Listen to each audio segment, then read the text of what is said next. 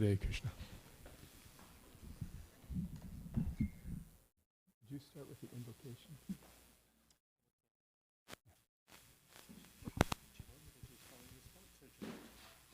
I think just running through is okay. We've had a lot of kirtan.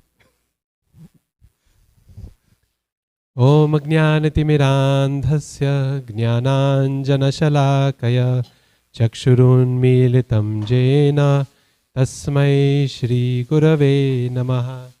Shri Chaitanya Manobhishtam Sthapitam Jena Bhutale Swayam Rupa Kadamahyam Dadati Swapadantikam Vandeham Shri Guru Shri Yuta Padakamalam Shri Gurun Vaishnavamscha Shri Rupam Sagrajatam Sahagana Raghunathanvitam Tam Sajivam Sadvaitam Savadhutam Parijana Sahitam Krishna Chaitanya Devam Shri Radha Krishna Padan Sahagana Lalita Shri Vishakhanvitamscha He Krishna Karuna Sindho Dinabandho Jagatpate Gopesha Gopika Kanta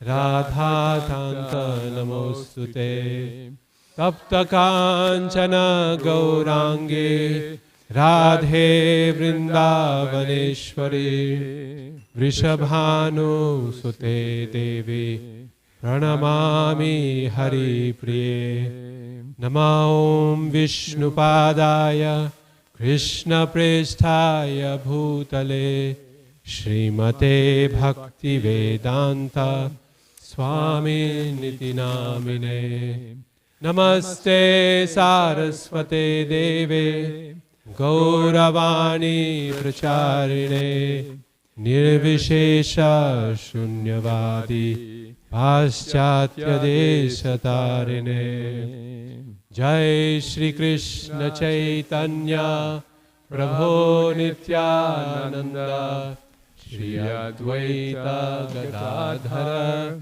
Shri Vasadi Gaura Bhakta Vrinda Hare Krishna Krishna Krishna Hare Hare Hare Rama Rama Rama Hare Hare. Saturday morning, I gave a class about the 3 types of healthy relationships a devotee needs. And what are those 3? Mentors, peers, and students, dependents. So, Radhika Raman Prabhu pointed out that Lord Balaram serves in these exact same 3 capacities in relation to Lord Krishna. This is from the Chaitanya Charitamrita, and Krishnadas Kaviraj Goswami gives examples of how Lord Balaram is sometimes Krishna's guru, he is sometimes Krishna's friend, and he's sometimes Krishna's servant. So this morning we decided we're going to review these pastimes and discuss them in these 3 distinct relationships that the Lord Balaram maintains with Lord Krishna. Lord Balaram is, of course, the original spiritual master for everybody. Krishna is busy in Goloka Vrindavan with his pastimes, with his loving devotees, and for everyone else, for all the rest of us, he delegates to Lord Balaram. So Lord Balaram is the person that Srila Prabhupada said we can approach with our problems. If we approach the deities and we have some difficulty, we should say, Lord Balaram, sir, here such and such is the difficulty. So on this very auspicious day, we're going to celebrate the various facets of Lord Balaram's remarkable and diverse personality. So the first example we're going to present and discuss is how Lord Balaram is sometimes Krishna's guru. And as Krishna's guru, he manifested this relationship when Krishna kidnapped Rukmini. When Krishna kidnapped Rukmini, Lord Balaram heard about Krishna's departure And so he went after him with an army just in case there was trouble at the Swayamvara when he was kidnapping Rukmini. So indeed there was trouble, there was an attack, and then Lord Balaram and his legions fought off all of the opposing kings who wanted to stop Krishna from kidnapping Rukmini. Of course, it wasn't really kidnapping, it was a cooperative venture. Nonetheless, the kings attacked, Balaram fought them back, and only one person continued attacking after that. Who was that? Rukmi. So Balaram had some very interesting interactions with Rukmi. Rukmi said, Rukmi cried out, "That wicked cowherd somehow got away with kidnapping my sister on her joyous wedding day. My arrows shall remove his pride." With this, the prince attacked the chariot of Krishna with his sister in the back. "Just stand and fight, you coward," cried Rukmi, who gave a laugh and penetrated Krishna with 3 formidable shafts. "You've made off with my sister like a crow might steal some ghee. Wherever you may run, you thief, you'll not be rid of me. Release this girl before my stinging arrows finish you." Before Rukmi could shoot again, his bow was sliced in 2. Rukmi was quite heroic, fighting Krishna on his own. He took a new bow, even as Lord Krishna's shafts had flown. Again he struck Lord Krishna, who again destroyed his bow. Though he had lost, Rukmi was cross and not prepared to go. So as we know, then Rukmi was captured by Krishna, but Rukmini was begging, "Please spare his life, don't kill him." So what did Krishna do? He gave him a half of a haircut.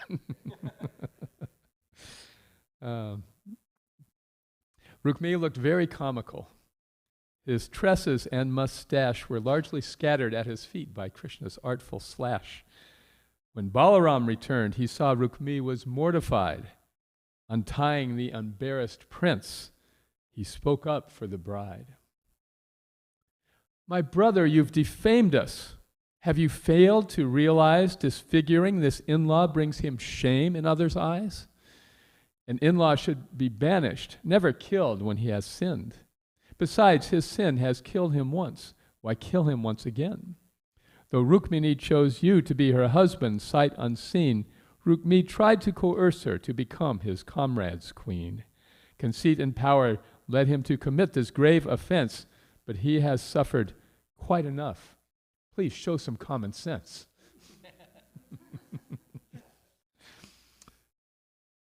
So then he spoke to Rukmini also to pacify her by explaining how your brother's not his body, we're not these bodies.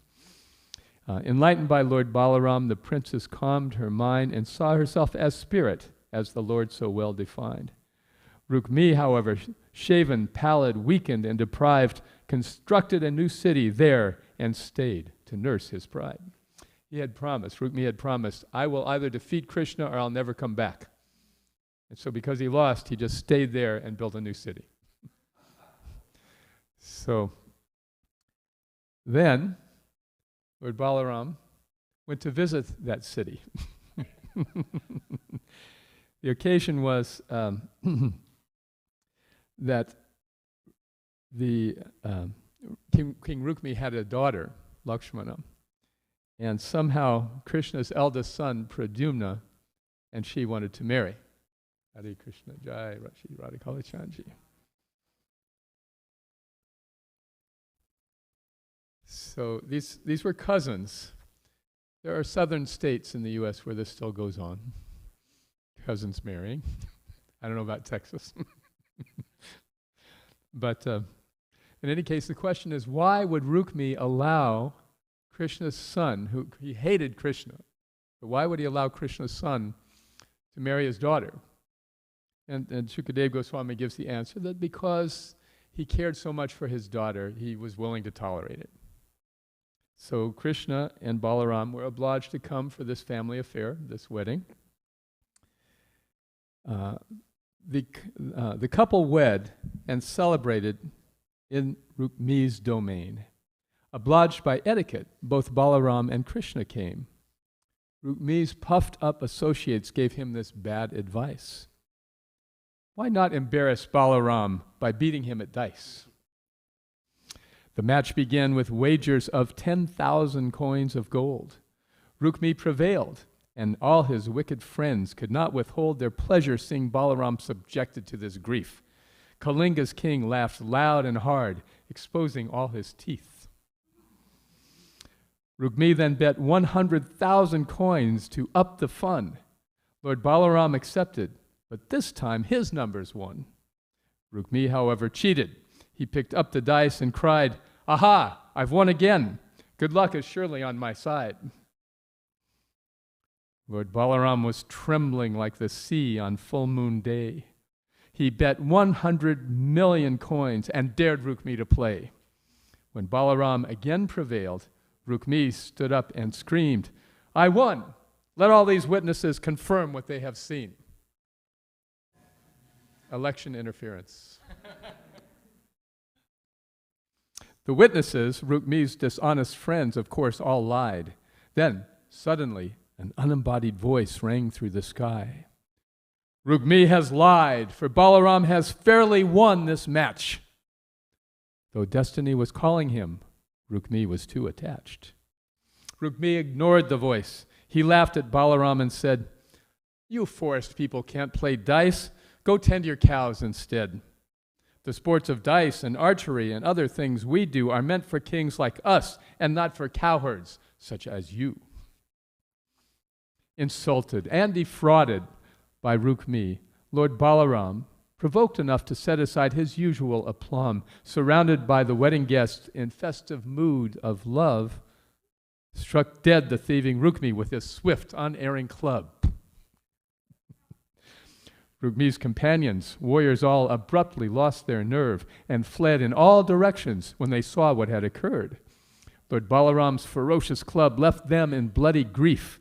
Kalinga's king, the one who laughed, was struck and lost his teeth.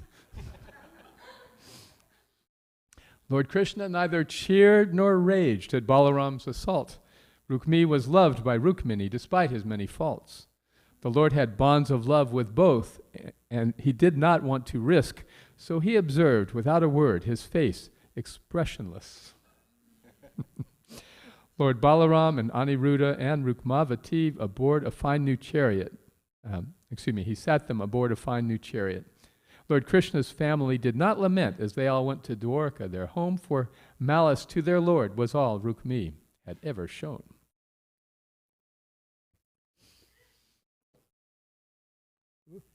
Purport? Please say something. Well, this is the devotee is sometimes softer than a rose and harder than a thunderbolt, right? So Lord Balaram chastised Krishna for insulting Rukmi, and then he proceeded to kill Rukmi under another set of circumstances. So as Krishna's guru, Balaram showed that there are multi-dimensions that one may have as a spiritual master. Sometimes there is chastisement, sometimes there's even independent action that affects the disciple. And the guru is receiving the direction from higher authorities and acting accordingly. So this is one lesson we can see in this pastime. But I believe the pastime is cited particularly because Krishna was chastising his brother. Balaram was chastising his brother for insulting and not dealing properly with Rukmi. So I always love this dichotomy that Balaram shows. Yeah, it's amazing to me that if we think our family politics are complicated, look at Krishna's family. The whole 10th canto is full of, after he leaves Vrindavan. Vrindavan is a simple place. It's very simple. It's complex in other ways, but once he leaves Vrindavan, things become really complex. And, Pradyumna is marrying the daughter of his enemy, and he has to go to the wedding. And the wedding, there's a conflict, and so many things are taking place. This role of Lord Balaram as Krishna's guru or his teacher is something very special, e- every devotee, as we start our Krishna consciousness, our attempt is to find a way to serve Krishna, to do what he bids of us. And that is the devotee's anxiety. When that devotee's devotion to Krishna becomes so intense and so elevated, things flip, things change. The devotee never gives up wanting to serve Krishna, but something amazing happens, which is Krishna becomes an anxiety about how do I please this devotee? What is it that I can do to please her or him? And we see this in Krishna's willingness to take a submissive role, a subservient role to so many devotees in his pastimes. Mother Yashoda, Nanda Maharaj, Srimati Radharani at times, right, when he's trying to pacify her because she's upset. But especially Lord Balaram, whom he appears in this form as Krishna's elder brother. And here we see that in this pastime and in others, Lord Balaram has this role of telling Krishna what he needs to do, and Krishna is very concerned to make sure that he acts appropriately to Lord Balaram's desire. This gives us, Lord Balaram's devotees, a very special opportunity, because Krishna is so dependent on Lord Balaram. Therefore, if we seek out his mercy, then we too stand a chance before Krishna, because Krishna cannot turn away Lord Baladev. We see this again and again. Sometimes he'll work around him and he'll find a way to get around him, but never to his face.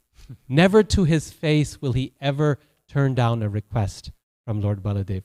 One time in the Krishna Balaram temple, someone asked Srila Prabhupada, of Krishna and Balaram, between them, who is stronger? And Prabhupada said, you look at them.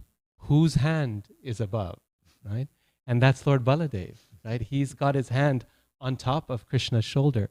So we will hear very soon about how Lord Balaram is always Krishna's servant. But in their pastimes, this role of being older to Krishna is one that Krishna relishes a lot. In fact, our acharyas say that when in every appearance, when Krishna appears, Baladev also appears with him. Right? He never comes alone. They're always a pair. And in his appearance as Lord Ramachandra, he came as Lakshman. And Lakshman was his younger brother.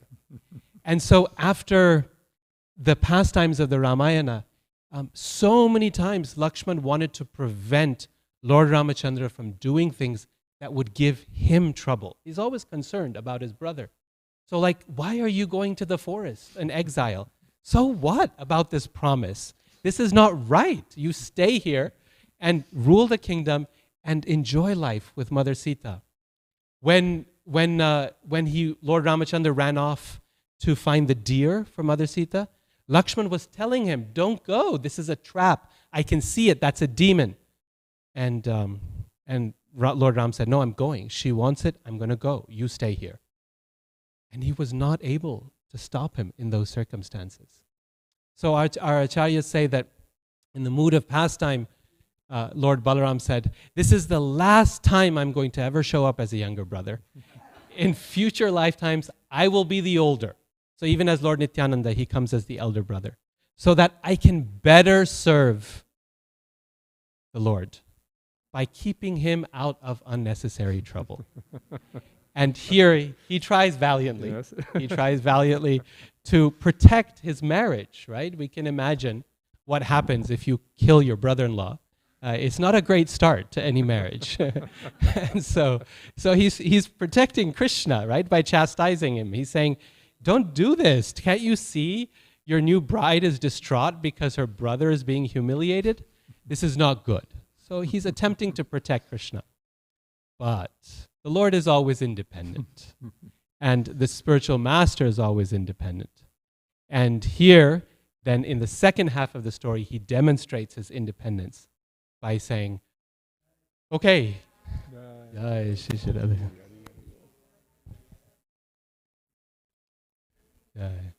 you've crossed a limit, you've crossed a line, right? No more.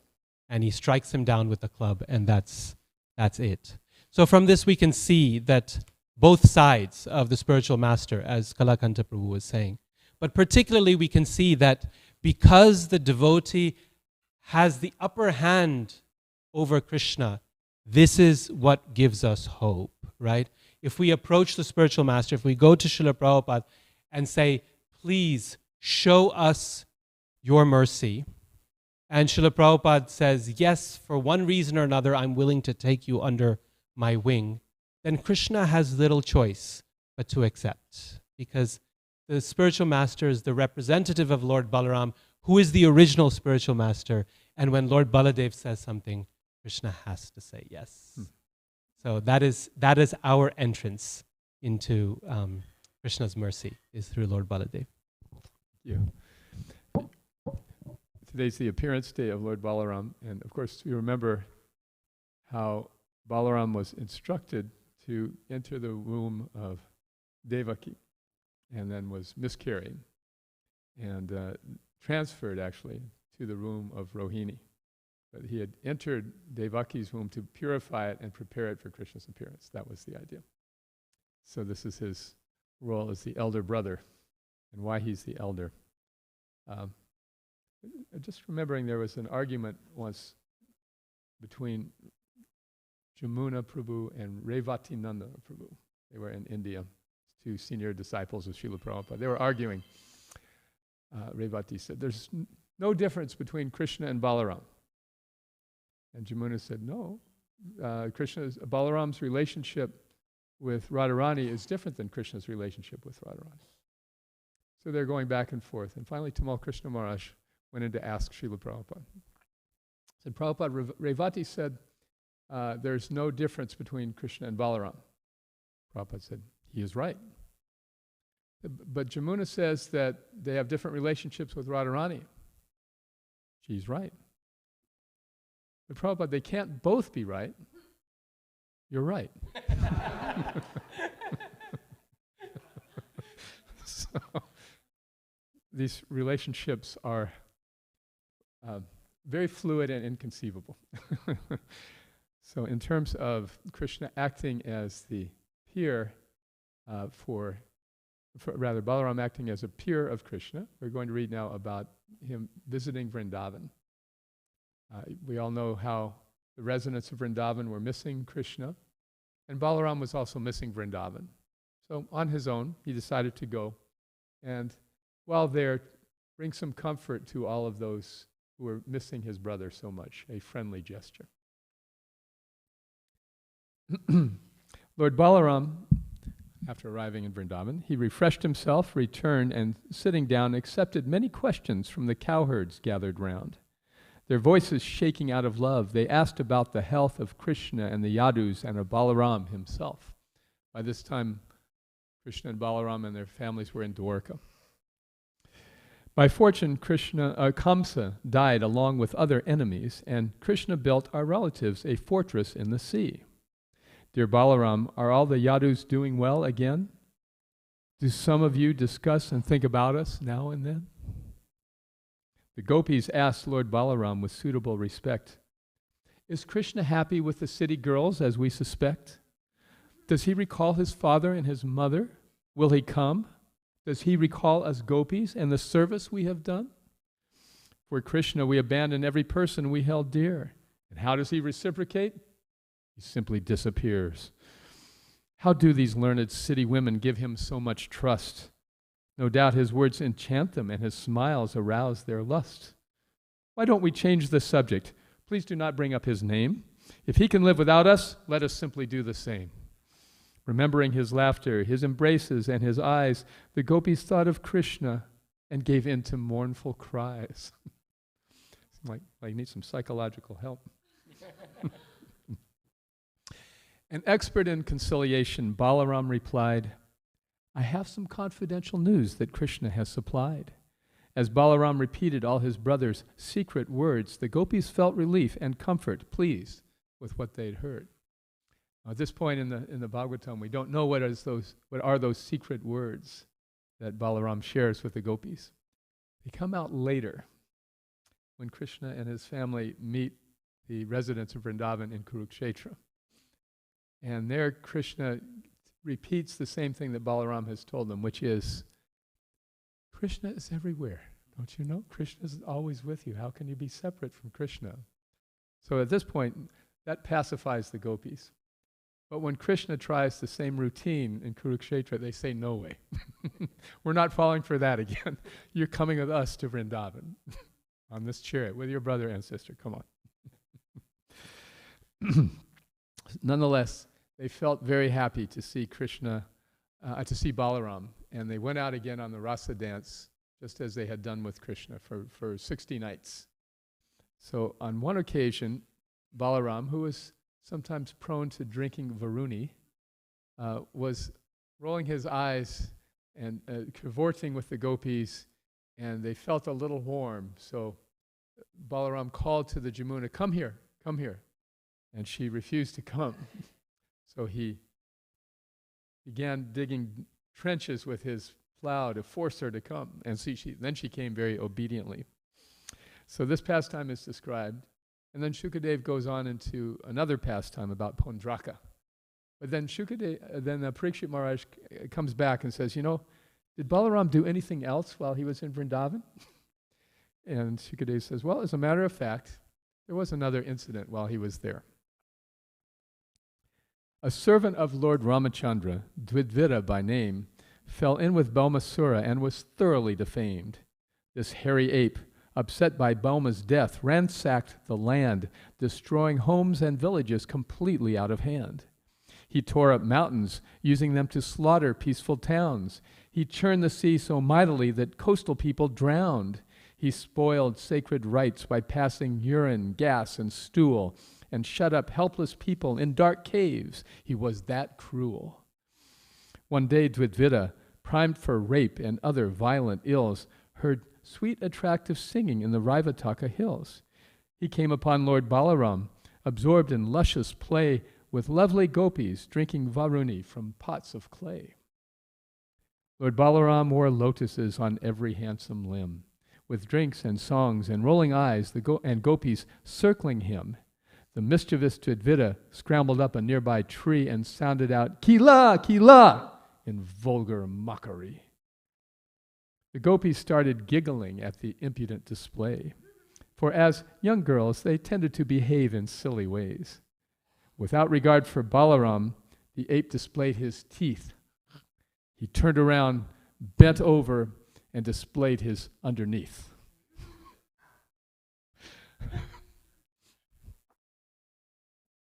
Disgusted, Balaram picked up a rock and let it fly.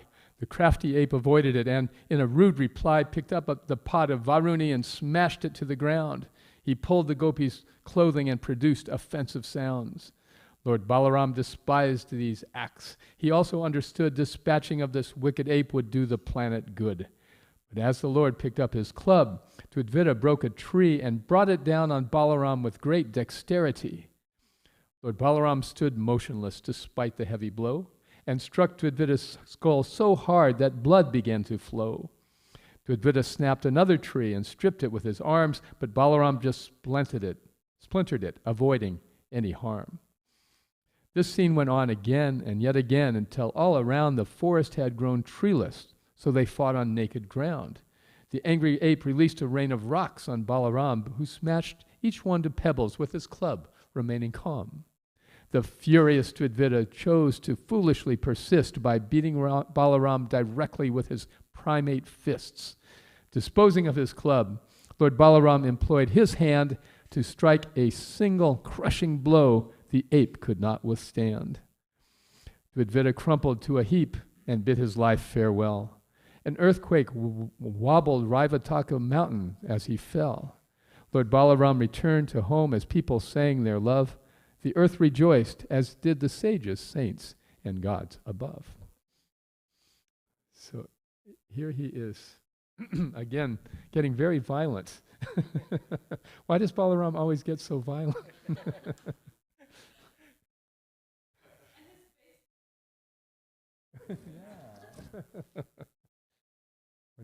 Any remarks? Yeah, Lord Balaram is very easily pleased and very easily angered as well. And and he doesn't tolerate offense to Krishna or his devotees. We see this in his pastimes. We'll see this in the next pastime too. This is a red line he draws. When there's offense to Krishna or to his devotees, Lord Balaram's compassion runs thin. Until that point, for someone who is misled or otherwise in a difficult situation or despised even by others, he gives them a long chance to improve. In fact, Duryodhana was disliked by everyone, Krishna, the Pandavas, everyone. But Lord Balaram agreed to serve as his guru in the teaching of the club. One of Lord Baladev's names is Duryodhana Guru, the spiritual master of Duryodhana. And that is a testament to his willingness to be patient and tolerant. But when someone crosses the line in terms of offenses to devotees, then Balaram responds with significant force, as we see here when Dvivida crossed the line of tormenting the gopis. Then he couldn't tolerate it anymore. This story of Lord Baladev going to Vrindavan is really, really beautiful. It's the gopis' response to Lord Baladev is one of the most heart-wrenching sections of the 10th canto, I find. The gopis, when Lord Balaram is there and they're exchanging pleasantries, the gopis are trying their very best to be respectable, to be courteous. They have so much, there's a whole storm brewing inside. But they're trying very hard, and they begin in the most humble way possible by asking not about themselves. They ask, does Krishna ever remember Vrindavan? Does he ever remember his poor parents who haven't slept for days, who cry streams of tears? Does he ever remember this person? Does he ever remember them? And at the end of all of that, they say, does he ever remember us? They finally get to that question, and at that point, then we heard their emotions get the better of them, and they say, no, we don't want to talk about this anymore. We've had it with Krishna. And even as they've had it with him, they can't stop but help but remember him. So this is extraordinary love of God. We struggle to remember Krishna. They struggle to forget Krishna. They try. They would love to forget Krishna. In fact, they would be jealous of us for being able to do that so easily. Many times they complain about the fact that we try to get this boy out of our heads and we cannot. What is our problem? It is better that we die than suffer like this, and yet we cannot even die. Why can they not die? Is because their death would give too much pain to Krishna. In fact, in the story of the bee, when Srimati Radharani speaks to the bee, in those moments, she gives her loudest, clearest complaints to Krishna for his behavior.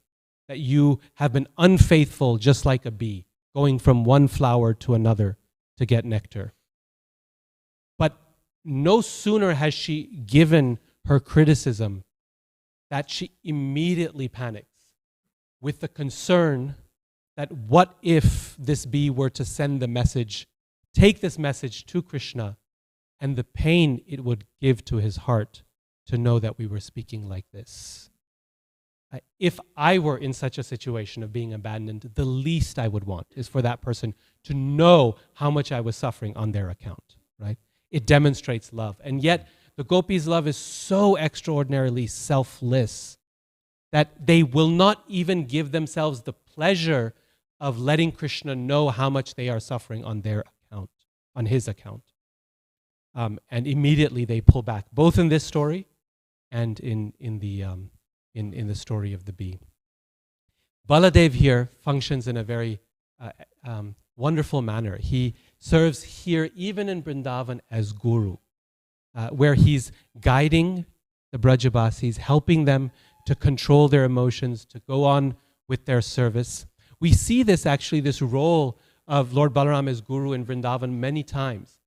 Even in the Kaliya story, you know, when Krishna is in the clutches of Kaliya and Nanda and Yashoda and the cowherd boys and the men and women of Vrindavan find out, they all come running to the banks of the Yamuna. They follow Krishna's footprints and they can get to his spot where he jumped into the river.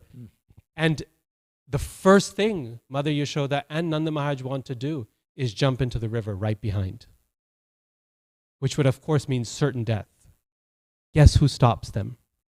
It's Lord Balaram. He puts out his very powerful arms and he holds back all the Brijbasis. Don't go in. You cannot. I know Krishna can handle this. Even though in Vrindavan, the mood is never that Krishna is powerful. It's always that Krishna is vulnerable. Yet Balaram sacrifices that mood in order to serve as guru, to facilitate, to protect the Brajavasis from something, right? Even Lord Balaram is absorbed in this mood. Krishna is my little brother. He's helpless. And that's his mood. But occasionally he will sacrifice that mood to serve in his function as guru. So the point being that this role of spiritual master, it never disappears. It never goes away. Even in the spiritual world, we are working in the guidance of the spiritual master, assisting in that service. Right? This is described very nicely in the morning song, the Gurvashtaka that we sing. Nikunja yuno ratikeli siddhyai yaya libhir yuktir apekshaniya tatrati dakshad ativallabhasya. That the spiritual master is very expert in assisting Radha and Krishna in their pastimes, and he's very or she's very expert in guiding others in serving alongside. Yuktasya bhaktams chaniyunjatopi vande guroshri charanaravindam. So we see this with Lord Balaram, that he's very expert at serving Krishna and very expert at guiding others in serving Krishna, even in Vrindavan Dham, where we might think that no one needs guidance whatsoever. But everyone does, at all times, right? In all places. And ultimately, Krishna himself, in the form of Lord Balaram, offers that guidance. So this particular story, Lord Balaram is offering that guidance, but very much in the role of friend. We selected this as Lord Balaram as peer, right? Mm-hmm. And how he's acting as Krishna's friend. How? By serving as Krishna's representative, by being his messenger, and by helping him, in this case, recover his reputation in Vrindavan. Because Krishna said he would be back in said 1 or 2 days, I will be back to Vrindavan after killing Kamsa. And years later, he's not back. So Lord Baladev has gone to serve as his representative. And this is the role of a friend, right? This is a role of a friend, to help the friend in times when they need some defense. They need to be represented well. There's this very nice telling line in Nectar of Devotion where Srila Prabhupada says that preaching Krishna consciousness is in the mood of friendship with Krishna. Why? Because the preacher is serving as Krishna's well-wisher. How? By making Krishna look good to the world, right? By representing Krishna. Srila Vishwanath Chakravarti Thakur says in his commentary on this verse, in Bhagavad Gita, Krishna says, Arjuna, you declare it boldly to the world that my devotee never perishes. And of course, the question is, why does Krishna tell Arjuna to declare it boldly? And Srila Vishwanath Chakravarti says, it is because it is the devotee's job to make Krishna look good. People may not believe Krishna. The outsiders, the devotees do. But he says outsiders may not, because he has a checkered reputation, right? He steals butter, he steals clothes, he steals hearts. How do you trust someone who's a thief? So Vishwanath Chakravarti says, therefore the preacher's job is to be trustworthy and make Krishna look trustworthy. And this is what Lord Balaram is doing. He's serving as Krishna's well-wisher by coming to Vrindavan and ensuring that everyone still maintains some hope and some faith in Krishna. You made such a nice point in class yesterday. Excuse me, about the separation and the power of forgetfulness, how it is part of the duality, right? That we lament when we lose somebody, but then we are able to forget, just as a survival mechanism. Smritir apohana, remembering, forgetting. And yet the gopis just could not forget in spite of their efforts. So they're jealous of us. At the same time, their devotion is considered the highest for that reason. They just can't forget. And Balaram is there to bring that out, really. How he brought out in them how they were trying to forget Krishna and yet could not forget Krishna. And they were so immersed in lamentation that he then placated them as his service and made them happy. Okay? So now we'll read one last pastime about Krishna, Krishna's servant, Balaram, coming in this particular capacity to rescue Krishna's son from a difficult situation. When Lakshmana, the daughter of Duryodhana, became of age to marry, many famous kings and princes came to take part in her Swayamvara ritual, for she would choose her husband there, and she was lovely as could be. Now Samba, son of Krishna, always carried in his mind the urge to marry Lakshmana, but she was not inclined. So Samba chose to kidnap her, a custom of the day. Before she could select her man, he carried her away. The kinsmen of Duryodhana, the Kuru clan, exclaimed, "This rogue has stolen Lakshmana. He must be put to shame. Arrest him. What will Krishna and the Yadu family do? They only rule their kingdom because we allow them to. When we detain their precious Samba, all the Yadu men will understand our power and be humbled once again. As yogis curb their senses by the power of the soul, to catch this prince will bring the Yadus under our control." The elder Kurus, led by Bhishma, authorized this plan. Though Lakshmana, now touched, could not wed any other man, the Kurus chose to show their rage and exercise their will by holding Samba captive, though they didn't want him killed. Duryodhana and many other warriors rushed the prince. The valiant Samba bravely strung his bow. He didn't wince. Despite the unjust nature of Duryodhana's attack, with lion-like ferocity, young Samba fought them back. Heroic Samba struck the mighty Karna and 6 friends. Disabling their chariots, he put them on defense. The Yadu prince was strong, the Kuru warriors all agreed. They praised his faultless archery as arrows made them bleed. A horde of Kurus next forced Samba's chariot to slow. One warrior struck his driver, and another broke his bow. The Kurus captured Samba and with effort tied him down. With Lakshmana, they went back home, their quarry tightly bound. Can anyone guess how the Yadus learned about the kidnapping of Samba?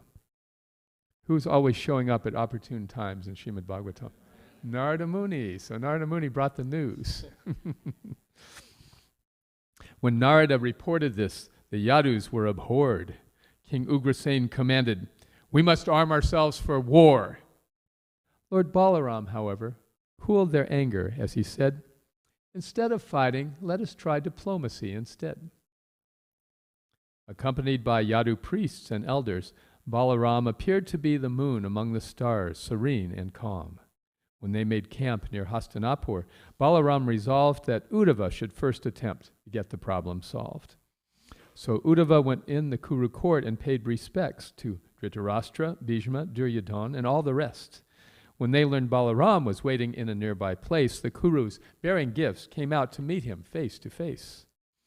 The Kurus worshipped Balaram with gifts of cows and scents, and those who knew his strength, bowed down, avoiding an offense. They asked about each other's health and relatives, and then Lord Balaram forthrightly got to business. He began, "King Ugrasen, our ruler, sent instructions here with me. These words are for your benefit. Now listen carefully. A gang of you attacked our solitary, blameless prince. Since we're related, I have tolerated your offense." The Kurus heard these potent words and all that they implied. Infuriated, they conferred and angrily replied, "Amazing as it is, it seems a shoe has left the ground, and and tried to set itself on top, above the royal crown. Because these Yadus married in our royal dynasty, we granted them their throne, their wealth, and other property. We shared our royal symbols, such as conch shells, throne, and fans. Like serpents fed with milk, they dare to issue us commands. What, even Indra dare usurp a fig from Kuru hands? Why, that would be a lion's kill surrendered to a lamb. The self-important Kurus, their position clearly shown, then they turned their backs on Balaram and strutted to their homes. Lord Balaram's expression grew as hot as scorching flame. He laughed a laugh that terrified. Can anyone laugh a laugh that terrifies?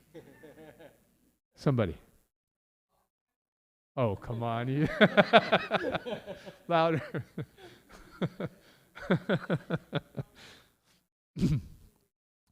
Okay, he laughed a laugh that terrified and forcefully proclaimed, "These puffed up, passion-laden rogues have no desire for peace. They'll only come to reason if they're punished like a beast." Lord Krishna and the Yadus held their rage, though it was hard, but these dull-headed rascals show me utter disregard. King Ugrasen commands the gods. Lord Krishna carried home celestial parijata trees. He's fit for any throne. Why, Lakshmi worships Krishna's feet. Do they imagine he does not deserve accoutrements reserved for royalty? The gods pursue the dust from Krishna's feet to grace their crowns. Brahma and Shiva, Lakshmi, me, and others of renown are simply parts of Krishna's all-inclusive state of being. How dare these fools say he's unfit to be a mortal king? The Kurus brag that they have granted us the land we use.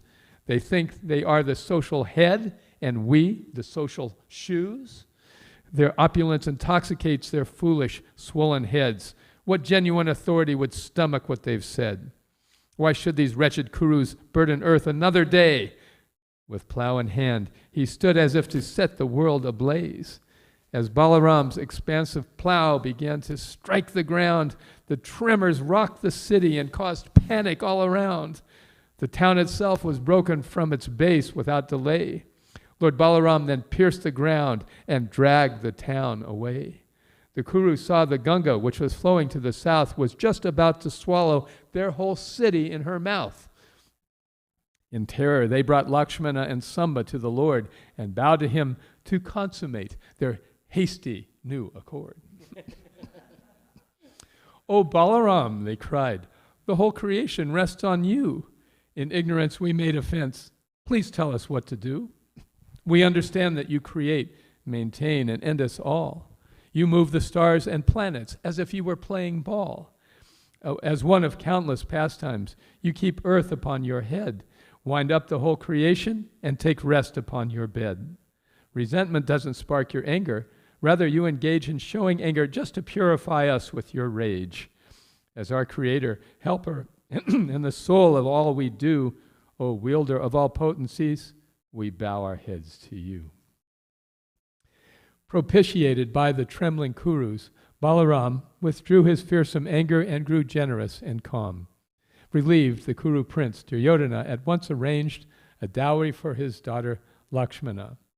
The gift contained 1,200 mature elephants, each aged some 60 years, 6,000 golden chariots with skilled charioteers, 120,000 horses, each with full effects, and maidservants, 1,000, graced with jewels on their necks. Lord Balaram accepted this. The Kurus pacified. His party went to Dwarka with Samba and his bride. His loved ones there heard every word their hero had to say, and Hastinapur's southern side is higher to this day.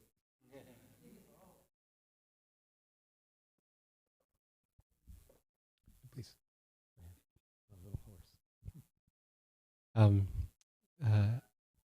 Our sampradaya has a very long tradition of poetry. It goes in our acharyas have written poetry in Sanskrit, in Bengali, in Braj Bhasha, in Brajpuli, in Oriya, in so many different Assamese, so many different languages. I think one of the signs that our tradition is still healthy and strong and vibrant is that this process of poetry writing continues. So beautiful. It's just incredible. Thank you.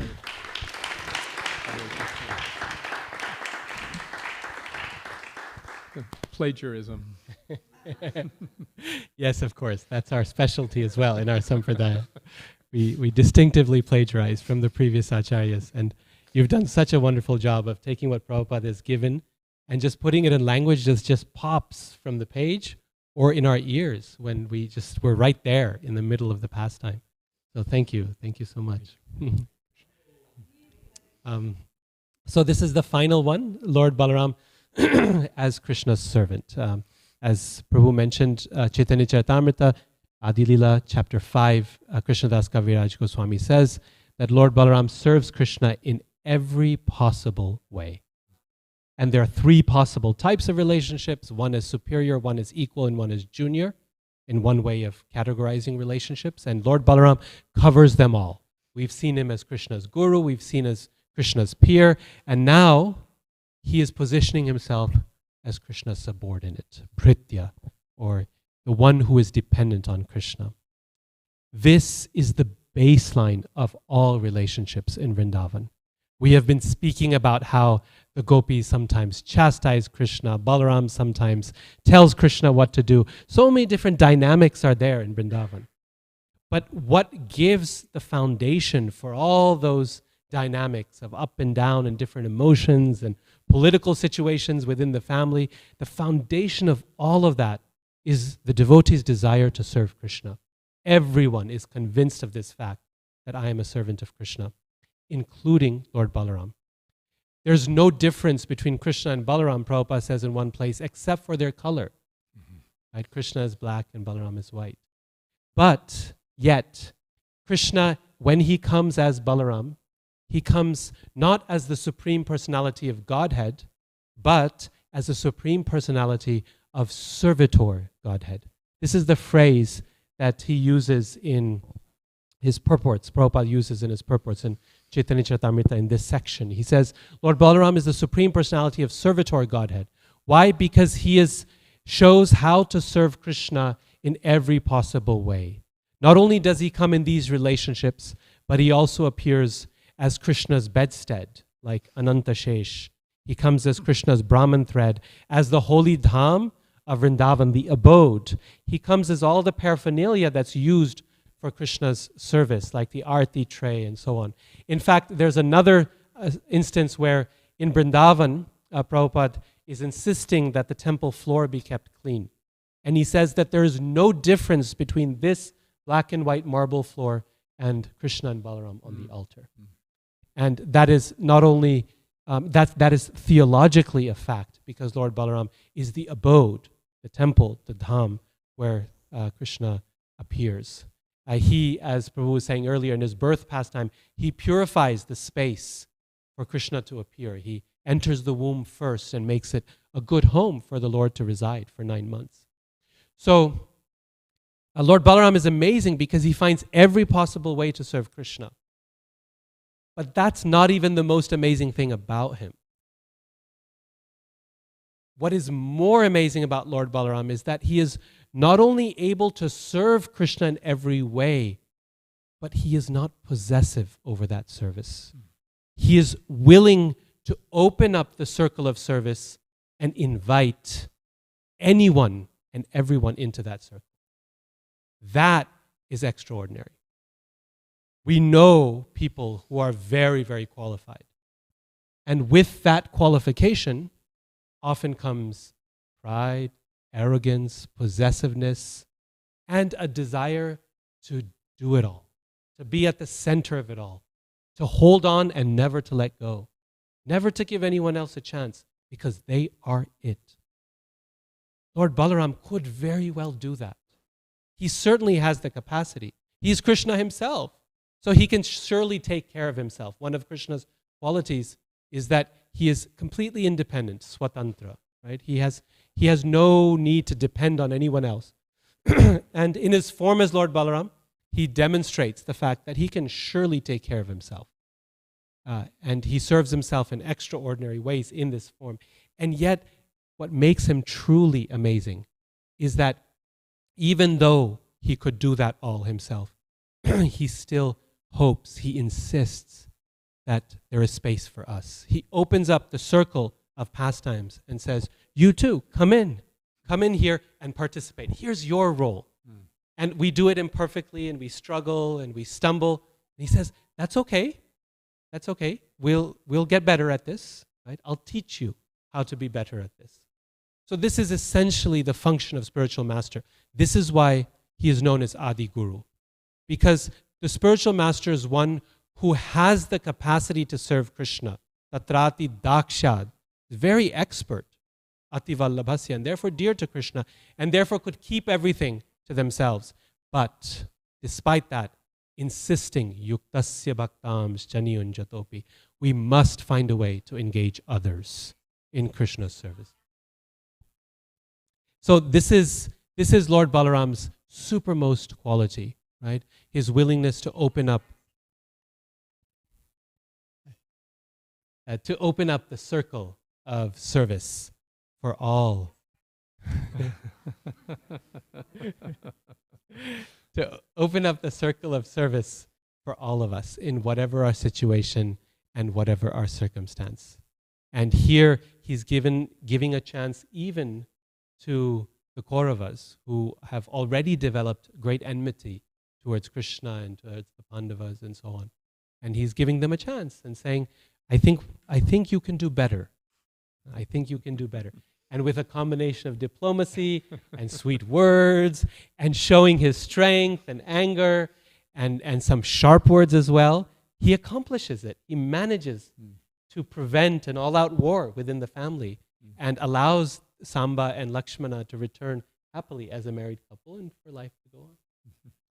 And for the Kurus to avoid this huge offense, that's the domain of the spiritual master, sometimes to chastise and sometimes to encourage.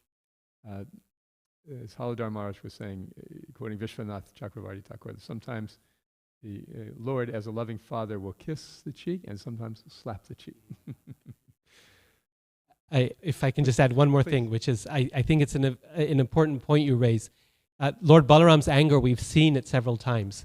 And Srila Prabhupada says that anger is the most difficult thing to use in Krishna's service. It can be used, and he gives 3 examples of anger being used in Krishna's service in the Nectar of Instruction. The example of Hanuman when he burns Lanka, the example of Arjuna when he's fighting the Kauravas, and the example of Lord Chaitanya, thank you. Lord Chaitanya when he's protecting Lord Nityananda with Jagai and Madhai. So it can be used, but it's very difficult because anger often becomes disproportionate and it explodes everywhere and it does more harm than good.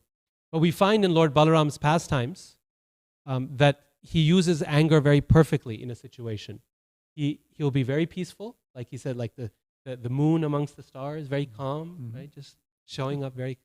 And then when he needs to accomplish something that's not working otherwise, his anger will come up and the whole city is ready to head into the Yamuna.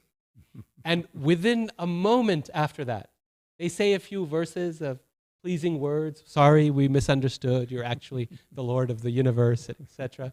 And he's calm again. He's ready for the wedding and ready. No grudge. No grudge. No grudge. No lingering anger. No, you just got to pay something for this, right? None of that. He just lets it go immediately. So that's ideal use of anger, which is extremely difficult for us to pull off. Srila Prabhupada demonstrated that use of anger quite often, actually. He would, the devotees who were with him a lot would say that his anger would show up like a storm. It would just come. It would completely take your breath away, and just as quickly it was gone, right? Like a flash of lightning, and he was completely back calm again, just like Lord Baladev. Right, this is, yes, using anger. Yes, beautiful, thank you. So I thought we could conclude with just a few words of that Krishna speaks in praise of Lord Balaram, and then open it up for questions, reflections, and other leelas you might like to share. So you remember that Krishna is killing the demons in Vrindavan, such as Putana and others. He is dealt with Lord Brahma, who has stolen the cows and cowherd boys, which, by the way, mystified everybody except whom? Balaram. Yeah, even mystified Balaram until he figured it out. So Krishna is so very fond of his elder brother, sometimes his teacher, his friend, and his servant. So he spoke, before they met the Denakasura demon, he spoke these words in praise of Lord Balaram. So Krishna said to Balaram, they were walking through the forest and all the trees seemed to be bending over, laden with fruits. So he says, your feet attract these trees. Just see them offer fruits to you as if on hands and knees. They pray you'll lift the ignorance that brought them to a birth where they can't play with us because they're rooted to the earth. Those bees that buzz around you seem to be extremely wise. They must have been great sages in their recent former lives, for now they will not leave you as they loudly sing your praise, despite your skillful cover as a cowherd boy at play. The peacocks step before you as they dance in ecstasy. The deer, who look like gopis, gaze at you most lovingly. The cuckoos sing out Vedic hymns to welcome you today, for great souls welcome great souls to their homes in all these ways. Your footprints bless Vrindavan's soil. Your hands her shrubs and trees. Your glances leave her rivers, hills, and animals quite pleased. You favor all the gopis with embraces from your arms, which Lakshmi, queen of wealth, can't get despite her matchless charms. When Balaram, fatigued from play, desired to take a nap, he'd lie beneath a tree and place his head on one boy's lap. Lord Krishna would massage his feet, refresh him with a fan, and place a cup of river water near his brother's hand. So this loving relationship between brothers, full of diverse adventures and implications. Shri Krishna Balaram Ki Jai. Any reflections, questions? Prabhupada Priya? We have a mic. Hare Krishna. Thank you both so much. That was really ecstatic. So Radhika Raman Prabhu said that when Balaram asks Krishna something, he always says yes. He always agrees to Balaram's desire. But I was thinking of another pastime where Balaram wanted something and Krishna said no. When Balaram wanted Subhadra to marry Duryodhana. So what's going on with that? Actually, that was the pastime I was thinking of as I was saying, because Krishna there, even though he disagrees with Balaram, he has to find a way, a backhanded way, to get his desire, because no one can cross Lord Balaram explicitly. He's the boss, and so Krishna then talks to Arjuna in secret, and he says that this is what we're planning. This is the time you should take her, and this is what Subhadra wants as well.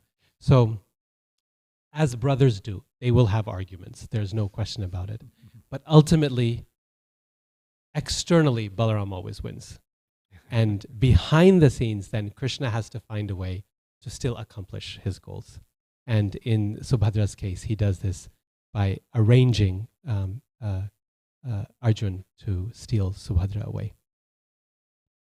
I think you're 100% right. Krishna and Balaram have a very, very dynamic relationship. And like with any brotherly relationship, yes, there's respect, and particularly in this culture that we're reading of, that respect, the elder brother is very much like a father in the family, so that respect is very much there. And yet, like brothers, they're also arguing, and they're fighting, and they're disagreeing. And sometimes they're speaking very lovingly, like we just read. After Arjuna kidnapped Subhadra, then Krishna said to Balaram, aren't they a lovely couple? I think Balaram gives his blessings in the end, doesn't he, for the newlyweds? Right. Balaram also always comes around to Krishna. Like he understands. Later on he sees, okay, Krishna, he disagreed with the whole idea of the Battle of Kurukshetra. He said, I don't think this should happen, right? As we see, he's a peacemaker, like most of the time. He's trying to be a diplomatic, to bring people together. We heard 2 stories already of Lord Balaram trying to smooth things out, right? But eventually then, even at the end of the battle, he comes around to Krishna's perspective and he says, okay, I can see why you did this. There is one implication, though. Balaram he's come as the elder brother after being the younger brother as Lakshmana before in Lord Ram's pastimes. But even as the elder brother, Krishna's doing what he wants. So he said, next time I'm just going to do whatever I want. That's Lord Nityananda. Narottam, and then Prema. Thank you for the wonderful discussion, Prabhus. My question, I may have a silly question, but I'm just trying to understand. We know that we say all the incarnations, Krishna is Ram, and then Balaram is Lakshman, and then all the other incarnations we have that, how they both come. But then technically, we know that all incarnations are ultimately Balaram's incarnations, even Ram. So how do we understand that? How is it Krishna's incarnation, but then coming through Balaram? How are they Krishna's incarnations coming through Balaram? Why do we say, so we know that ultimately all incarnations are Balaram's incarnations, expansions. Krishna only expands into Balaram, and then Balaram further expands into Vishnu and all the incarnations. So then how do we understand that Ram is Krishna and Lakshman is Balaram? That's a silly question. No, I'm just kidding.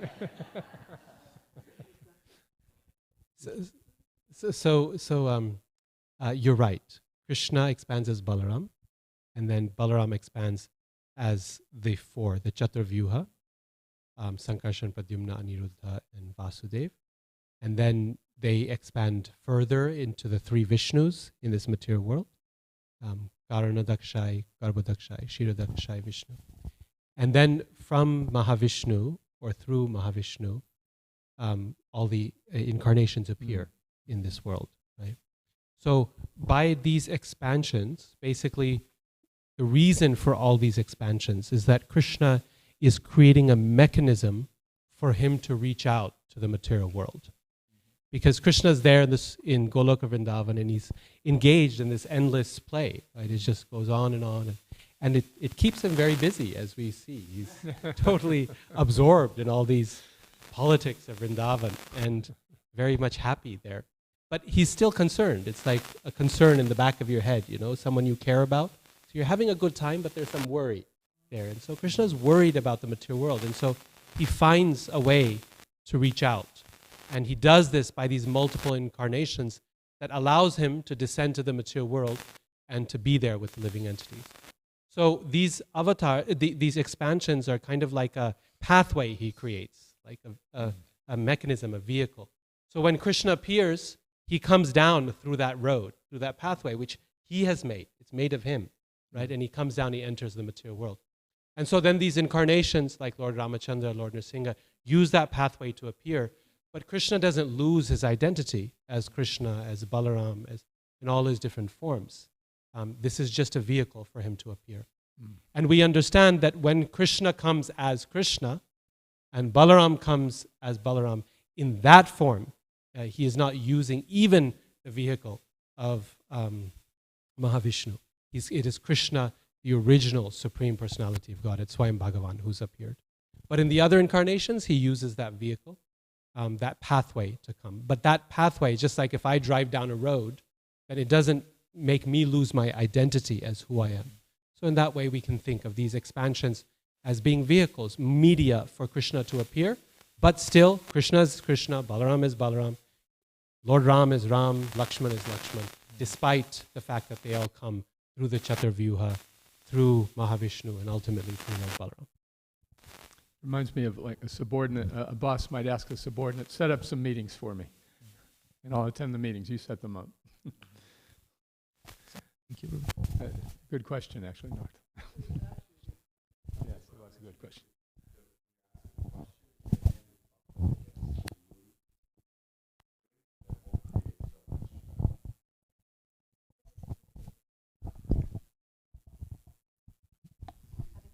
Thank you both. So enlivening.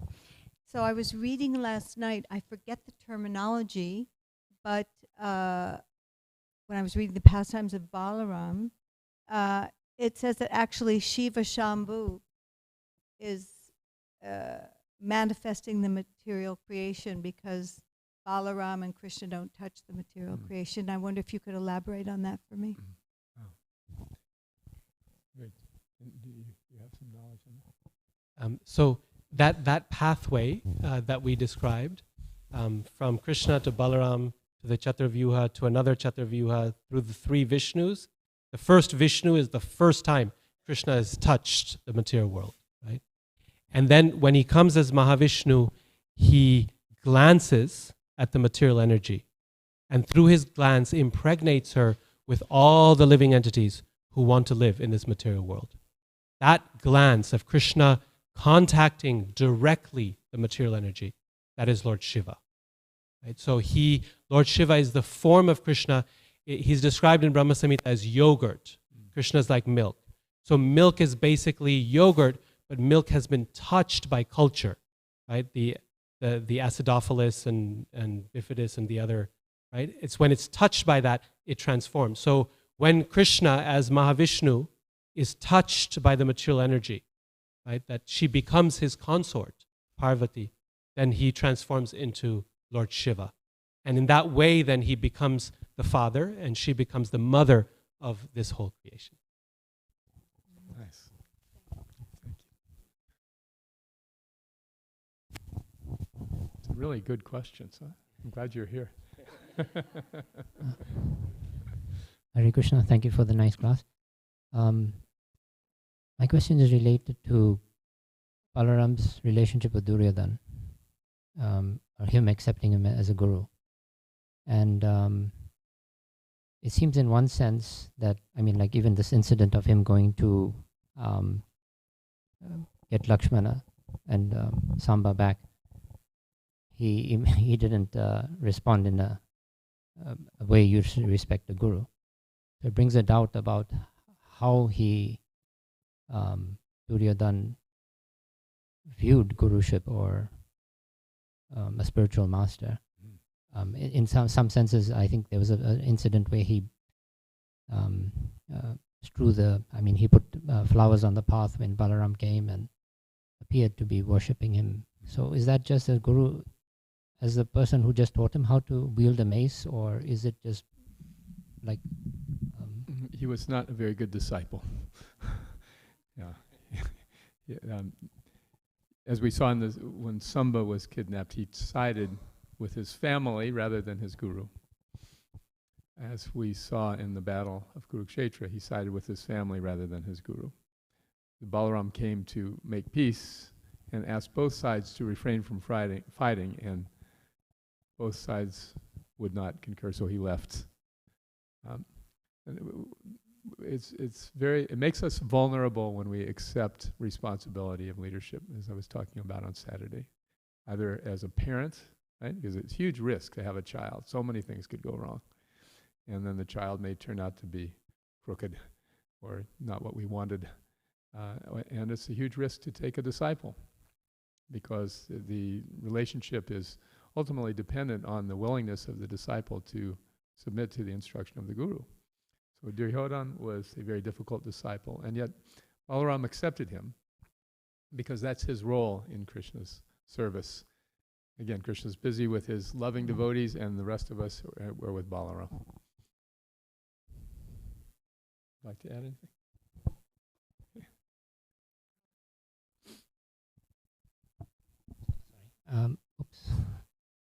So does that mean that he was, because he accepted the Supreme Personality of God in some capacity, obviously there's some benefit towards him.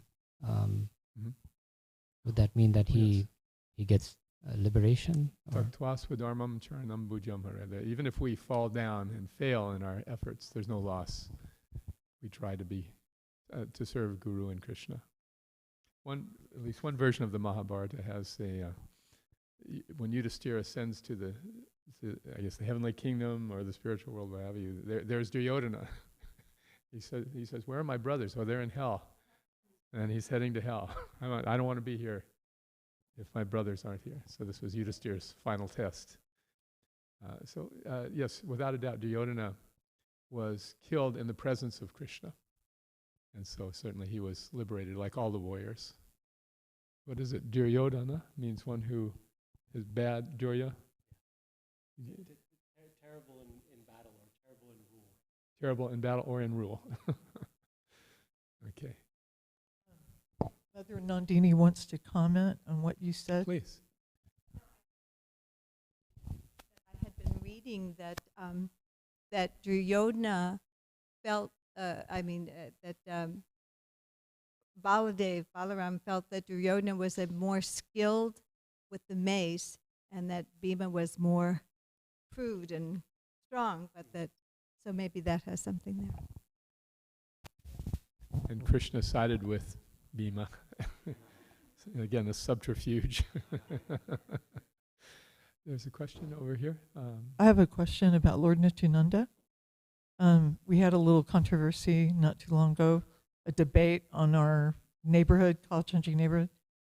And Lord Nityananda, I understand, does act in the capacity of spiritual master to Lord Chaitanya in certain circumstances. Am I correct or wrong?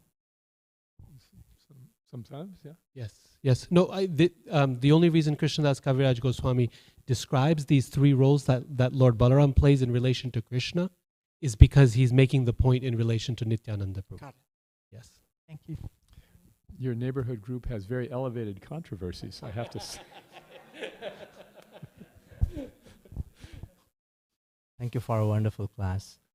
So, Radhika Raman Prabhu, you mentioned in your class, in your talk, that Lord Balaram doesn't tolerate any offenses committed towards any devotees.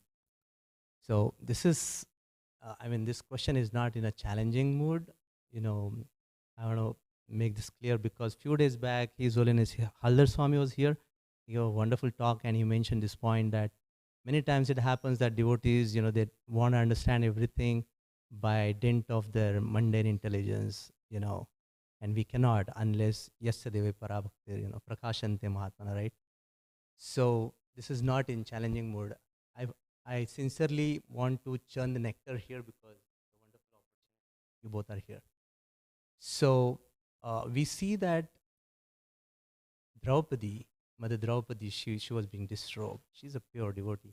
And Pandavas, they were n number of times they were offended by Duryodhana and party. But we see Lord Balaram favoring Duryodhana. Also we see, imagine Romaharshana Sutta, who is son of none other than Sutta Goswami, right? Imagine ISKCON world, top gurus. So there is a tinge of pride or something, right, when he enters. And same Balaram, he kills him, right? He cannot tolerate. But then here are Kauravas, especially Duryodhana, who is his disciple, right? And n number of offenses being committed towards Pandavas. So he does that. That is one part of the question. The other part is we see what's happening nowadays in Bangladesh, right? Many devotees are being tormented, killed, right? Persecuted. Lord Jagannath's deity is being burned, right? This happened a few hundred years ago in Jagannath Puri also. There was this tyrant called Kalapahad, he burned Lord Jagannath's deity. So there are pastimes where any such incidents happen, Lord Baldev, he cannot tolerate. But now we see all these offenses are committed towards devotees and towards the deities, right? And I'm sorry to say, but why Lord Balaram is not, to his reputation, right? Why is he not responding? Why? Because on Saturday you mentioned a wonderful point that those who are situated at Nishtha level, for them it is okay, they will still, because they take shelter of the philosophy. But those whose anchors are not still embedded into the bottom of the ocean, right? So what about those? Their faith may get shaken up, right?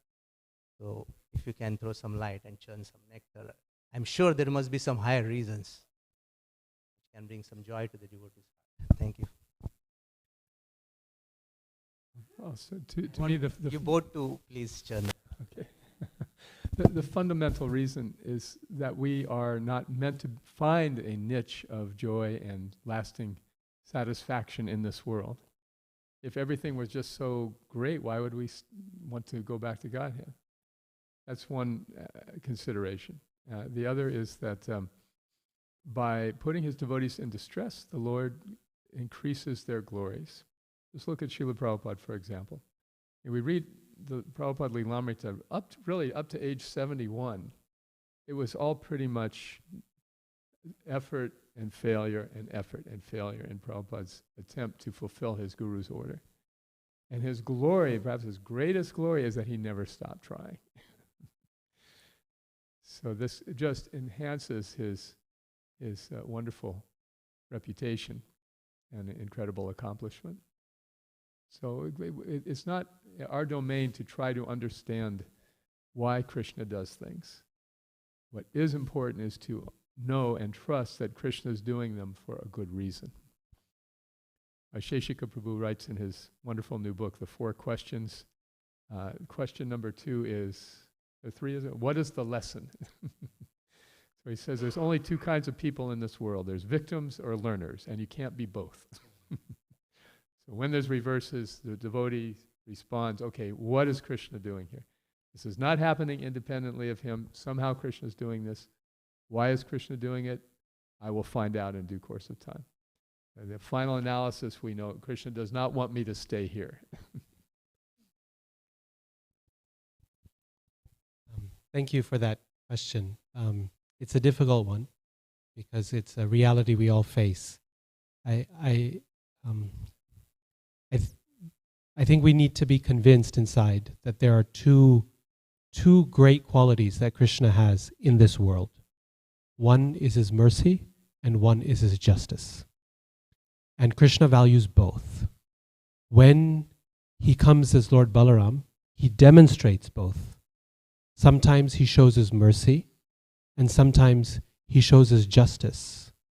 Sometimes he acts in the mood of the all-forgiving devotee. Like when Nityananda Prabhu is being harmed by Jagai and Madai.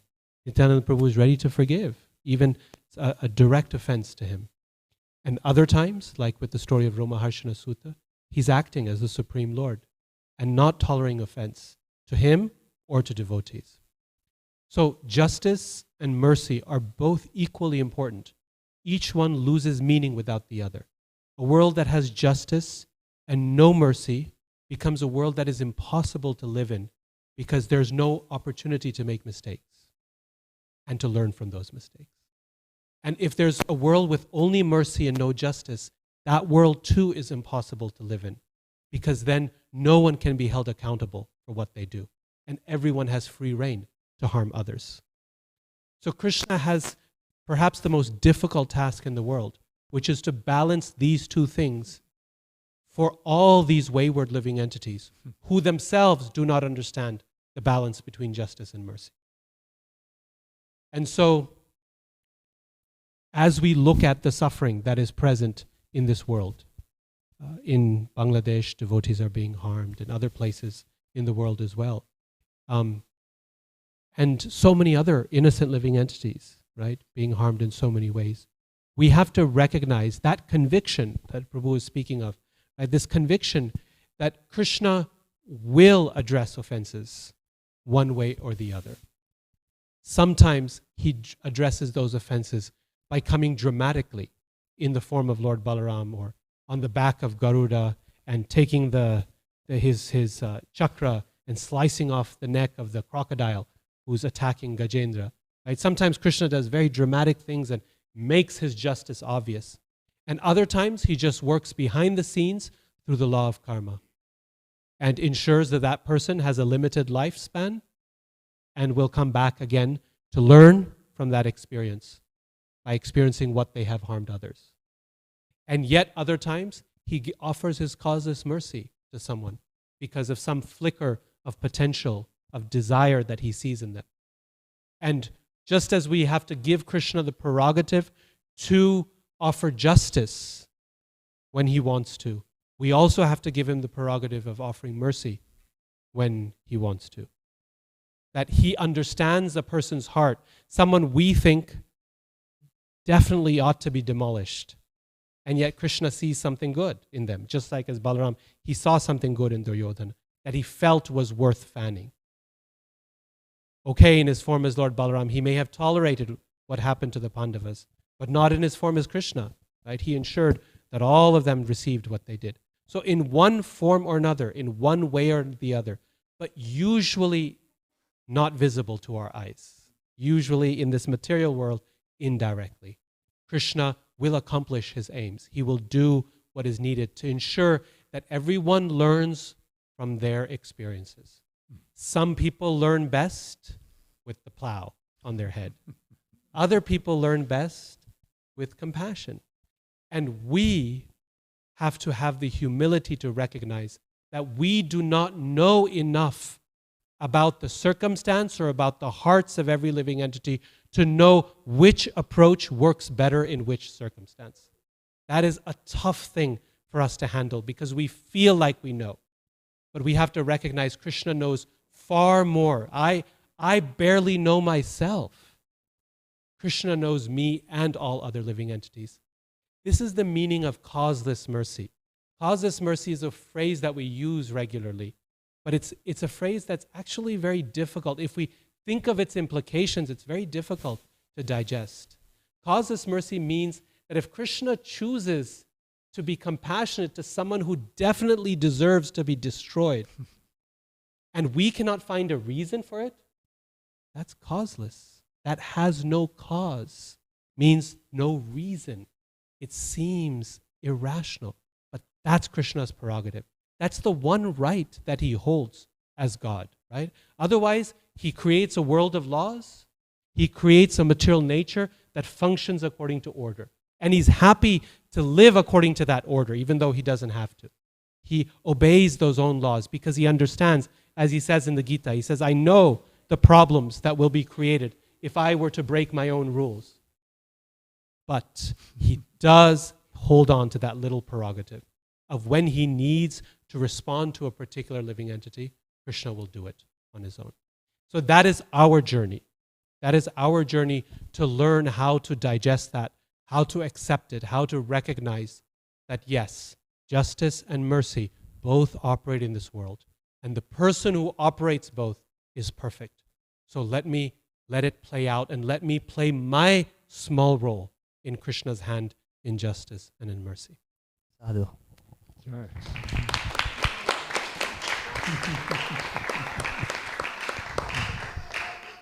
Just one last point. You mentioned about the balance, and that reminded me one of the names of Lord Balaram is Shesha, and in Sanskrit one of the meanings of Shesha is balance, to balance. Hare Krishna. So I had a couple of thoughts that I would like to share. One is that we were talking about Lord Balaram's relationship with Duryodhana. My understanding is that Duryodhana, he approached Lord Balaram to learn how to use the club because Lord Balaram's good with his club.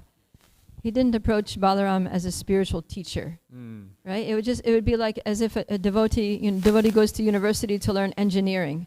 So you learn some material skill from your professor, but they're not your guru in every sense of the word. Certainly not in the sense that we, like a spiritual master. So Duryodhana didn't interact with Balaram as a spiritual master. He took him, he was just learning some material skill. So what we see here is that if somebody approaches a bona fide guru, because Balaram is obviously the most bona fide guru, but only wants some material benefit from the guru, they're going to end up being destroyed. But they'll get some benefit because they got some sukriti of at least somehow coming in contact with the bona fide guru. So he was destroyed in the presence of Krishna and got liberated. So that's one point. The other thing is I was thinking about the difference, which came up as the difference in how Lord Balaram tolerated so much from Duryodhana, although he was, evil in many ways. what seemed extremely intolerant with a slight tinge of an offense by Romaharshana Sutta. I was thinking that it has to do with the position of both, right? Because Duryodhana, he was a king, and he was ruling. That's one thing, but he wasn't professing to be a knower of the absolute truth, right? So if he would make some mistakes, okay, some mismanagement, people might get killed. Nobody really gets killed because the soul's eternal. So from the point of view of Lord Balaram, it's like, all right, we can tolerate his stuff. But with Romaharshana Sutta, he's sitting on the Vyasasan, right? And he's speaking as a giver of the absolute truth, and the absolute truth walks into the assembly and he disregards him. So when the Lord sees falsity in those who claim religious, then that is not tolerated. So it just shows that the person who's speaking Shastra, who's speaking Bhagavatam, they need to be qualified. And we see throughout the Bhagavatam there's so much mention of qualified speaker, right? And the qualifications of a speaker. And Romaharshana Sutta did not have those qualifications. So Balaram just like, get this guy out of here. Put a qualified person on the seat. Very interesting point. Balaram gave that knowledge to Duryodhana, obviously knowing he was approaching him for something material. But he taught him anyway. So that's an application of mercy. And when the Brahmins, who are the religious leaders, refused in their pride to feed Krishna and Balaram, Krishna he didn't kill them, he humiliated them. So again, every situation requires a proper application of justice and mercy.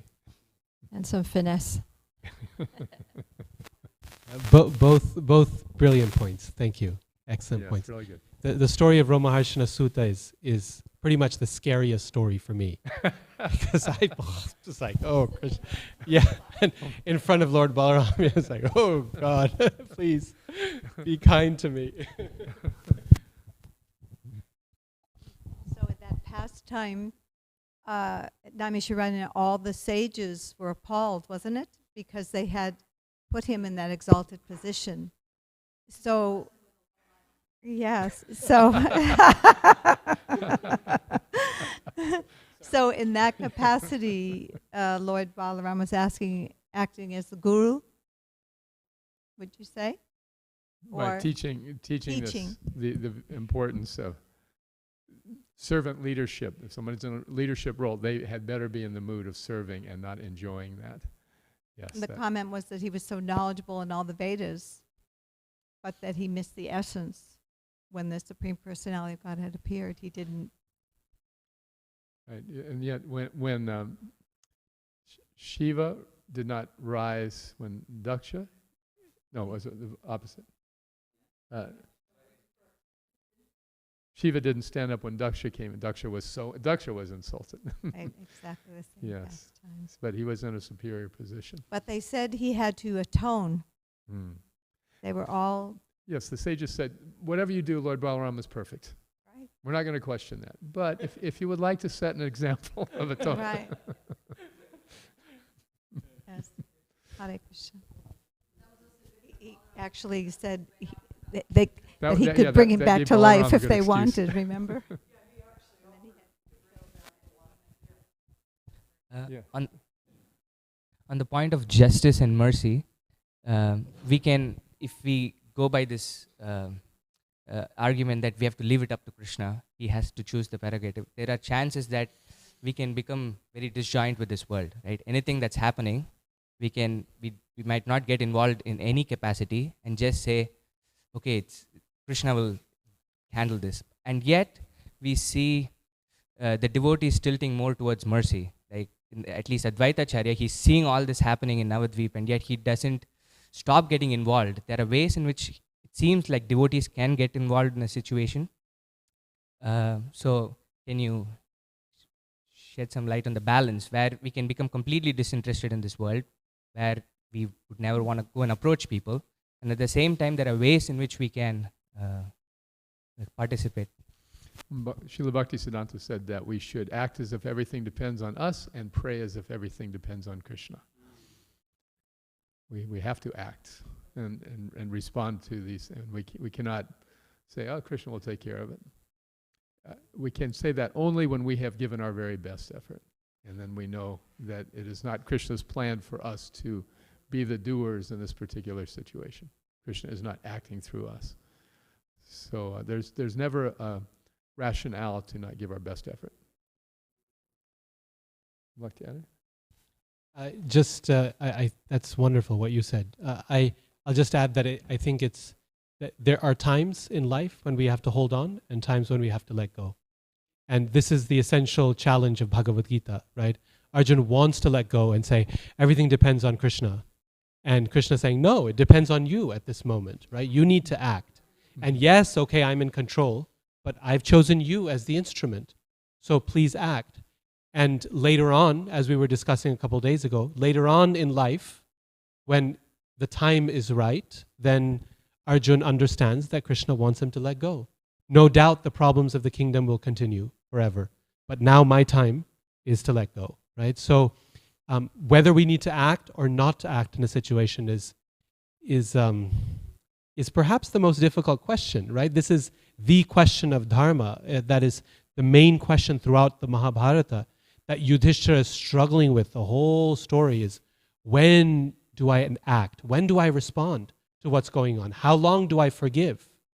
And Yudhishthira Maharaj is more on the side of forgiveness. Let's wait. And Bhima is more on the side, we got to act now. And Krishna's, in between. He's giving advice in different ways at different times. But in general, this is the theme of Mahabharata, of Bhagavad Gita, of Ramayana.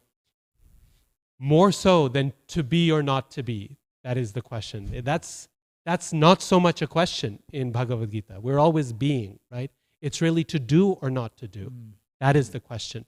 And for a and in our life as a devotee, this is our big question: is when do I act, and have I acted enough, right? And so what Prabhu said, I think, is so nice, that we act until Krishna makes it clear that no, this is not in your power. You are not meant to be the instrument for this, right? Someone else will be the instrument. But many factors can go into that. It can be, one of the factors is the circumstance. Do I have the ability to affect anything in the circumstance? Another factor is our own capacity. Do I have the capacity to affect change? Am I the right person, or should I take this to someone else and ask them to act? Because perhaps the situation requires someone of their capacity or quality or level of maturity or trust or whatever it might be. So many different factors are there. And taking all of those into account and knowing when to act, that is a difficult thing. And this is why we need the association of devotees to know what is the right moment to act and to what extent should I push, right? Think about how much Prabhupada pushed to spread Krishna consciousness in the West. Someone could have told him that you've tried and now you're 70. It's time to let go, right? And yet, Krishna was telling him, no, this is the time to act. So as Prabhupada says, Krishna is not stereotyped. We don't know. And we must take the association of devotees and the guidance of the Super Soul through prayer to know when to act. Could I add one thing on that? As a member of AARP, that ultimately Krishna forces us to let go. And my generation is struggling with that right now, because it's been our life and soul to be serving Prabhupada in this movement, and yet our capacity to do so is diminishing. And so we're forced to let go at some point, and trying to hold on to it is, from what I'm observing, is not healthy for the movement. So eventually, we're all forced to let go of everything.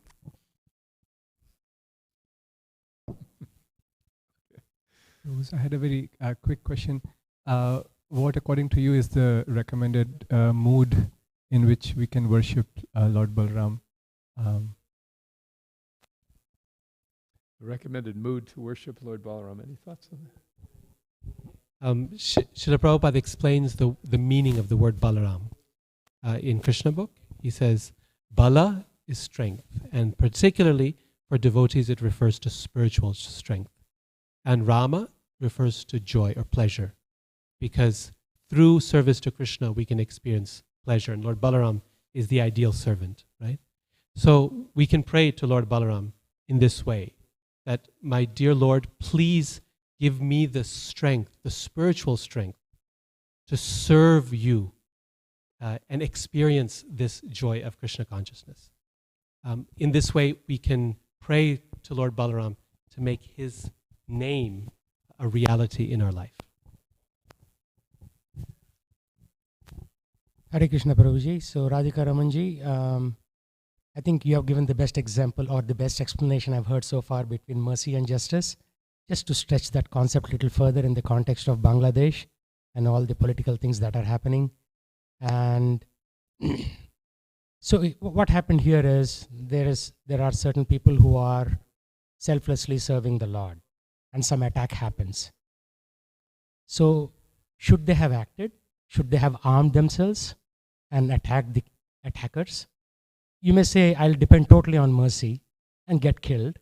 Or Prabhupada also recommended carrying firearms on farms. I have a farm here in Wolf City, north of here. So should we arm ourselves? Because the Armageddon is going to happen eventually. It's already happening. And more of the demoniac forces are acting. We are seeing that in these elections also. So what do we do? Should we arm ourselves, or should we just depend on Krishna? And it's a difficult question, but it is. Yeah, that is. Yeah, that's a question that I think many devotees wrestle with.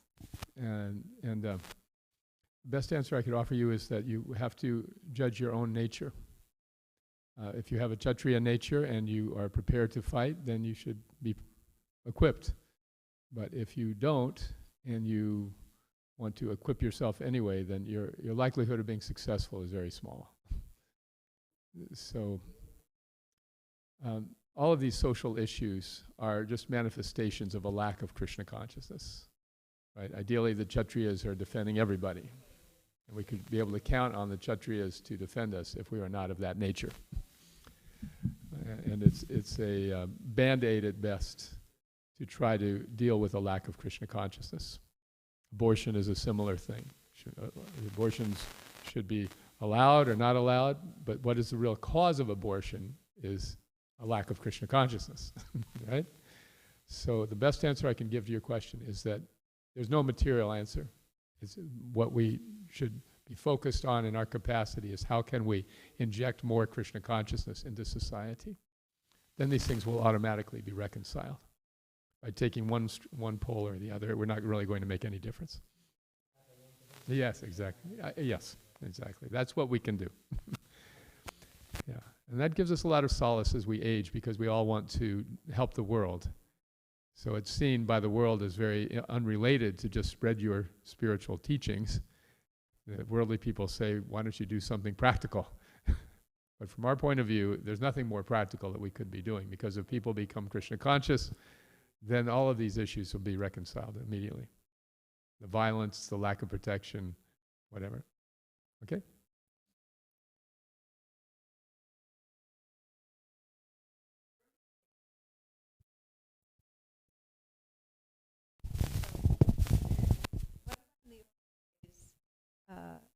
In Mayapur, when the devotees, the Muslims attacked and the devotees, I think they were trying to steal the deity, if I recall, maybe Radharani or what was it? But there was a whole, they had arms and they fought. Mm-hmm, mm-hmm. And then they ended up being in jail, but then they realized that they were in the right, isn't it? So how, is that a similar thing, or? Right, these are all time, place, and circumstance. There are some devotees who are competent to handle firearms, and they know what they're doing, and they're able to provide protection. They can act as Kshatriyas. Devotee can act in any varna and any ashram. However, we have to act according to our nature. We can't try to impose another's work upon ourselves. Yeah. So again, no hard and fast answer. Also very situational. Who are you? Who do you have? What is the danger? What is the? And obviously in that circumstance, devotees who were able to had firearms and they used them to some effect.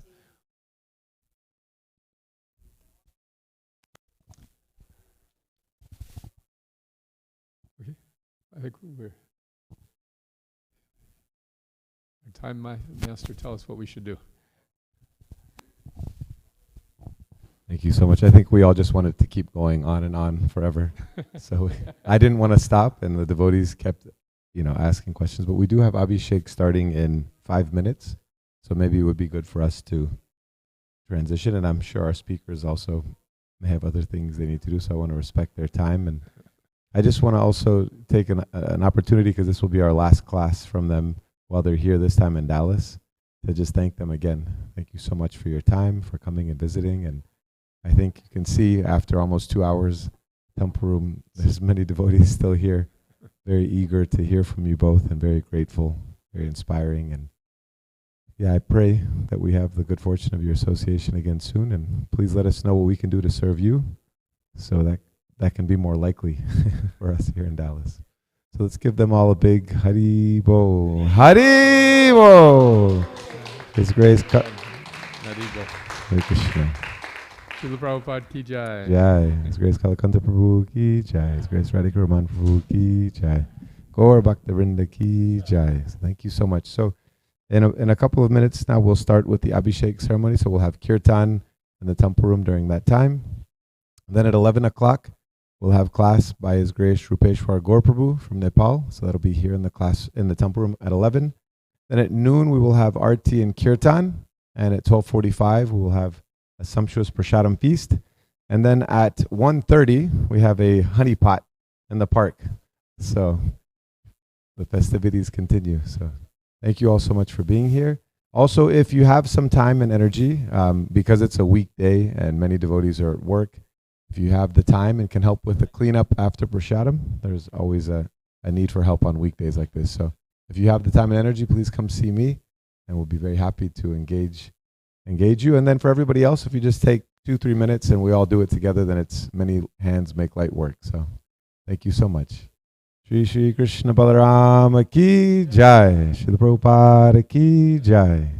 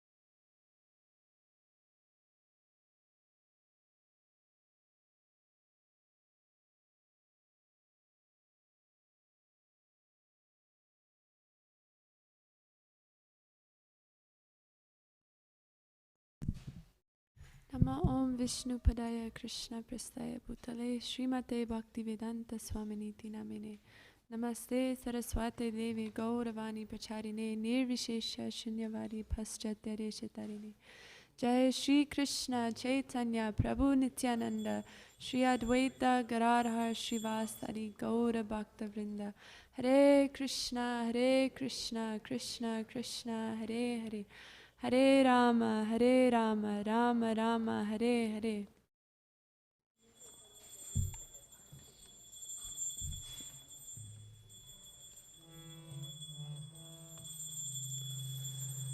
Hare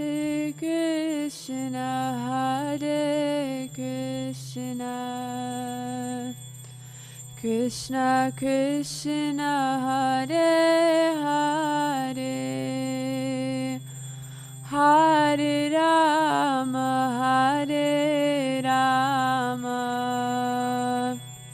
Rama Rama Hare Hare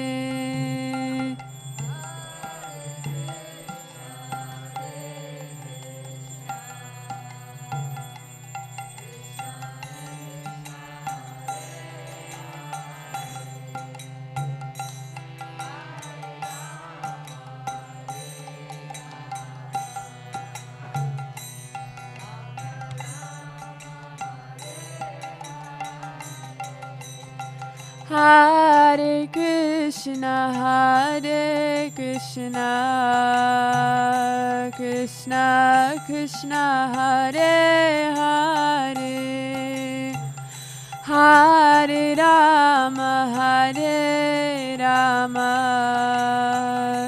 Rama Rama Hare Hare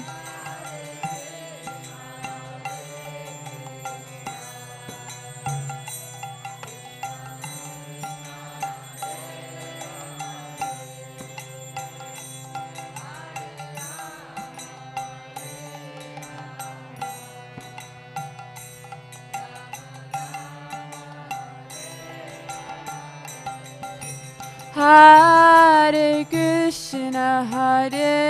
Krishna Krishna Krishna Hare Hare Hare Rama Rama Rama Hare Hare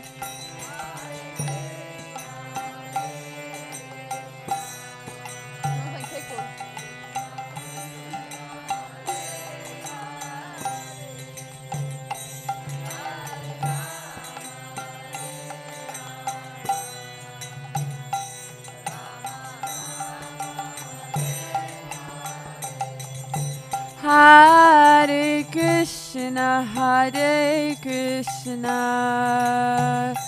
Krishna Krishna Hare Hare Hare Rama Rama Rama Hare Hare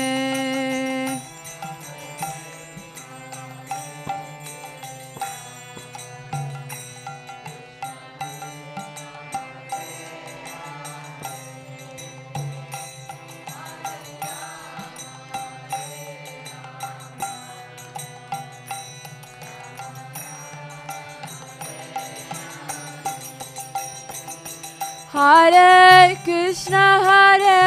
Krishna Krishna Krishna Hare Hare Hare Rama Rama Rama Hare Hare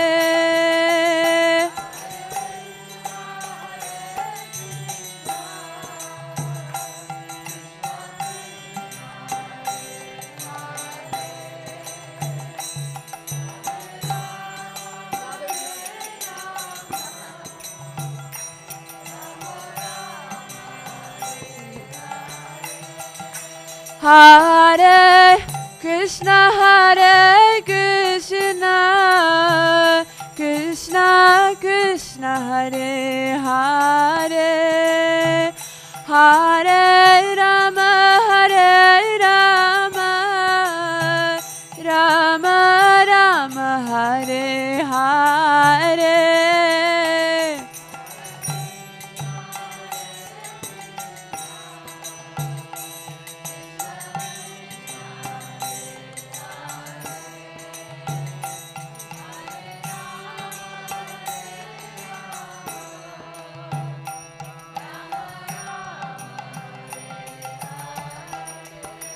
Hare Krishna Hare Krishna Krishna Krishna Hare Hare Hare Rama Hare Rama Rama Rama Hare Hare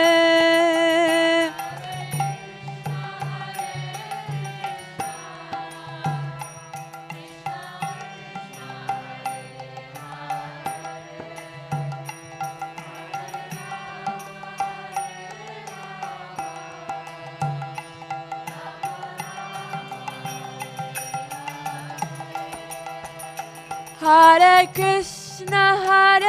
Krishna Krishna Krishna Hare Hare Hare Rama Hare Rama Rama Rama Hare Hare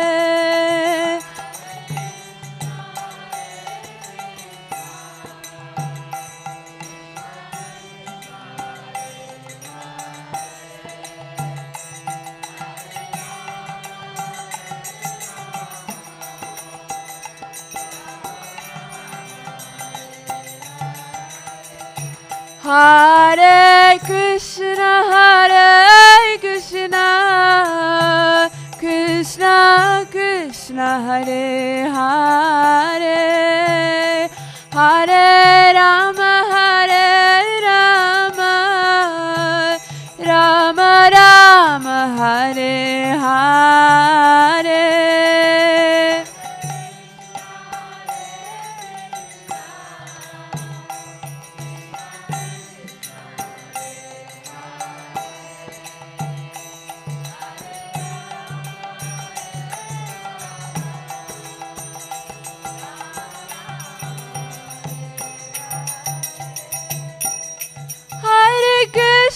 Hare Krishna Krishna Krishna Hare Hare Hare Rama Rama Rama Hare Hare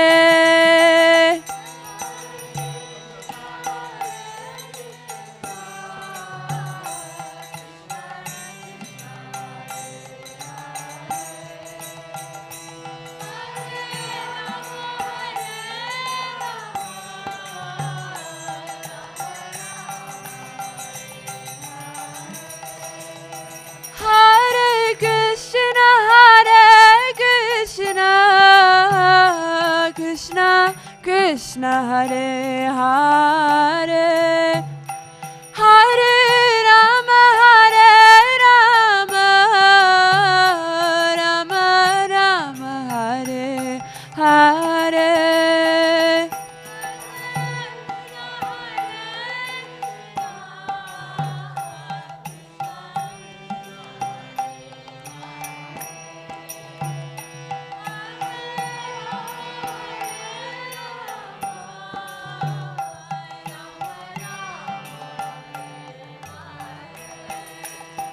Hare Krishna Krishna Krishna Hare Hare Hare Rama Rama Rama Hare Hare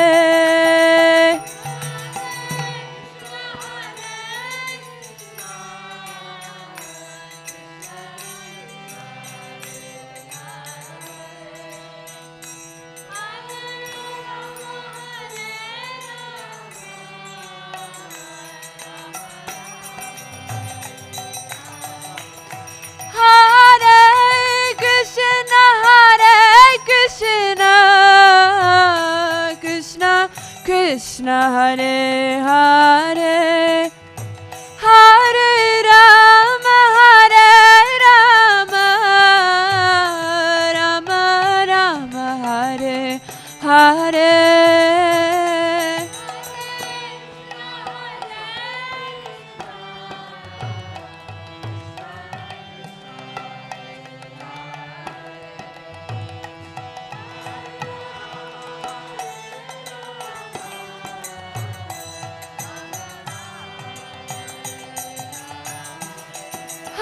Hare Krishna, Krishna Krishna, Hare Hare, Hare Rama,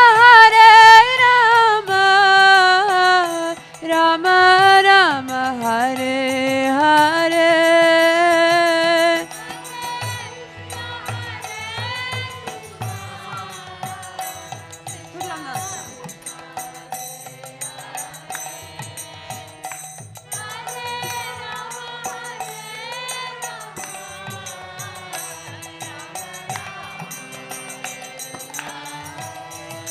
Hare Krishna, Krishna Krishna, Hare Hare, Hare Rama, Rama Rama, Hare Hare, Hare Krishna, Krishna.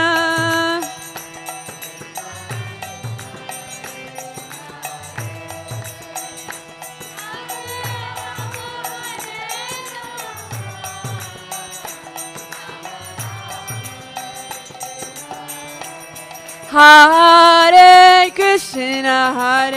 Krishna, Krishna Krishna, Hare Hare, Hare Rama, Rama Rama, Hare Hare.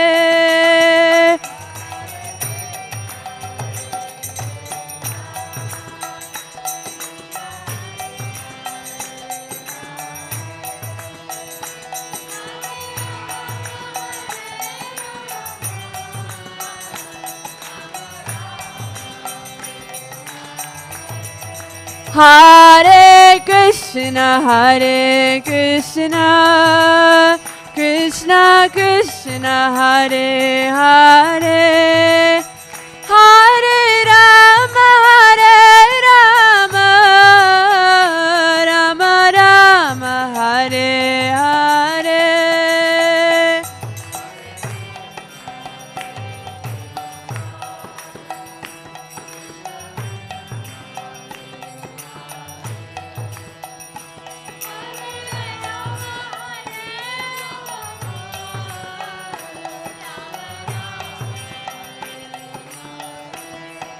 Hare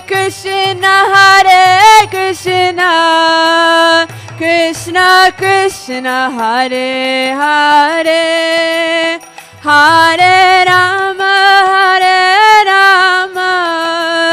Rama Rama, Hare Hare.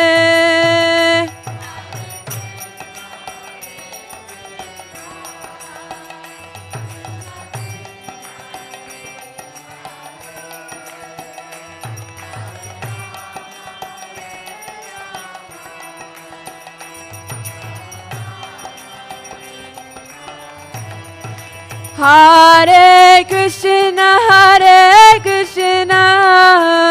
Krishna Krishna, Hare Hare, Hare Rama, Rama Rama, Hare Hare.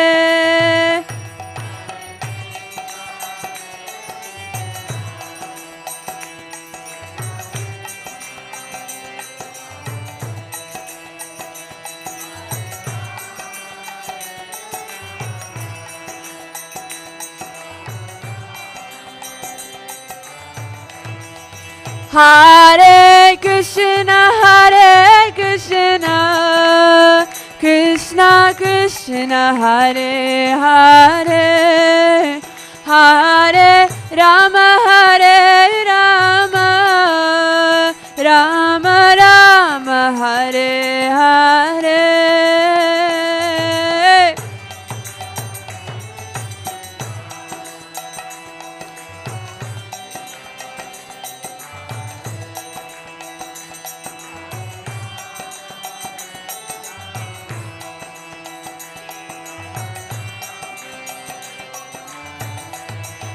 Hare Krishna Krishna Krishna Hare Hare Hare Rama Hare Rama Rama Rama Hare Hare.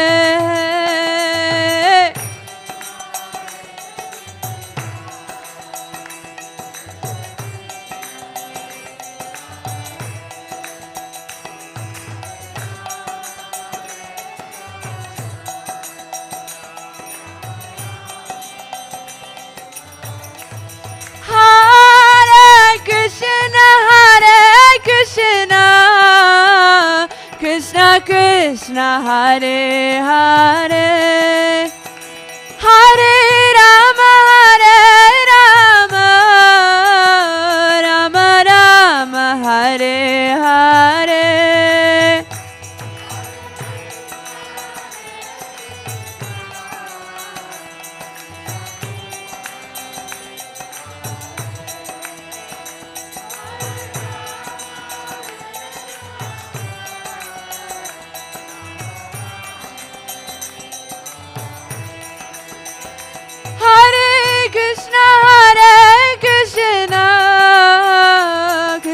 Krishna Hare Hare Hare Rama Hare Rama Rama Rama Hare Hare.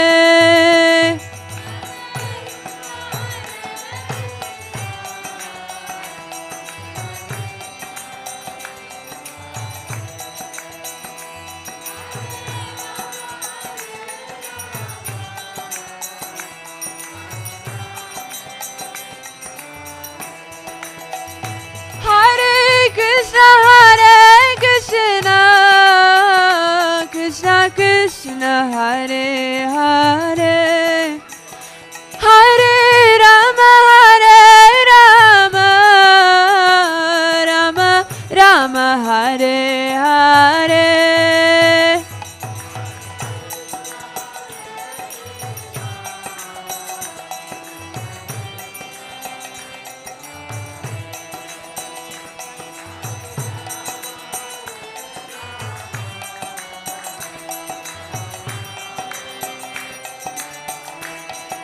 Hare Krishna Krishna Krishna Hare Hare Hare Rama Rama Rama Hare Hare Hare Krishna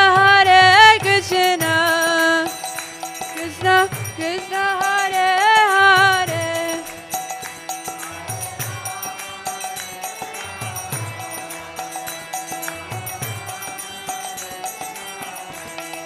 Hare Krishna Krishna Krishna Hare Hare Hare Rama Rama Rama Hare Hare Hare.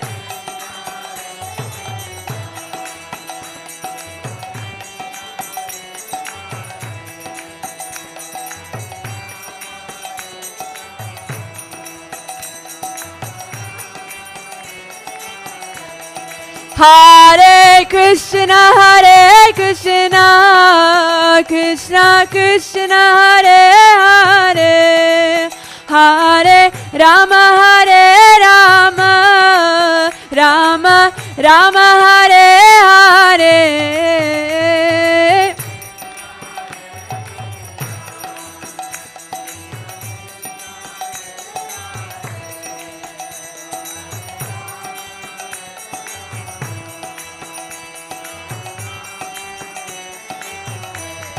Hare Krishna, Krishna Krishna, Hare Hare, Hare Rama,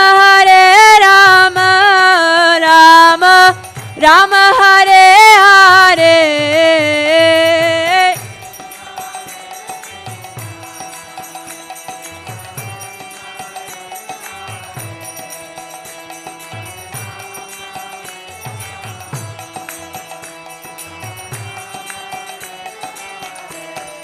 Hare Krishna, Krishna Krishna, Hare Hare, Hare Rama, Rama Rama, Hare Hare, Hare Krishna, Krishna Krishna, Hare Hare, Hare Rama,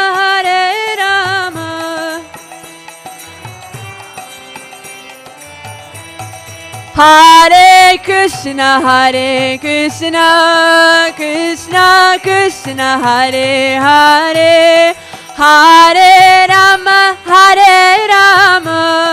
Rama, Hare Hare.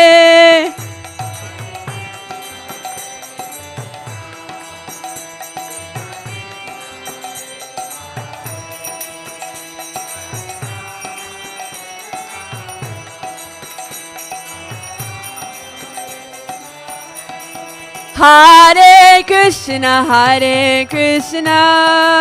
Krishna Krishna, Hare Hare, Hare Rama, Rama Rama, Hare Hare.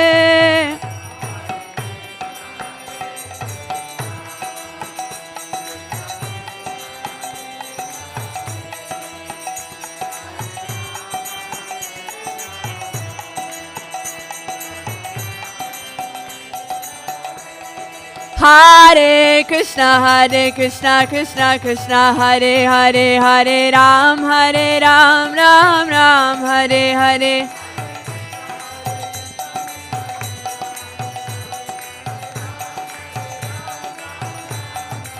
Hare Krishna, Krishna Krishna, Hare Hare, Hare Ram, Ram Ram, Hare Hare.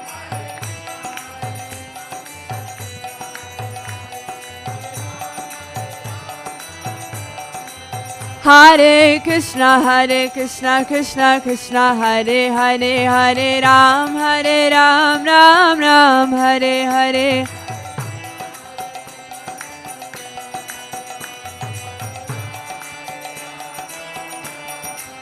Hare Krishna, Krishna Krishna, Hare Hare, Hare Ram, Ram Ram, Hare Hare.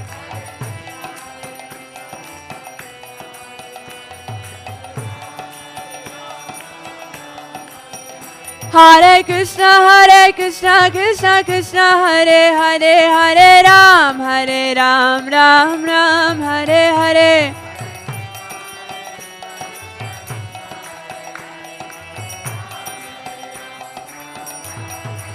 Hare Krishna, Krishna Krishna, Hare Hare, Hare Ram, Ram Ram, Hare Hare.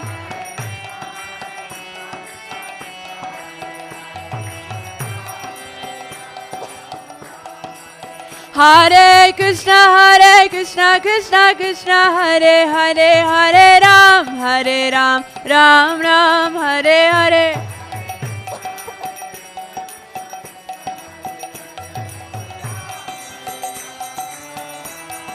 Hare Krishna, Krishna Hare Hare, Hare Ram, Ram Ram, Hare Hare.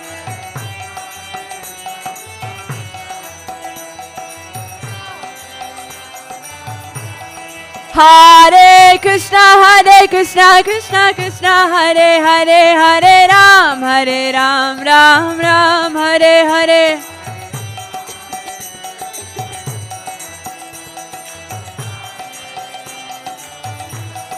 Hare Krishna, Krishna, Hare Hare, Hare Rama, Rama Rama, Hare Hare.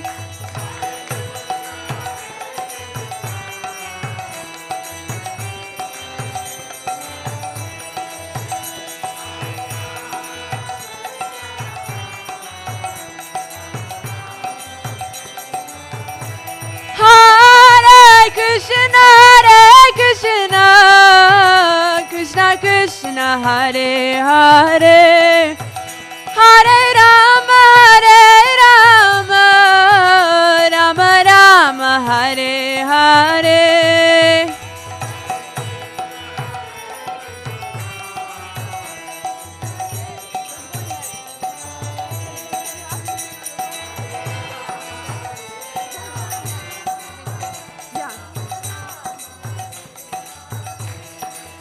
Hare Krishna,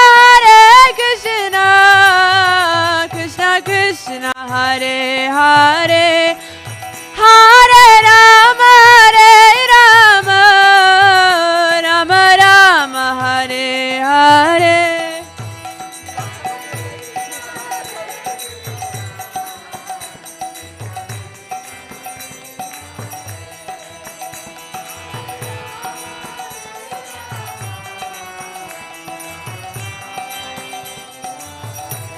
Hare Krishna,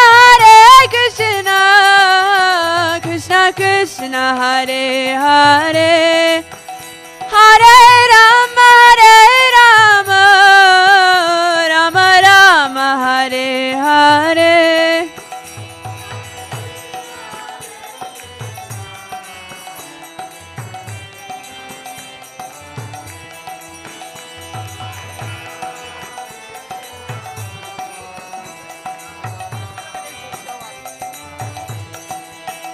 Hare Krishna, Krishna Krishna, Hare Hare, Hare Rama,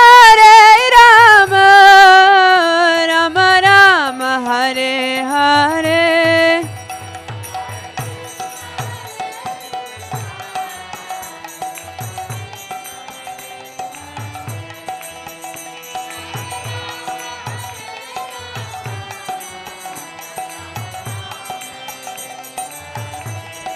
Hare Krishna,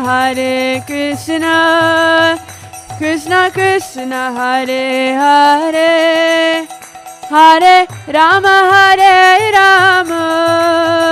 Rama Rama, Hare Hare.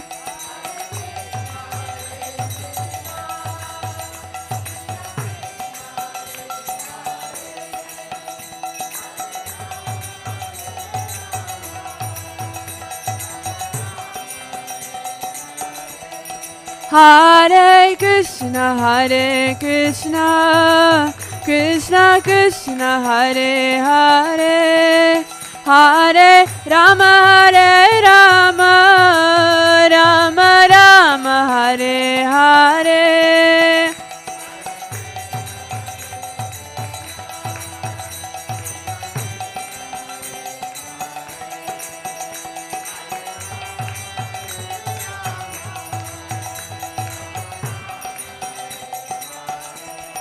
Hare Krishna, Krishna Krishna, Hare Hare, Hare Rama,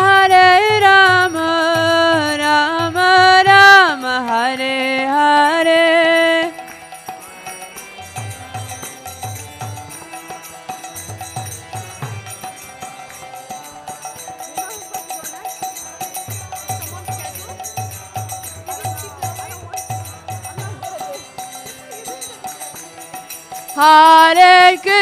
Hare Krishna, Krishna Krishna, Hare Hare, Hare Rama, Rama Rama, Hare Hare. They're finishing up anyway. Almost done. I don't know how to end it though. So when the water, this is right, and then when the water goes Hare Krishna, Krishna Krishna, Hare Hare, Hare Rama, Rama Rama, Hare Hare.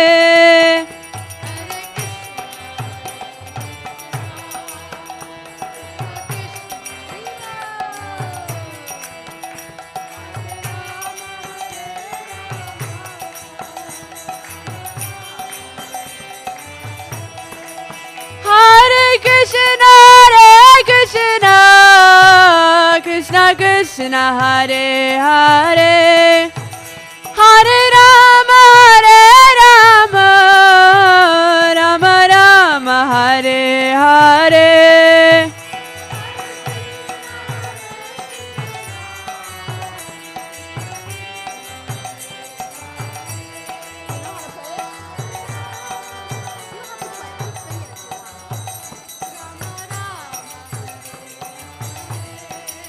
Jaya Krishna Balaram, Jaya Krishna Balaram, Jaya Krishna Balaram, Jaya Krishna Balaram.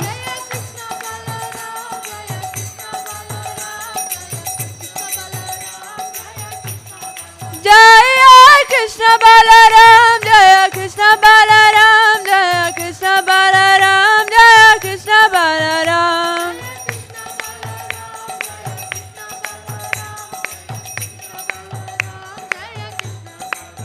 Prabhupada, Prabhupada, Prabhupada, Jaya Jaya Prabhupada.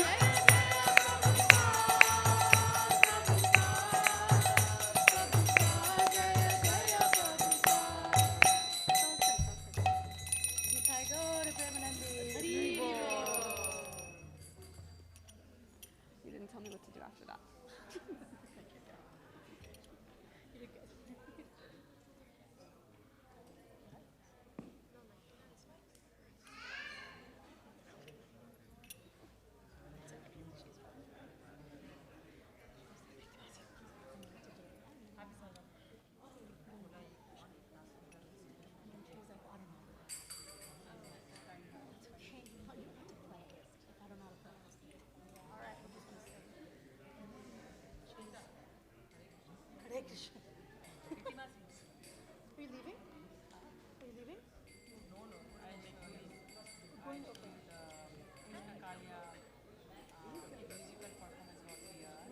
Nothing till 11, right? Okay. No, actually, 11. There's another class, and then at 12 there's Arthi.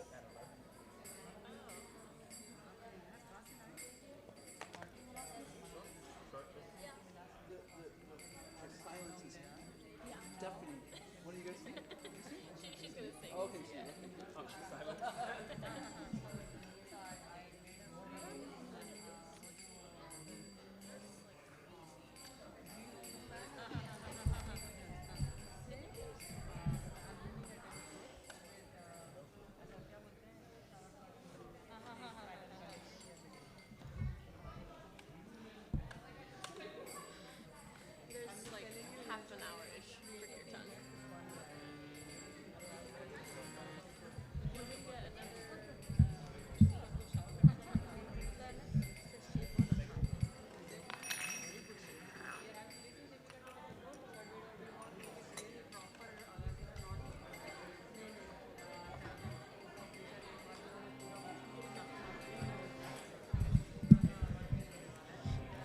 Hare Krishna, Hare Krishna,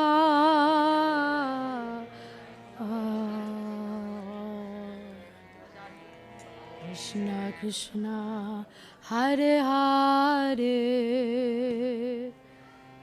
Hare Rama, Hare Rama, Rama Rama, Hare Hare.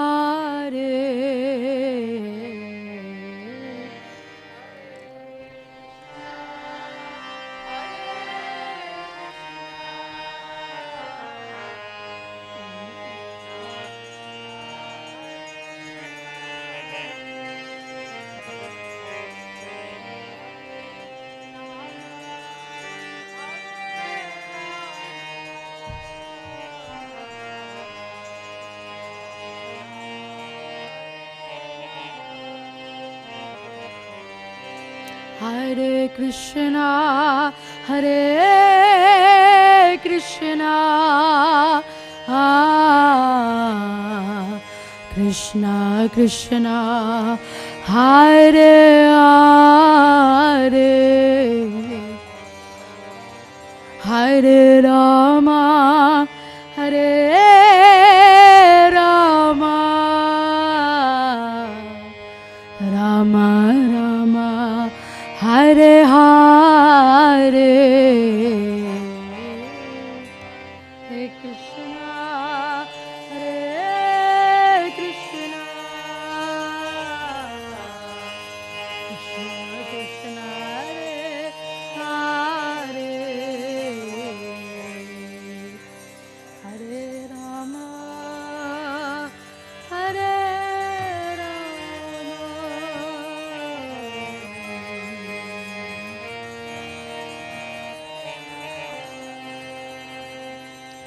Hare Krishna, Hare Krishna, Krishna Krishna, Hare Hare, Hare Rama, Hare Rama, Rama Rama, Hare Hare,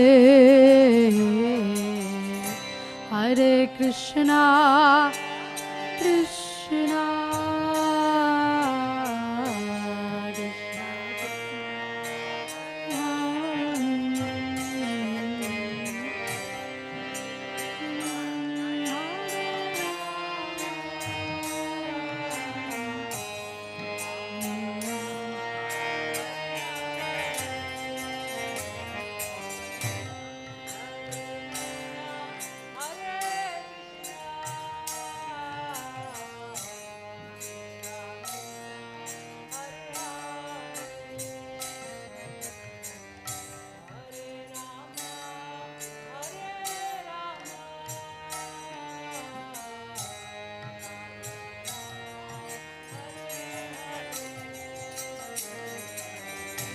Hare Krishna, Hare Krishna, Krishna Krishna, Hare Hare, Hare Rama, Hare Rama, Rama Rama, Hare Hare.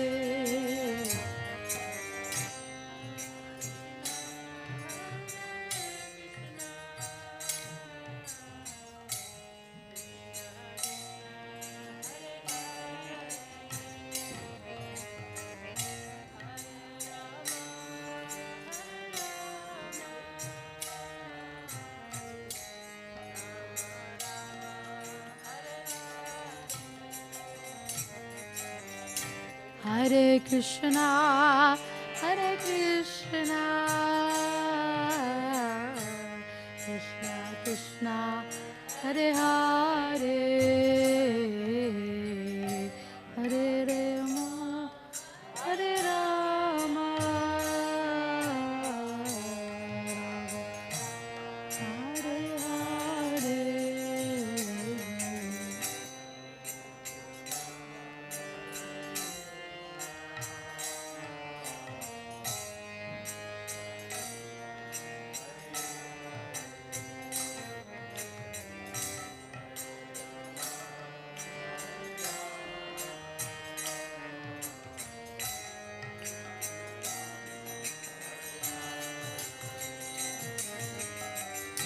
Hare Krishna, Hare Krishna.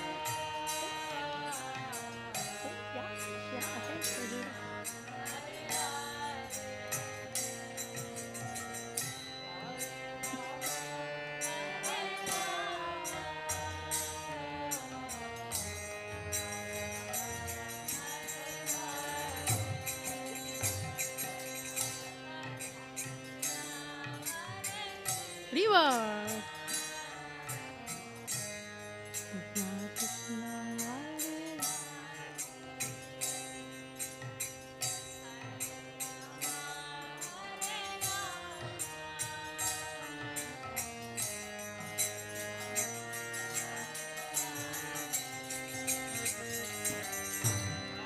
Krishna, Hare Krishna, Krishna.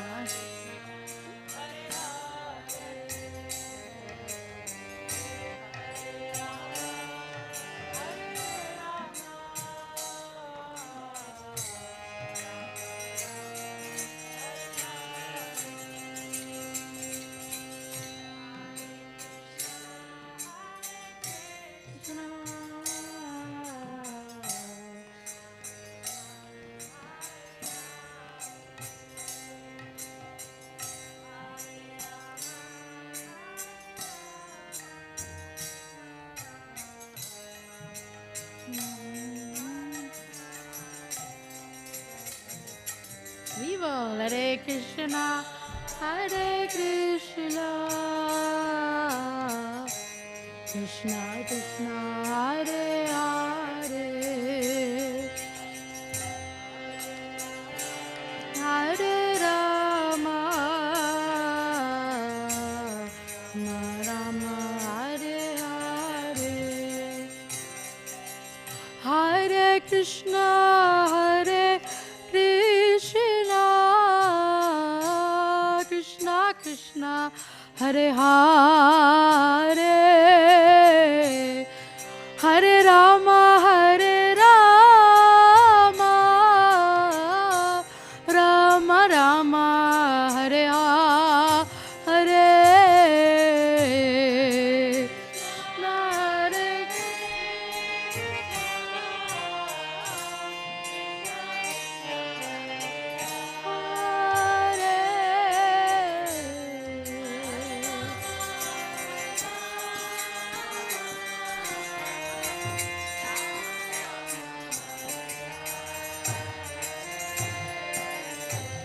Hare Krishna, Hare Krishna, Krishna Krishna, Hare Hare, Hare Rama, Hare Rama, Rama Rama, Hare Hare, Hare Krishna, Hare Krishna,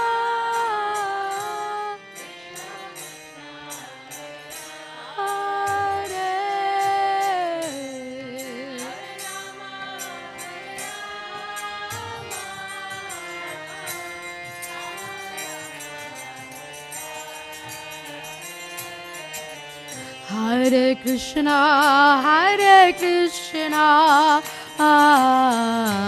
Krishna Krishna, Hare Hare, Hare Rama, Hare Rama, Rama Rama, Hare Hare, Hare Krishna, Hare Krishna, Hare Hare, Hare Rama, Hare Rama, Rama Rama, Hare Krishna, Hare Krishna,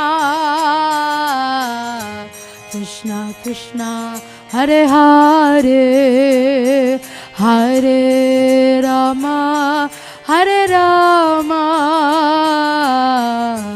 Rama Rama, Hare Hare, Hare Krishna,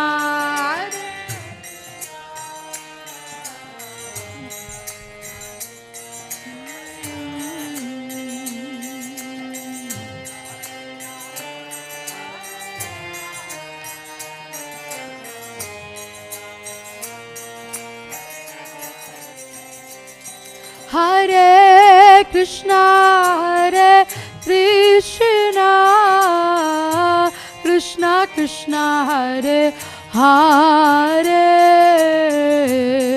Hare Rama, Hare Rama, Rama Rama, Hare Hare, Hare Krishna, Hare Krishna, Krishna Krishna,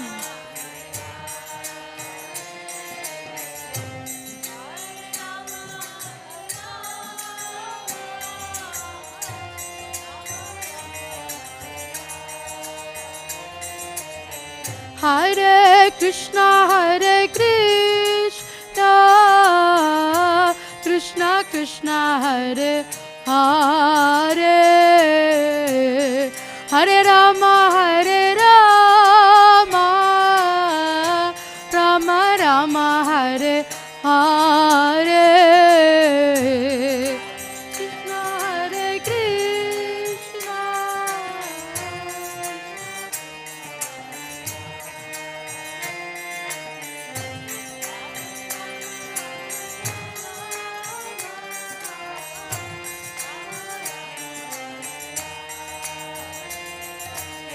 Hare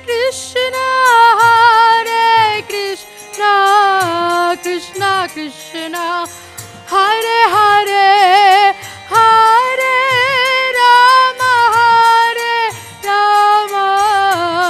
Rama Rama, Hare Hare, Hare Krishna,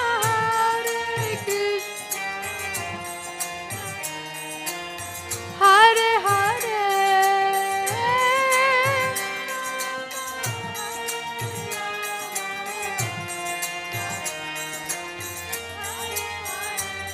Hare Krishna, Krishna Krishna, Hare Hare, Hare Rama, Rama Rama, Hare Hare.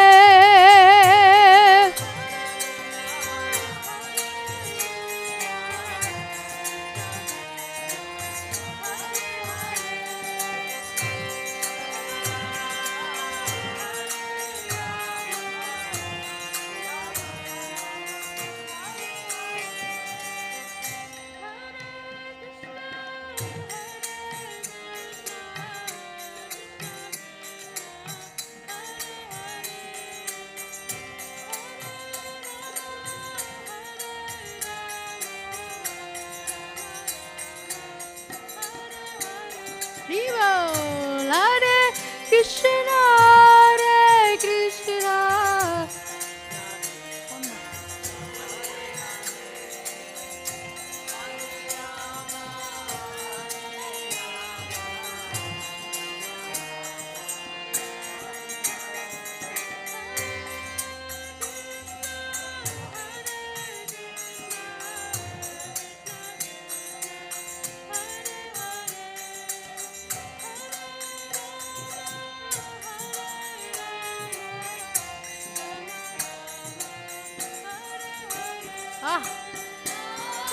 Krishna, Hare Krishna, Krishna, Hare Hare, Hare Rama,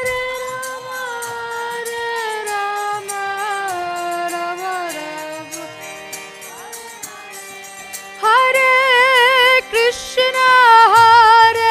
Krishna, Krishna Krishna, Hare Hare, Hare Rama,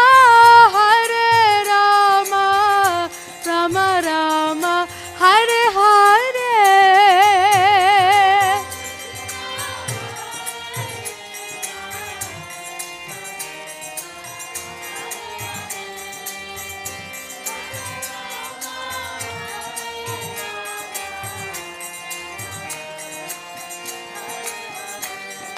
Hare Krishna, Krishna Krishna, Hare Hare, Hare Rama,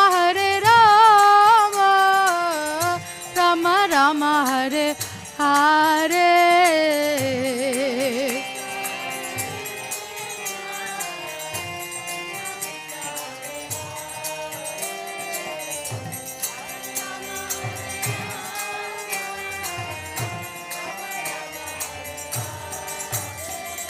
Hare Krishna, Krishna Krishna, Hare Hare, Hare Ram, Ram Ram, Hare Hare.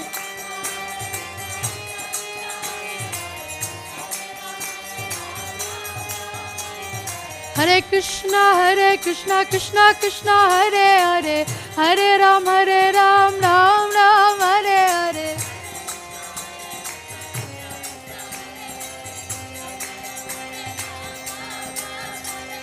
Hare Krishna, Krishna Krishna, Hare Hare, Hare Ram, Ram Ram, Hare Hare, Hare Krishna,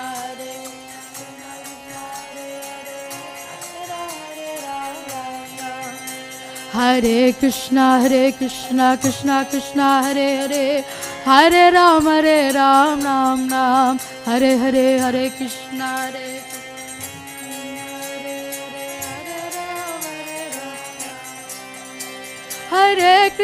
Hare Krishna, Krishna Krishna, Hare Hare, Hare Ram, Ram Ram, Hare Hare.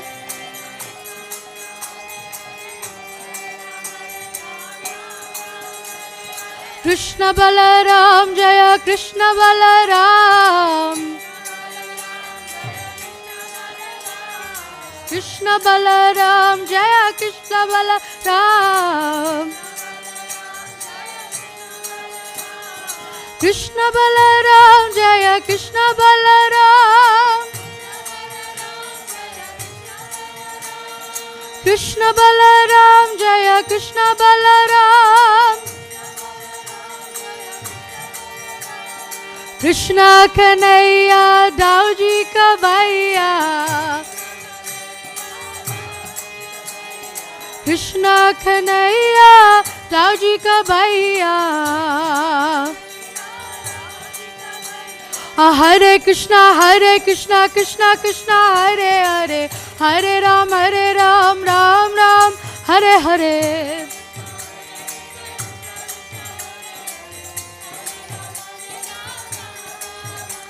Hare Krishna, Krishna Krishna, Hare Hare, Hare Ram, Ram Ram, Hare Hare.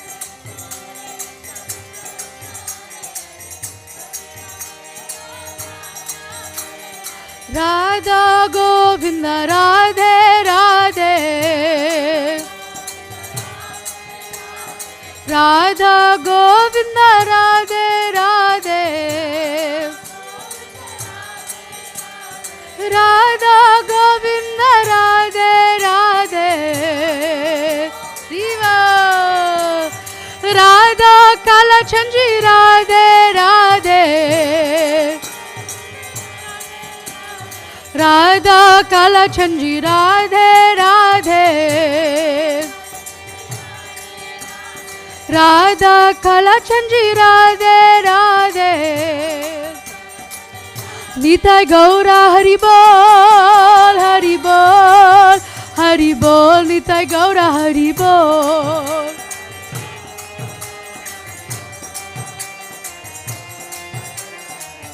Nitai Gaura Hari Bol, Hari Bol, Hari Bol, Nitai Gaura Hari Bol.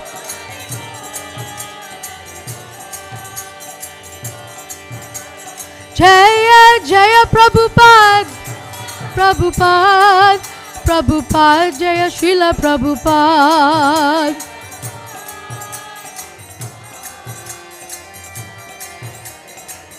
Jaya Jaya Prabhupada, Prabhupada, Prabhupada, Jaya Srila Prabhupada.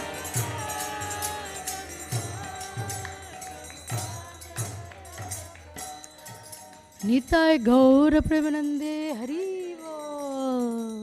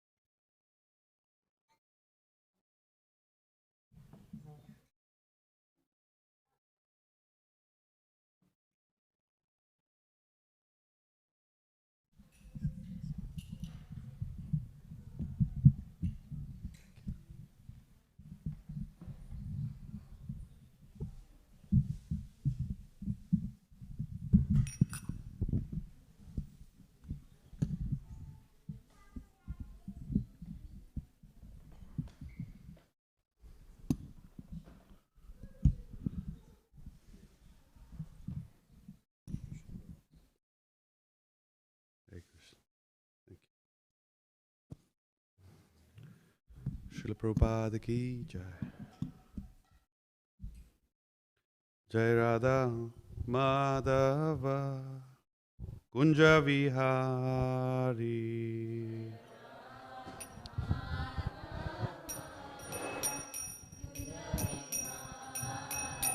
Jaya Radha Madhava Kunja Vihari.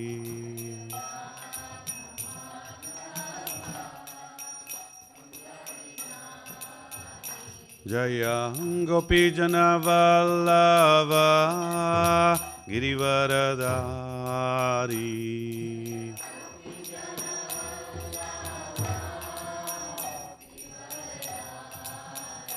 Jaya Gopijana Vallava Girivaradari.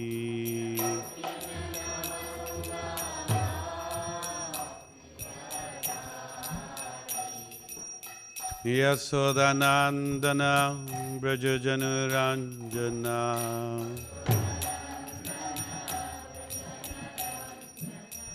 Yasodanandana Brajajanuranjana.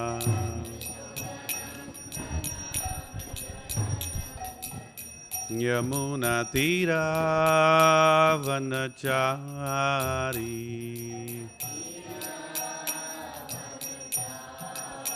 Yamuna Tira Vanachari.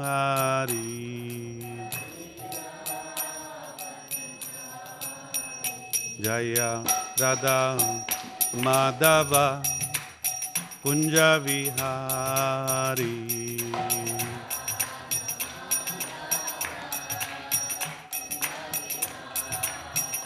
Jaya Radha Madhava Kunja Vihari.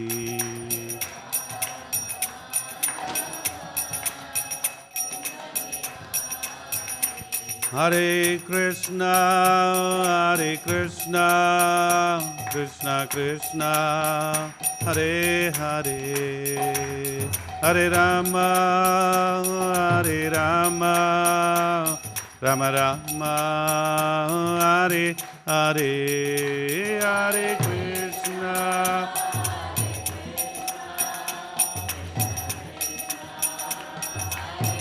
Hare Hare.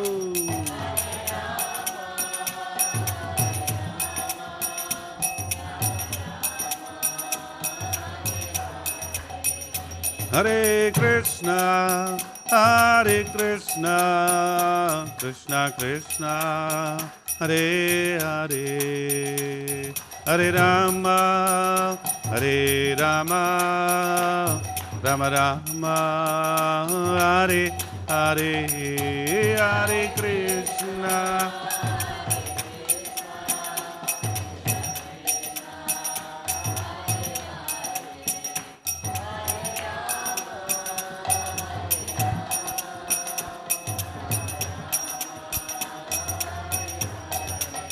Hare Krishna, Hare Krishna, Krishna Krishna, Hare Hare, Hare Rama, Hare Rama, Rama Rama, Hare Hare, Krishna.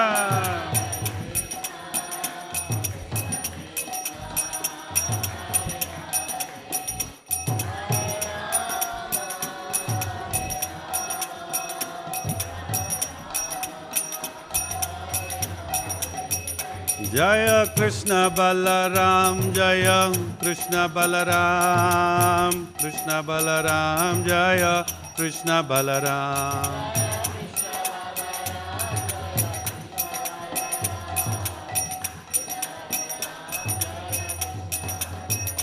Jaya Vrindavanadam, Jaya Vrindavanadam, Vrindavanadam, Jaya Vrindavanadam.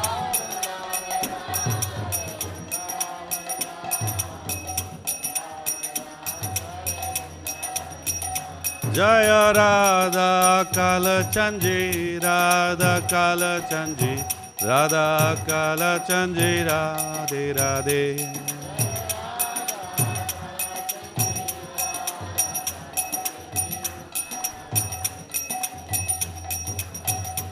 Jaya Jaya Prabhupada, Prabhupada, Prabhupada Jaya, Srila Prabhupada, Jai Prabhupada.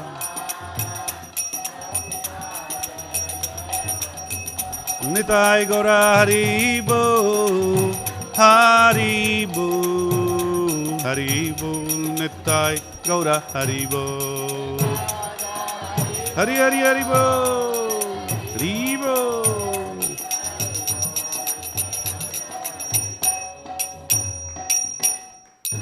Shri Shri Krishna Balaram ki jai, Balaram Jayanti ki jai, Shri Shri Radha Kalchandji ki jai, Srila Prabhupada ki jai, Ananta Koti Vaishnavinda ki jai, Nitai Gaur Premanande.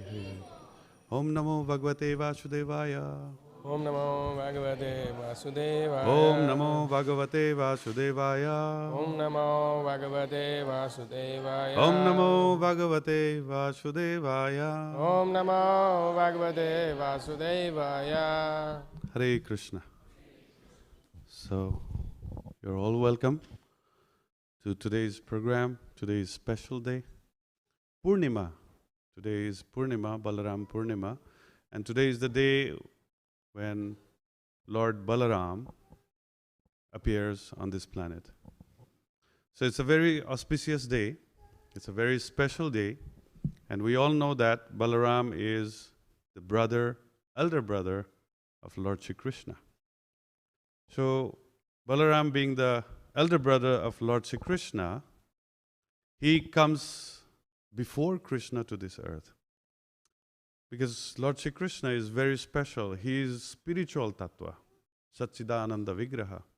So each time he comes to this world, where there is not even a single trace of these kind of energies, where this world is surcharged with Sattvagun, Rajagun and Tamagun, very low level, very low class of like energy, which this world is surcharged with.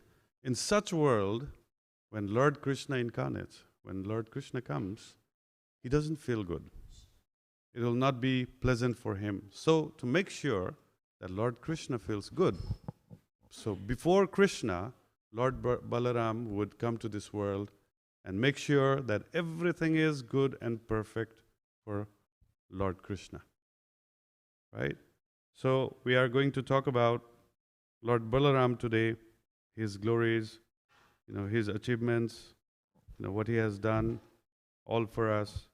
So we are going to discuss about that. Okay, so everyone knows that Lord Balaram, he is born from Devaki and Vasudeva.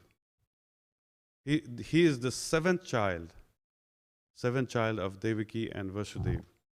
So when Kangsha, he prisoned his sister and brother-in-law to the jail, he was thinking that he's going to kill all their children. Why? Because the eighth child, is going to kill his maternal uncle, Kangsha. So he was worried, oh my God, they're going to give a child, eighth child, who is going to kill himself.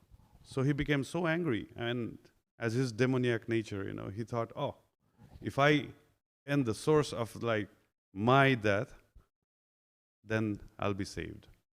So he wanted to kill Devaki immediately, actually. But then Vasudeva, as he was so diplomatic, he said, come on, your sister is so weak, not as strong as you. And then he said, like, I'm also like, I also promise, don't take my wife's life. And I promise that every child is born, I will submit to you. You can put us in custody, and then make sure that we will not harm you. So at least spare our life. So that was very diplomatic. But then Vasudeva knew that his son is going to kill this demon, Kangsha. Nobody liked him. So the first 6 children, they were like killed. They were killed one by one by Kangsha. And each time they used to like feel really bad. But then, of course, like the children, they were like in previous lives, they were like cursed to be like killed. So then, of course, they are liberated by getting into all these things. But then the seventh child became like little tricky. The seventh child was Balaram. But then Balaram was exchanged to Rohini, right, in Gokul. The Rohini is also another wife of Vasudeva. And Vasudeva, like Balaram, was sent to Rohini. And from Rohini, there was Yogamaya, Subhadra, who is like born, in the womb of Rohini. So they were exchanged. So Balaram already went to Rohini, and then Yogamaya came as the child of Devaki. So when Kangsha came, hearing that, the seventh child is born, so then Kangsha was about to kill that child, and then Yogamaya, she skipped from his hand and showed her roop, Durga roop, and said, ha, ha, ha, ha, ha, ha, Kangsha, how dare you think that you can kill everybody, So then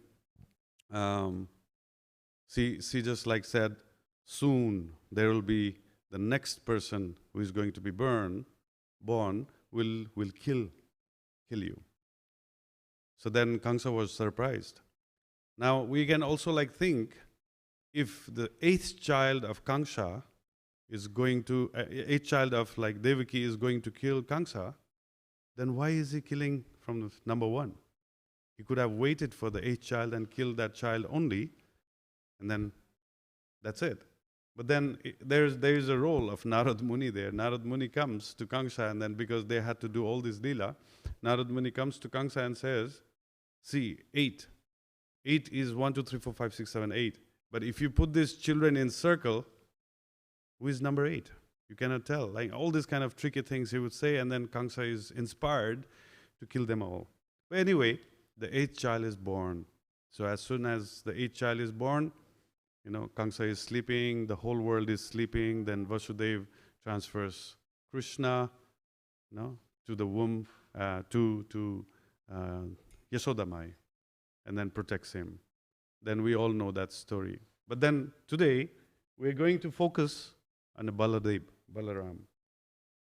Right? So, Balaram, he is like famous. Srila Prabhupada would translate his name as 2 words, Bala and Rama. Bala means strength, powerful. And Rama means always happy, giving pleasure to everybody. So Balaram is the personality who gives like happiness and strength to everybody. In our Hindu custom, in the Hindu tradition, Balaram Purnima is observed so that the person becomes healthy, powerful, and at the same time happy. They put the fasting. But then for devotees, it's a different day. We want like mercy from the Lord. Why? Because Balaram is Guru Tattva. Without Balaram's mercy, we cannot understand Krishna. So from Krishna, from his right side appears Baladev. From his left side appears Radharani. So Radharani, she resembles the Ladini Shakti, the pleasure potency, the Madhurya potency. Whereas Balaram represents the Aishwarya potency, which is Sat and Chid, or Samvit, or Sandhini Shakti. Right? He represents that. So basically, what happens is Balaram prepares everything, all the creation of spiritual world and material world. And then the Ladini Shakti dances over all this like energy and then gives pleasure to Lord Krishna. So this is the perfect combination. And from Balaram, 5 other expansion happens. Of course, like our acharyas, sages, they have in many places, they have like described this 5 energy as different. Somebody says it's Chaturbhyuha, Sankarshan, Aniruddha, Pradyumna, and Vasudev. And somebody says the 5th one is Sadashiv, and somewhere it is also described as Seshnag. So anyway, no matter who they are, the whole purpose is to help Lord Shri Krishna in his creation, in his pastimes. So this is how Balaram expands. So when Balaram expands himself as the energy of Aishwarya. So if you see the spiritual world, the platform is Suddha Sattva, right? Or Sandhini Shakti, the platform. Just like the floor we are sitting on is a platform. If there is no floor, what will happen to us? If there is no platform, we'll all fall down, right? So anything to exist, we need platform. So in spiritual world, the whole platform is made up of Suddha Sattva, that is Sandhini Shakti, that Balaram arranges. And the whole planetary systems, the whole existence in the spiritual world is this Aishwarya, right, which is Chid Shakti, and Madhurya, which is the Ananda Shakti, right? These are the two poles. Now, Goloka Vrindavan takes the extreme Ladini Shakti or Bliss Shakti, and Vaikuntha planets takes the extreme of Aishwarya Shakti. So you can see, in Vaikuntha planets, there is Lakshmi and Narayan. And the mode of worship is tung tung tung tung Jaya Jagadisa Hare. Lakshmi Narayan is sitting on top, like on the throne, and then devotees from here, and there is awe and reverence more than love. So there is respect, there is like worship, there is everything, there is glory in Vaikuntha planets. Whereas if you go to Goloka Vrindavan, Krishna is in family mood, he's going around like playing with, friends and his girlfriends and calves.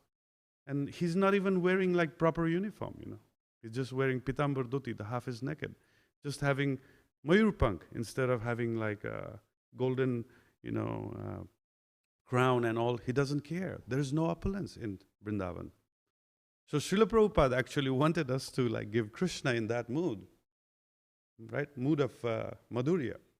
But then he knows that we are all attracted. We are all attracted by the opulences, right? When we come to any temple, if the temple is like a simple place, like a hut, straw hut or something, and then there is a simple deity of Krishna who is not wearing anything, just like a half-naked thing, and then pitambar, I don't think we'll be really interested to visit that temple. But for us, temple has to be opulent. When we come inside the temple, you can see carvings and all these, which is very unusual. It's not like what we have that at home, simple. No, we want something complex, something gorgeous, And then Prabhupada also gave us the system that Radha and Krishna, even though they are Radha and Krishna, even though they are Krishna and Balaram, who is in Madhurya Ras, they should be worshipped in Vaikuntha mood. Now look at their dress. Ooh, such a carving, there's embroideries and this and that and decorations. So actually, to attract stupid living entities like us requires opulence. And then in this material world, we worship opulence. There? If a rich person comes, everyone worships. I was worried, there are a few rich people on this earth, richest, most of them comes from America. And back there in our countries, whatever they speak becomes like the lesson of life. Even though they are not intellectual people. Just because they have lots of money. Whatever they said becomes like, the guidelines for the life. Whereas intellectual people may not be rich. They are rich in their intellect, in their intelligence, but nobody cares. So that's why when we are attracted to the opulence, we are given this system that opulence attracts, and then eventually we're supposed to understand the Madhurya, the bliss.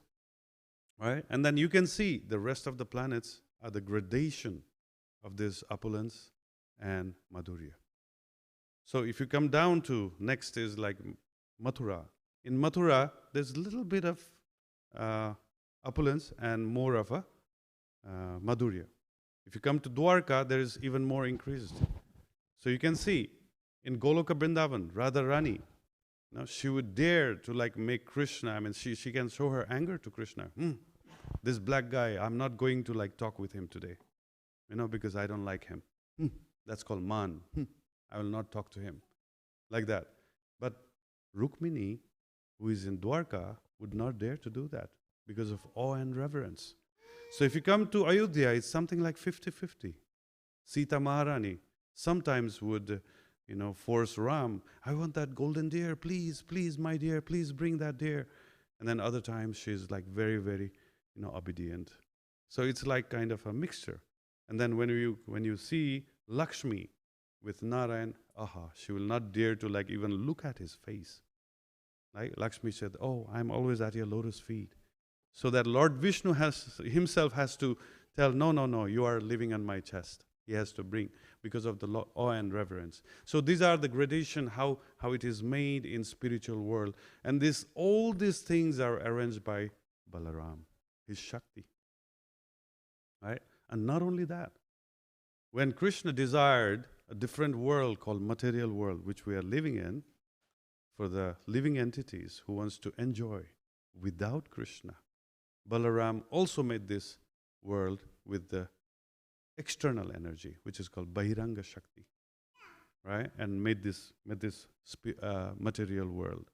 And in this material world, to arrange everything, Lord Balaram, he expands as this Chaturbhuja, Sankarshan, Aniruddha, Pradyumna, and Vasudev. From Sankarshan comes Mahavishnu. And from Mahavishnu, this material, creation of this material, maintenance of this material world, and annihilation, it starts there.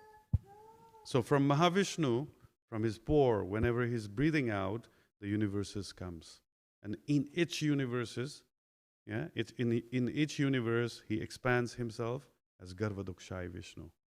Most of the Hindu, we worship like Garvadokshai Vishnu. If you see, he's sleeping, he's lying down on the Sesnag, and Lakshmi is, pressing his lotus feet. That's Garvadokshai Vishnu in Garvadoka ocean, right? And then from Garvadokshai Vishnu, from his navel, comes the lotus flower. And the lotus flower, Brahma is created. And Brahma is created through the energy of Kshirodakshai Vishnu. Now Kshirodakshai Vishnu is the further expansion of Vishnu as in the form of Paramatma, who invades each and everything in this material world. Not only like living entity, but every atom, Paramatma goes in. Like today in modern science, they ask questions. Where does the energy of electron comes? Yeah, electron comes, which is like revolving proton and proton and neutron continuously. Where does that continuous energy comes? One of the very simple answer is because of the Paramatma, energy of the Paramatma, which is going on. So he invades everything. Means Paramatma is the localized form of Lord Vishnu. So this is how Balaram, he creates everything in this world. So when he becomes like the Lord of everything, to utilize or to use or misuse or anything, right? We are supposed to pray to Lord Balaram. He's so important. Sometimes Prabhupada would pose this question, who is the God, Krishna or Balaram? Then his disciple would argue. Some will say Balaram, some would say Krishna. Then one of the intelligent disciple would ask Srila Prabhupada, Prabhupada, you tell who is like God. And Prabhupada would say, God is Balaram. No, Krishna has nothing to do with this creation. Krishna is enjoying his pastimes in Goloka Vrindavan. The original Krishna, who is Nandanandan, Shyama Sundar, he never leaves Vrindavan. He has promised this to the gopis, that I'm not going to leave you ever. So originally he's there, Shyama Sundar. But who are all these Krishnas then? Right? Once in Chaitanya Charitamrita, it is mentioned, one Brahmin wanted to know about Lord Krishna. He became so inspired by the devotees that he wanted to know about Krishna. So he comes to Lord Chaitanya. Hey Chaitanya Mahaprabhu, please tell me about Lord Krishna. So he himself is Krishna. So what would he like to tell about himself? So he said, I think it's better you hear this from the devotee. And there is one excellent devotee called Ramananda Rai. Go to him and then hear from him. So he goes to, this Brahmin goes to the Ramananda Rai, but then Ramananda Rai was busy inside doing something. So his servant, tells him to please wait, and then my master will come after a while. So Brahman waited for quite long, and then he was like kind of agitated, why he is not coming. So he just walked around and saw behind his house, at the backyard, Ramananda Rai was, himself washing these two beautiful women, young women. He was giving them shower. As soon as this Brahmin saw this, I knew this Ramananda Rai is a Sudra. This is a bad guy. I knew this. I shouldn't hear from him. So he goes back to Lord Chaitanya. And Lord Chaitanya, no, I don't want to hear from him. I want to hear from you. So why? What happened? No, he was doing all sorts of like stupid things. I don't want to hear. Did you ever talk to him? Did you meet him? No, I didn't meet him. No, you should go back and hear from him. So Chaitanya Mahaprabhu was insisting. So because Chaitanya Mahaprabhu insisted, only because you said, I'm going back. So he was like with his angry mood, he went back. This time Ramananda Rai was there. Oh, you are a Brahmin. What made you come to this Sudra's house? He was very humble, Ramananda Rai. That's the quality of a Vaishnava. So he said, okay, don't be humble. I want to hear about Krishna. No, you are Brahmin, I'm Sudra. I don't have any rights, any knowledge in front of you to talk about Krishna. Don't be humble. Chaitanya Mahaprabhu told, that's why only I came, or else I'll never come here. Oh, what? Chaitanya Mahaprabhu wanted me to speak about Krishna to you? Okay, if so, then I will do that. Then he said, which Krishna you want to hear about? Then Brahman said, what? What do you mean? There's only one Krishna. What do you mean, like which Krishna? No. There are so many Krishnas. The original form of the Krishna is Nandanandan. And rest of the Krishna is the expanded form. So if you also read like Bhakti Rasamrita Sindhu, Nectar of Devotion, there Rupa Goswami explains the Swarupa and Anya Rupa. There is only one Swarupa of Lord Krishna, that is Nandanandan, and remaining is Anya Rupa. And why this Anya Rupa is like created by Lord Krishna? Very interesting. If there was no Anya Rupa, believe me, Rupa Goswami proves that we will never go back to Godhead.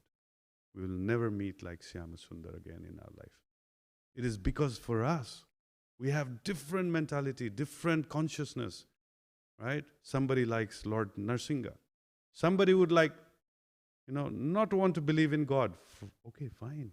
If you don't want to believe in God, I am Buddha. I am coming in the form of Lord Buddha, and I'm saying there is no God.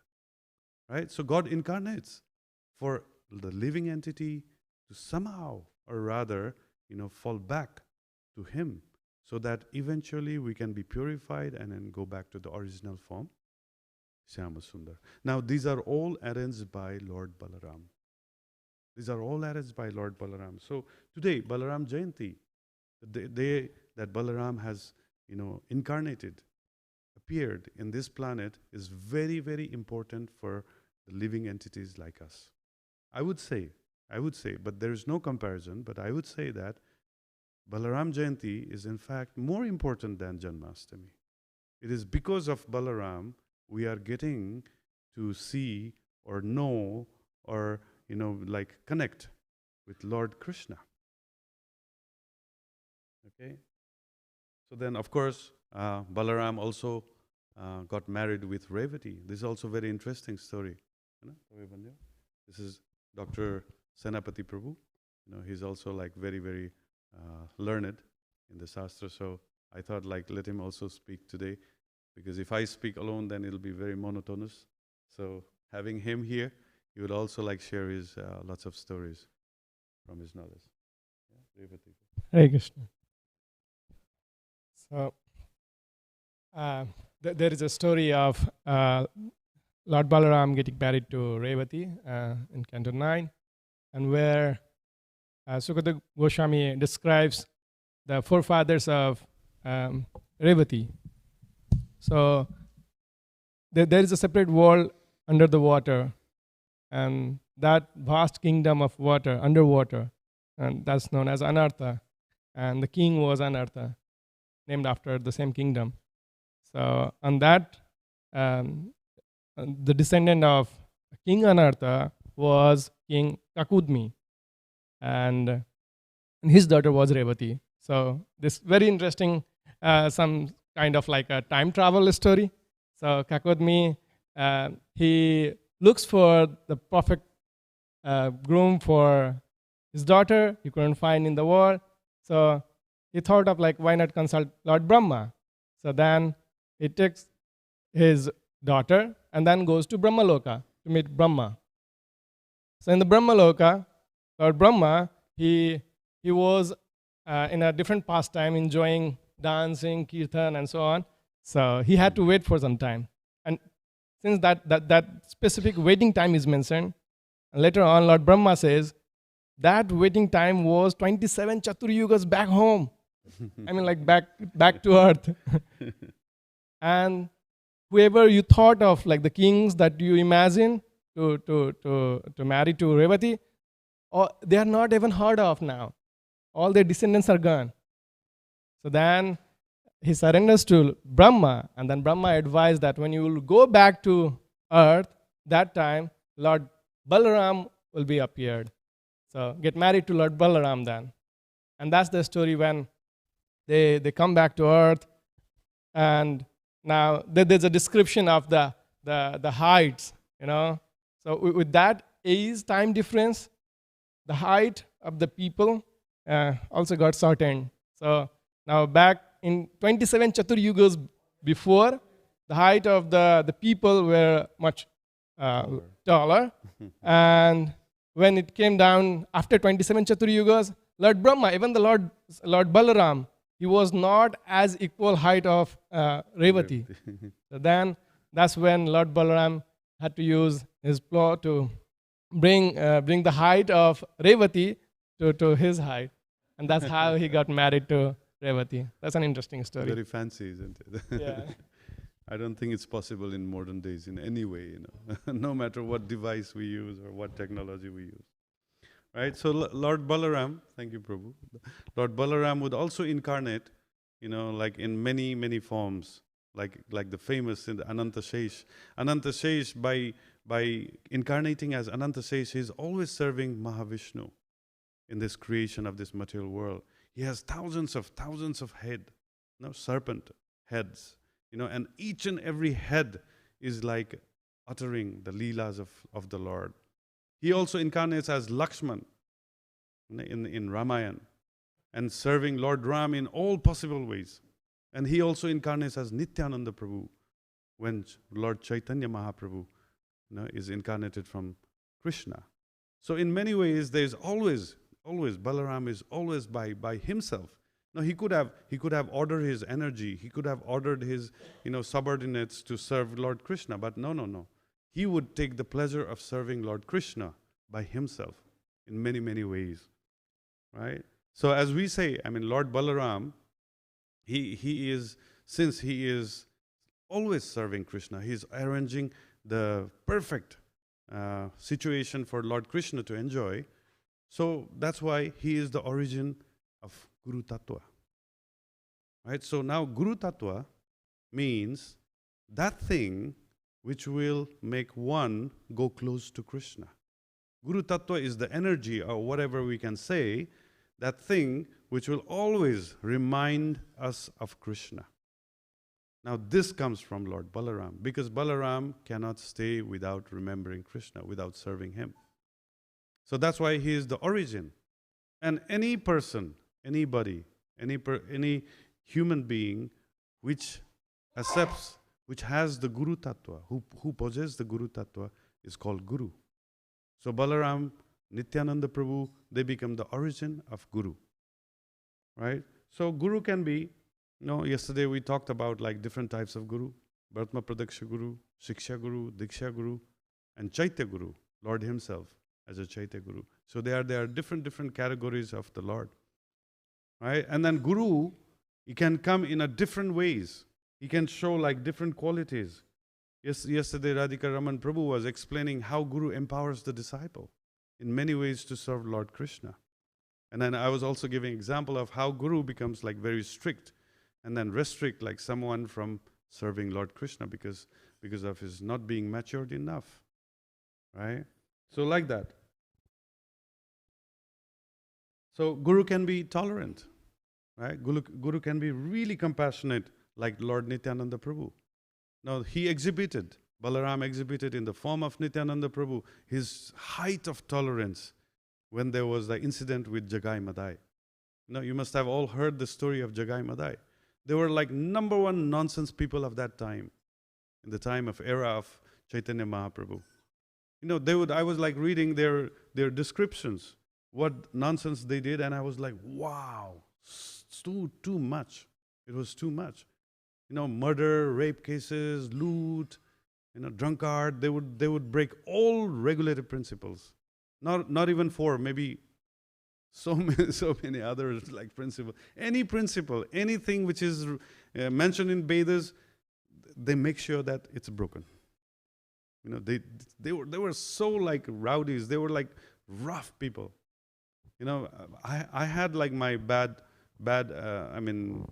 time in my life. Before coming to Krishna consciousness, I was also like very rough.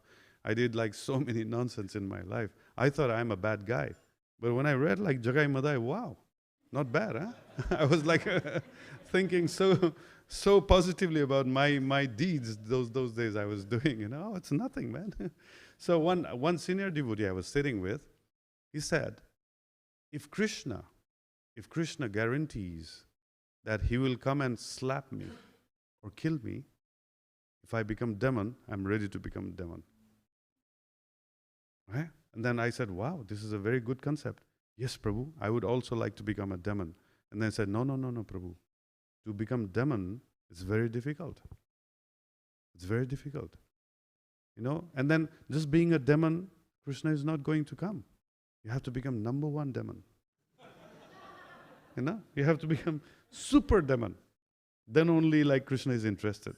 Because there is a ras, secondary ras called Bir ras, chivalry, Bir ras. And then he wants to exhibit that rasa, then you have to become qualified. Because you have to become number one demon. But even if you become devotee, a mediocre devotee, Krishna will accept you because of Chaitanya Mahaprabhu's mercy. Right? But then, before Chaitanya Mahaprabhu's mercy comes, Nityananda Prabhu has to do that. So this Jagai Madai, somebody told Nityananda Prabhu, if you can make these two brothers chant Hare Krishna, your glory will be heard by the world. Because these are the complete nonsense people, extremely like bad people. So Nityananda and Haridas Thakur, they went, come on, let's go for this mission. So these two brothers were drunk, like with the bottle. They were going out, drinking and going around. And then Nityananda Prabhu and Haridas Thakur, they would come, and Nityananda Prabhu said, hey, you two, chant Hare Krishna. Chant Hare Krishna and make your life sublime, surrender to the Lord. They were saying, and then these two brothers saying, hey, who are these people who are disturbing our enjoyment? We are trying to enjoy here, and these guys are like coming and telling us all nonsense. So then they wanted to beat Nityananda Prabhu, but this time they ran away. Again, next time he would come to Jagai Madai, and then he want to like make this, make them like chant Hare Krishna. But this time, one of the brothers, smashed the head of Nityananda Prabhu with the pot. Right? And then he was like already like hurt and then down, and then now the news spread so quickly that Chaitanya Mahaprabhu came to know about this. And Chaitanya Mahaprabhu would appear there and very angry. How dare these people like hurt my Nityananda? Sudarshan Chakra, he was like about to call Sudarshan Chakra and then kill them. So when these like Jagai and Madai were about to be killed, the news spread in the social media of demigods, Yeah, they were also interested. Hey, the Jagai and Madai, the rascals, number one rascals, they are about to be killed by Chaitanya Mahaprabhu. Let's go and watch this scene. So they all came with their Pushpak Biman immediately, and then they were watching from above, all this scene going on. And among them were also Yamaraj. Yamaraj, with the help of Chitragupta, he had all their like bad deeds, recorded in the registered, and then he kept it in his godown. And it's mentioned 2 big godown were full of their registers, Like all their like bad deeds were registered, and 2 go down. So this Yamaraj was waiting. Now these guys are going to be killed, and I'm going to create a new hell for them. Very special punishment for them. He was so happy. And then what happens next? Nityananda Prabhu himself would catch Chaitanya Mahaprabhu's feet and say, no. This time you are not here to kill the demons. If you kill Jagai and Madai, you have to kill each and every living entity in this world. Kali Yuga. We are all chota mota, means small, big, Jagai, Madai in this world. Here you have come, you have incarnated to show your mercy, compassion. So please allow them Krishna Prem. I request you. Right? So one of the brother heard the conversation and quickly realized, we are saved. Oh, these are big people. They are like powerful people. They are God. So one of them quickly, asked for forgiveness from Nityananda, from Chaitanya Mahaprabhu. And Chaitanya Mahaprabhu, seeing that act of surrendering, being humble, he quickly gave both of them Krishna Prem.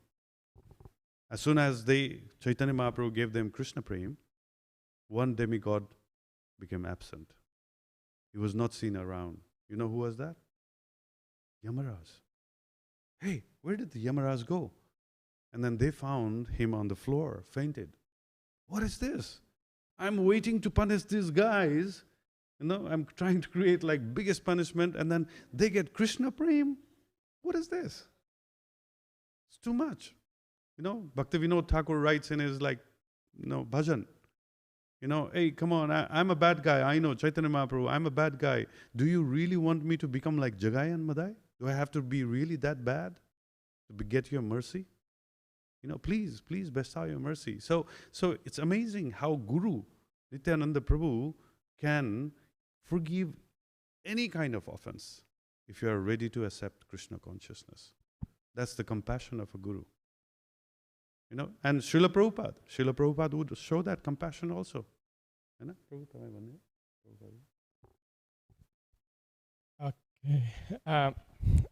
So Srila Prabhupada, I remember 2 stories. I'll tell in very brief. So this is a description mentioned in a series of lecture by Harishari Prabhu, and he mentions about Upendra Prabhu.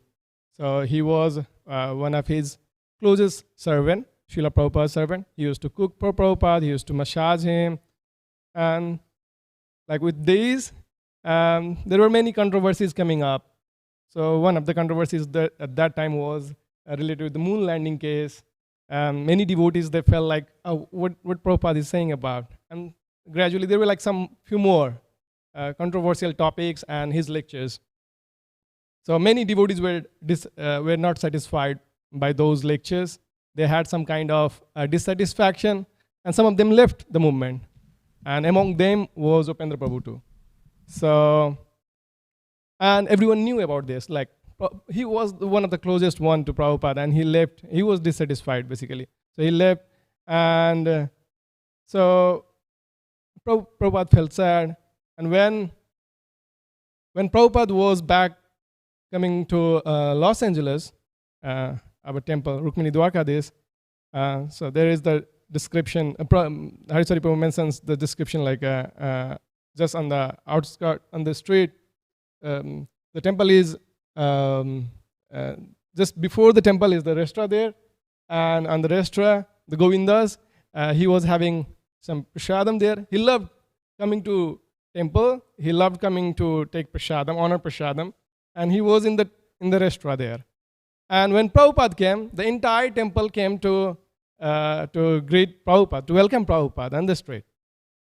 But not Upendra Prabhu. He was there eating alone in that restaurant. And when Prabhupada was walking towards the temple to take darshan of Rukmini Dwarkadis, and then he glanced to one person who was sitting alone in that restaurant, and Prabhupada felt to go towards that person. So he came there. Now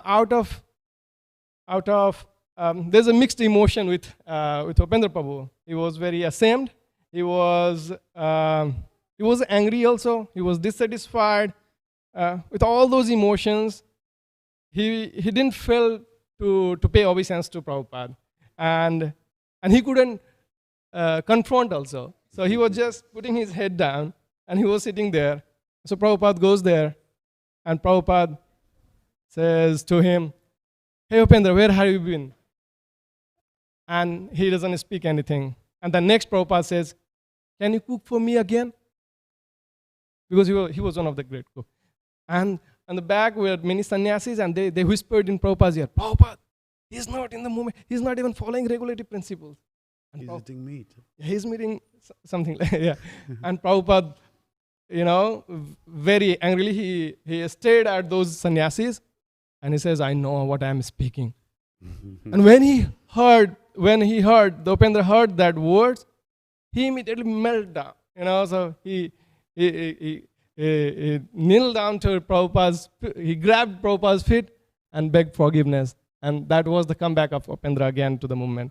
So this is one. Second one is more, this is, I'll just tell in brief the descriptions of how there was one sannyasi and he got married to some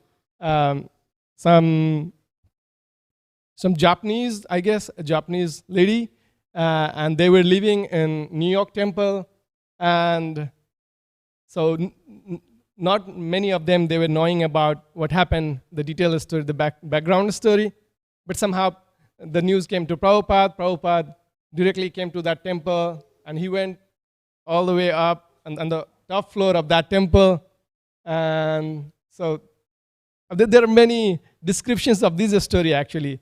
So Prabhupada, he went directly to the kitchen, he opened the refrigerator, and then he saw there was a meat. This is inside the temple because a priest, a devotee got married to a lady who was not in Krishna consciousness, and for the pleasure of that lady, there was all sorts of arrangement done by that devotee. And what Prabhupada did is an amazing thing. So Prabhupada accepted that because he was one of the pillar of the movement that time. So he forgave him. He arranged the marriage. He got them married by himself. He arranged everything. They were married. She was also given the name. And not only that, he empowered him, the devotee, the Prabhupada empowered that devotee to be the temple president and empowered the lady, the wife, to be in charge of BBT. And this shows how forgiving Prabhupada was. There are many such stories. So as Balaram, as Nityananda, as Prabhu said, so Prabhupada had shown all those qualities in many of his pastimes. Hare Krishna. Yeah. And then sometimes Guru can be strict, chastising also. Right? So Balaram, when he visited, like all the pilgrimage, one of the places he visited was Srimad Bhagavatam stories going on, who is narrated by Romaharshan. And when he came to Romaharshan, he didn't pay respect to Balaram. Everyone stood up when Lord Balaram came, but the Romaharshan didn't stand up. So immediately he took a blade of grass, and then shoot it at, his God. I mean, he can make anything into weapon, shoot it at like Romaharshan and killed him immediately. Right? The basis is Balaram felt is not representing Vyasadeva. So each time when we are like not, according to the system, according to the rules and regulations, according to the standard, Guru can also like become very harsh, very strict, but definitely he liberated like Romaharshan, and in his next life he became better. And immediately he also like empowered Suta Goswami, his own son, to continue the story because he was a pure devotee. So like that, Guru can be very hard also. In the form of Lakshman, when there was the incident that they were in jungle, they made like the Banaras, the monkeys, gorillas. They met like the Sugriva, right? Sugriva was the king of the Banaras. So after like having so much of discussion with Lord Ram, Lakshman and his Banaras, they agreed. They agreed to go in the quest of finding Sita Maharani, help Ram. But then there was like Chaturmas. In Chaturmas, there is no fighting, no going around. It's like everyone like sits home, and then they try to go deep in like scriptures and all these kind of things. So they had a promise, after Chaturmas they will go on the quest of finding Lord Sita Maharani, Lord Sita. And then the Chaturmas passed by. The Sugriva was enjoying at his home with his queens and then all. Then when Chaturmas finished, Lord Ram was eagerly waiting. These Banaras will come and then we'll go for the quest. But Sugriva didn't come. They waited for a few more days. He didn't come. Then Lakshman, he decided, let me go and find out why he's not coming. So when he went to Sugriva, he found that Sugriva was enjoying. He was he's still enjoying. The time passed. He gave the time, but he didn't come. And when Lakshman went and reminded Sugriva, why didn't you come? The Chaturmasas went, yeah, I'm still enjoying. We'll go slowly. He was still in the mood of enjoyment. Lakshman became very angry. Very angry. So much so that he wanted to kill Sugriva. He was up to the level of even killing like Sugriva. But realizing the power, realizing his mistake, Sugriva quickly asked for forgiveness from Lakshman. And then he said, okay, immediately, from today we'll start everything. Then he forgave. So Guru can be really, really strict, very, very, for the correction of the disciple. Guru can be really strict, and we have to accept that. And I'm sure, Prabhupada goes incident. Yeah, there is very interesting story. How Prabhupada disciplines is the right word. Disciplined No, one of his disciples. Actually, when we came to America, yeah, back there in Nepal, parents, they love their kids, and parents would do anything to make their kids wonderful.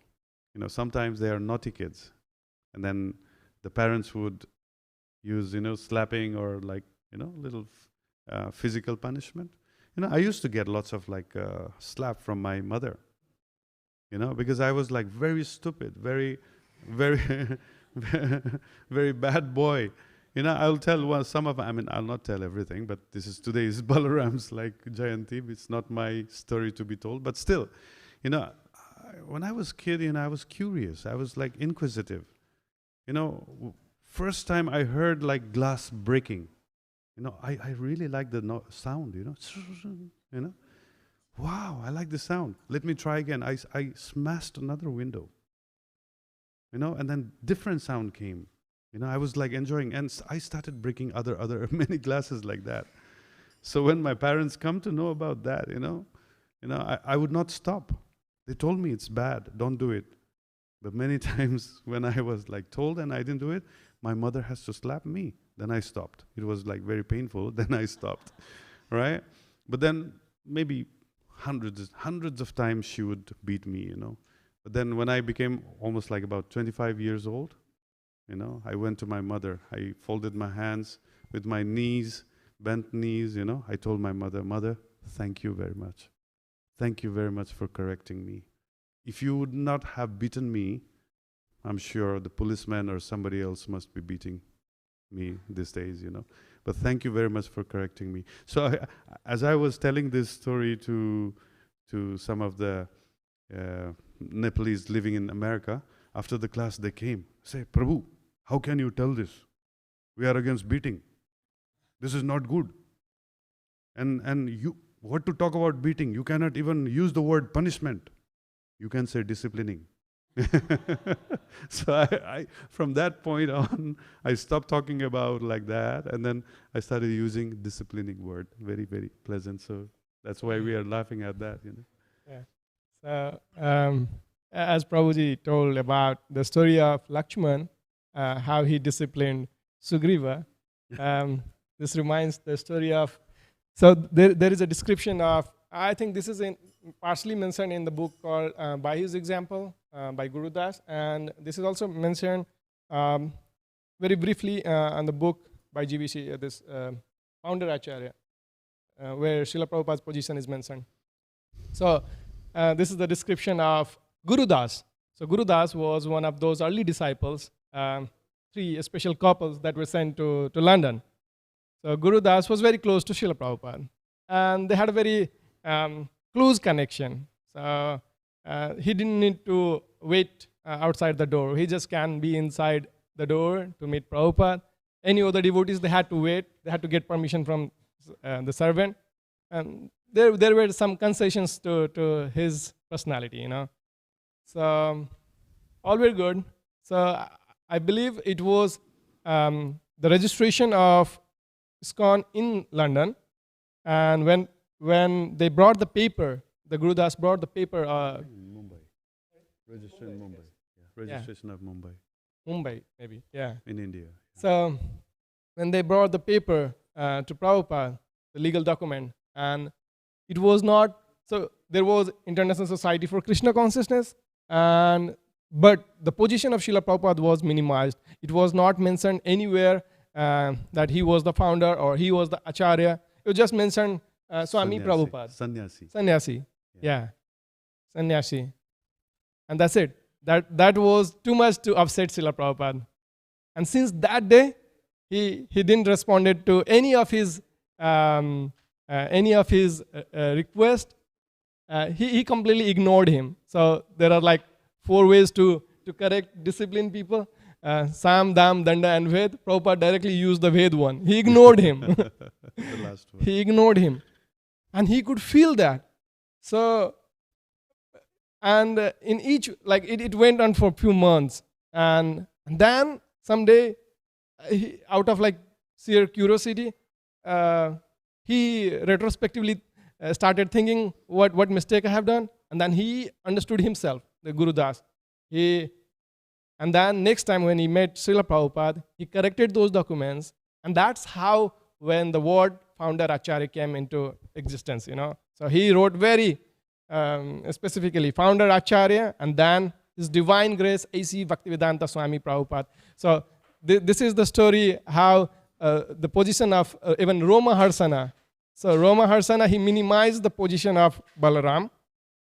This is the story, very nice story how Roma Harsana, he didn't stood up when Lord Brahma entered while he was giving a spiritual discourse, and the Lord Balaram position was minimized. Same is the story when Guru Das minimized the position of Srila Prabhupada, and this is how he disciplined him. So, and since then we got this very nice word, founder Acharya, His Divine Grace, A.C. Bhaktivedanta Swami Srila Prabhupada. Srila Prabhupada ki Jai. And then finally, you know, Lord Balaram, he's all knowledge. Now, Guru can be full of knowledge, full of information, so much so that he can tell us about anything about the Lord. It's just it is just that how much capacity the disciple has. There are like lots of leaders, lots of spiritual leaders. Even Jesus said that I have so much to tell you, but you will not understand. Lord Buddha said the same thing to his followers. There's so much more for you to know, but this is according to your capacity, this is all. So Guru has, so in the form of like Sheshanag, Lord Balaram, he's uttering the leelas of the Lord. Each head would speak a unique leela of the Lord. And the leela which one head speaks, the other head will never speak again. And he has thousands of heads. And from time immemorial, the recitation of the leelas are going on, right? And then till today, the recitation is going on, and there's never been repeated. Now you can imagine how much information, how much like leelas, how much like explanation is there. Bhaktisiddhanta Saraswati Thakur once he said, we should start a spiritual newspaper. Oh, there are so many things currently going on in spiritual world, so many leelas, and we can talk about those leelas, and then, and then we can print, and then it will, bypass all these like material newspaper. He was talking about that, like that. So it's unlimited. Unlimited information has. Even Srila Prabhupada, he had unlimited information. As I was reading Srila Prabhupada books, You know, I had the impression when devotees would say, "Hey Prabhu, first read Prabhupada books, then only you should read Acharya's books. Finish Prabhupada books." I used to think Prabhupada knew very little. You know, my impression I got was Prabhupada knew very little. He's giving us the basic, Dehinosmi nitha dehe, komaram yobdam chara. But if you want to read about like Radha and Krishna pastimes, you have to read Acharya's books. That was the impression I got. You know, that was, so when I started reading Prabhupada books with that impression, you know, then I was, when first time I read like Acharya's books separately, I was so excited. I was so excited. Jiva Goswami's commentary, then, you know, like Vishwanath Chakravarti Thakur's, Baladev Vidyabhushan's, you know, there's like Sridhar Swami's, you know, when we read that, when I was reading that, I thought, hey, these are all told by Srila Prabhupada. In fact, you know, I found that Srila Prabhupada is speaking about the highest form of bhakti which no other acharyas directly gave us. The commentaries of our acharyas is so much as it is that they are talking about when it is karma yoga, the subject matter, they talk about karma yoga. You know, do the action and renounce the result. But when we read 3rd chapter of Bhagavad Gita, Srila Prabhupada's, in karma yoga, Prabhupada would say, do the action and give the result to Krishna. He's already talking about karma mishra bhakti. You know, Prabhupada is already giving us bhakti, which is the conclusion of all the sastras, all the acharyas' works. So then I realized, the reason why we should read like Prabhupada books is because Prabhupada gave us the essence of bhakti. Once we understand the essence of bhakti, now we are ready to face karma yoga, or jnana yoga, or karma kanda. That's the safety Srila Prabhupada made us by giving so much of information, and in the way that we understand. We means I would consider myself a stupid person. I mean, there is a sloka which explains us manda sumanda, yeah, okay. Manda sumanda manda ye bhagya, no? Yeah, manda bhagya means like, so we are short-lived. We have low memory. I mean, I forgot the sloka. You know, we have very less fortune. You know, we don't have bhagya. We didn't do any auspicious works. You know, we are completely dependent on the mercy. You know, so Guru comes in very, very different ways. You know, different like ways that how he empowers us, how he chastises us, how he, you know, like educate us.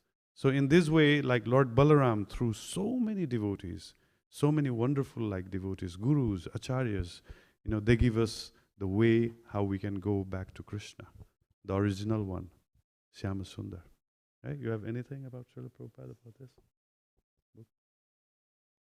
Actually, we are already finished. Yeah. Okay, so thank you very much.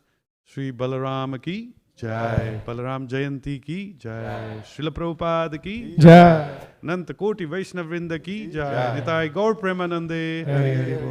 Thank you very much. Let's give a big Haribol to our speakers. Thank you so much. Haribol!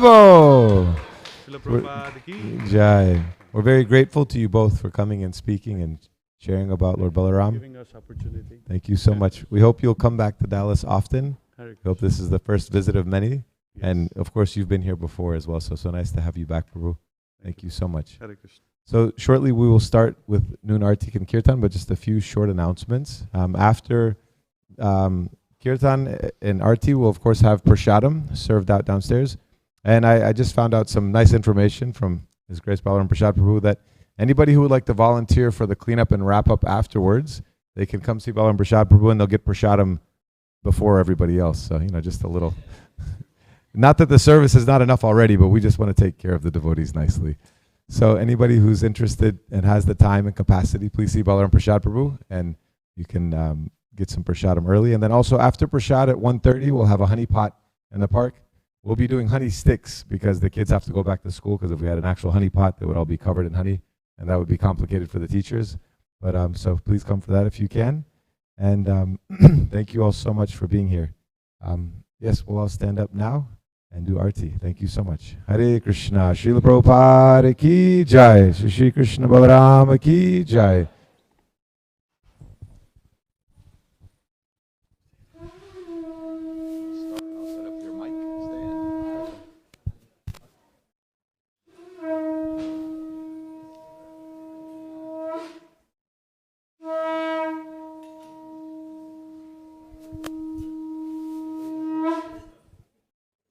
Krishna Balaram ki, Radha Kalachandji Bhagavan ki, Namo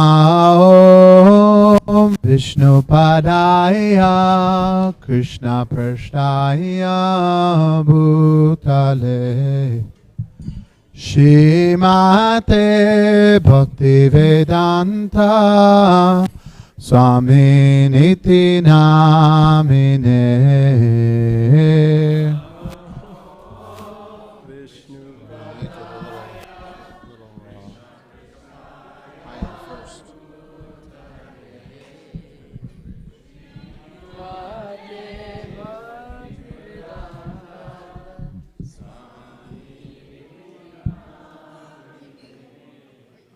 Namaste Saraswati Deve Gauravani Pracharine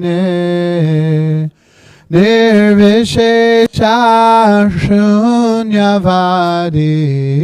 Pastyata Desha Tarine.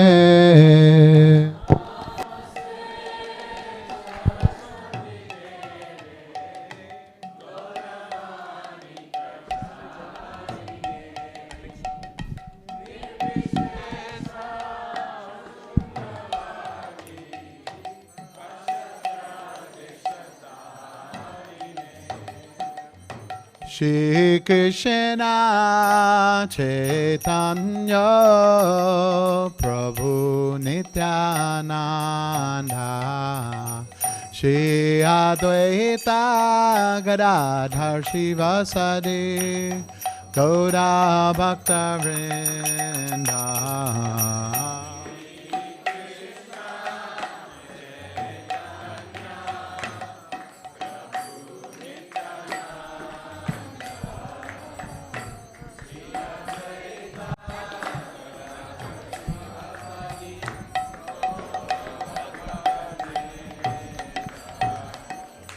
Shri Krishna Chaitanya Prabhu Nityananda Shri Advaita Gadadhar Shivasadi Gaura Bhakta Vrinda. Gaura.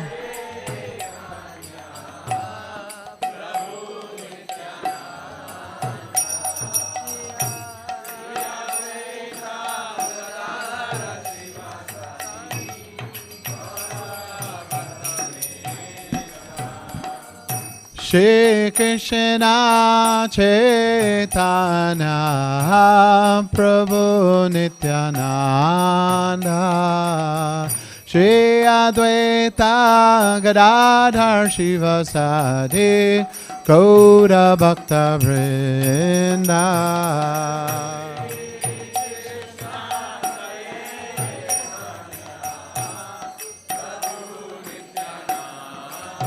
Nityananda Ram Panchatattva. Jai Shri Krishna Chaitanya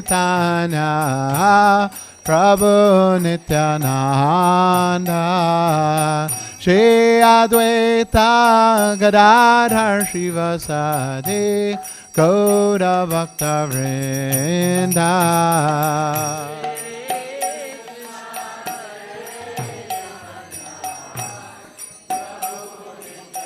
Jai Nitai, go.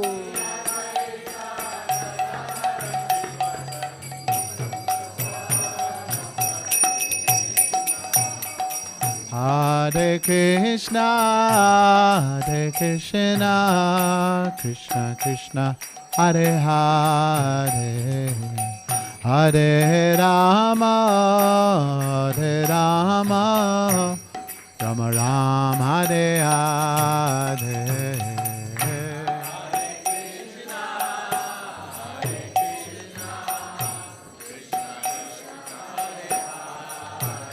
Radhe Shyam.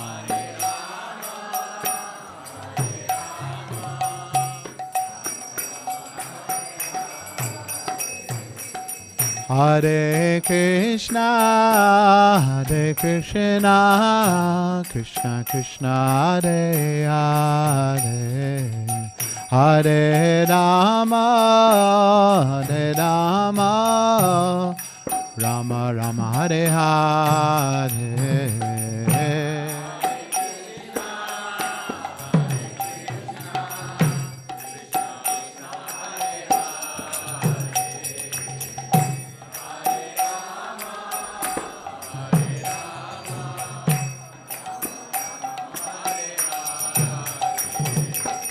Hare Krishna, Hare Krishna, Krishna Krishna, Hare Hare,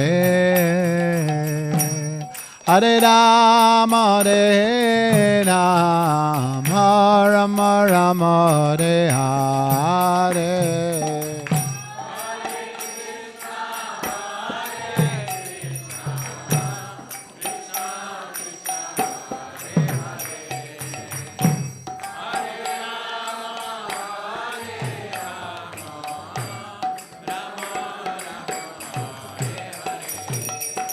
Hare Krishna, Hare Krishna, Krishna Krishna, Hare Hare, Hare Rama, Hare Rama, Rama Rama, Hare Hare.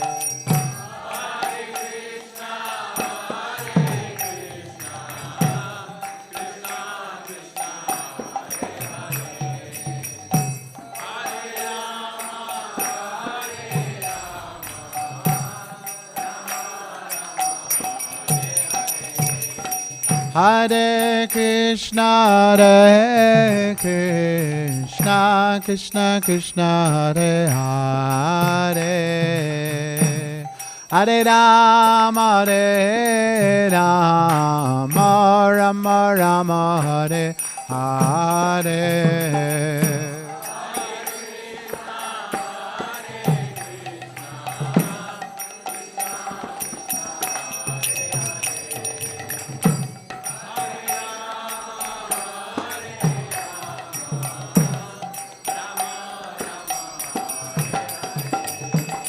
Hare Krishna, Hare Krishna, Krishna Krishna, Hare Hare, Hare Rama, Hare Rama, Rama Rama, Hare Hare.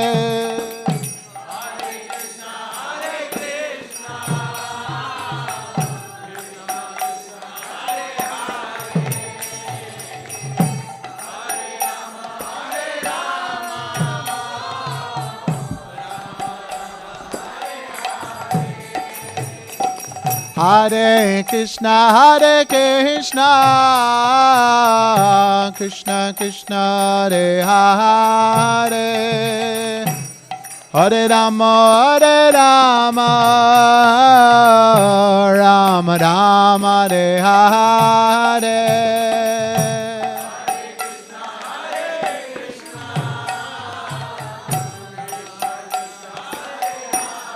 Hey Radhe. Look, Prem Dham. Hare Krishna, Hare Krishna, Krishna Krishna, Hare Hare, Hare Rama, Hare Rama, Rama Rama, Hare Hare.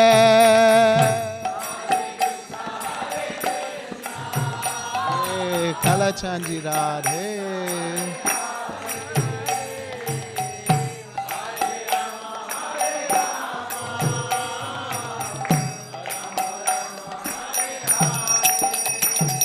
Oh, Hare Krishna, Krishna Krishna, Hare Hare, Hare Rama, Rama Rama, Hare Hare.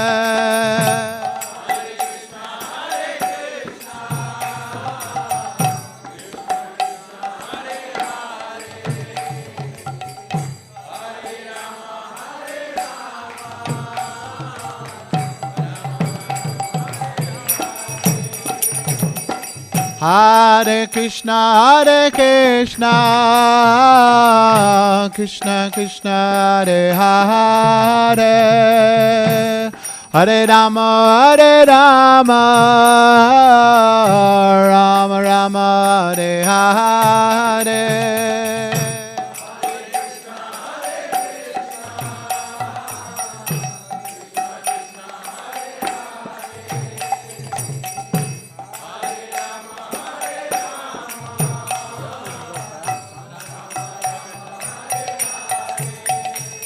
Oh, Hare Krishna, Krishna Krishna, Hare Hare, Hare Rama, Ram Ram, Hare Hare.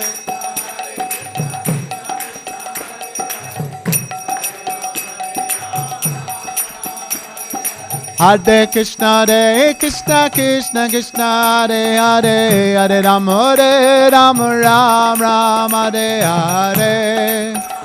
Radhe Govinda. Hare Krishna, Krishna Krishna, Hare Hare, Hare Rama, Ram Ram, Hare Hare.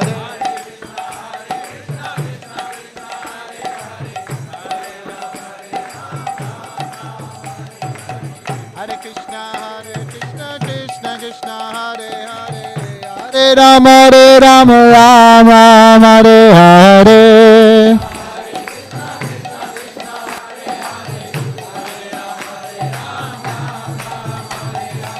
Hare Krishna, Krishna Krishna, Hare Hare, Hare Rama, Rama Rama, Hare Hare.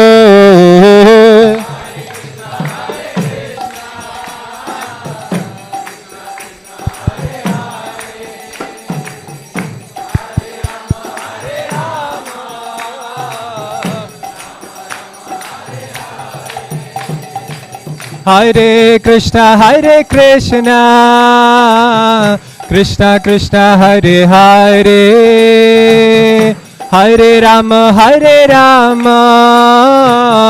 Rama Rama, Hare Hare.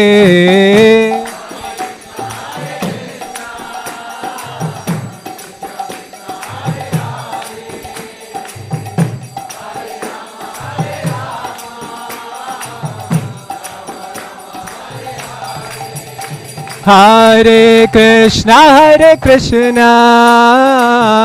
Krishna Krishna, Hare Hare, Hare Rama, Rama Rama, Hare Hare.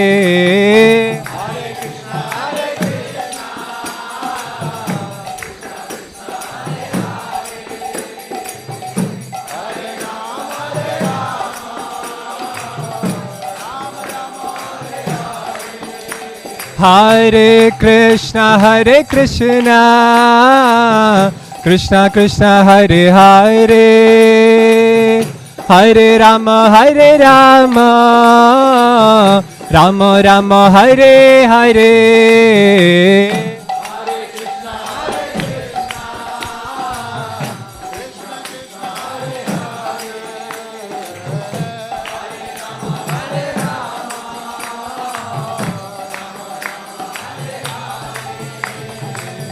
Hare Krishna,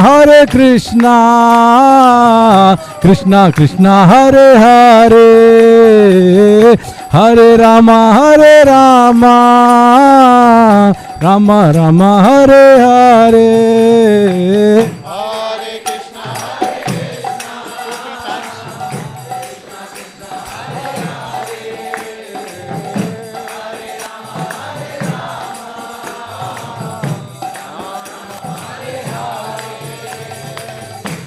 Hare Krishna,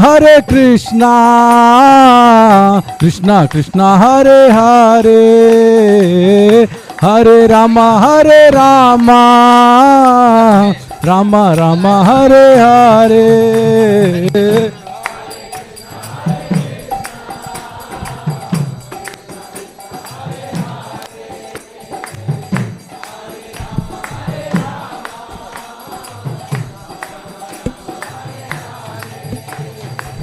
Hare Krishna, Krishna Krishna, Hare Hare, Hare Rama, Rama Rama, Hare Hare.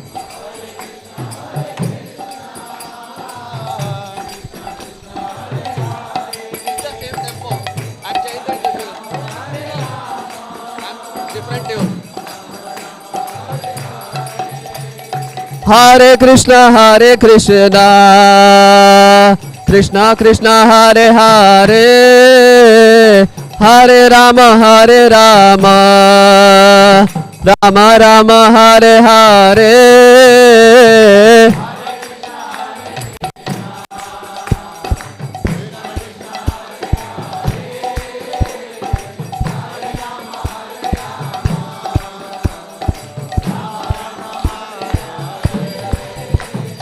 Hare Krishna, Krishna Krishna, Hare Hare, Hare Rama, Rama Rama, Hare Hare.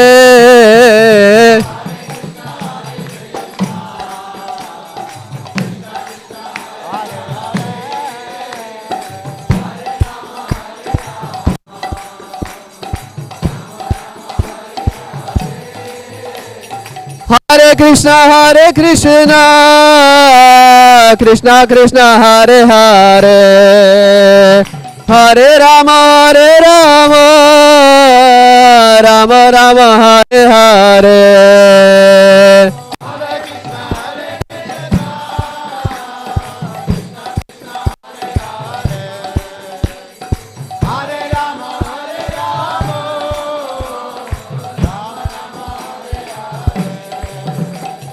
Hare Krishna, Krishna Krishna, Hare Hare, Hare Rama,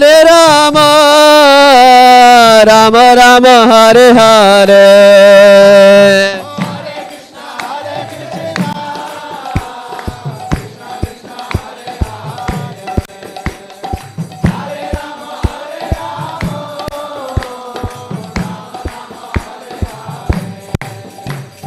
Hare Krishna, Krishna Krishna, Hare Hare, Hare Rama, Rama Rama, Hare Hare.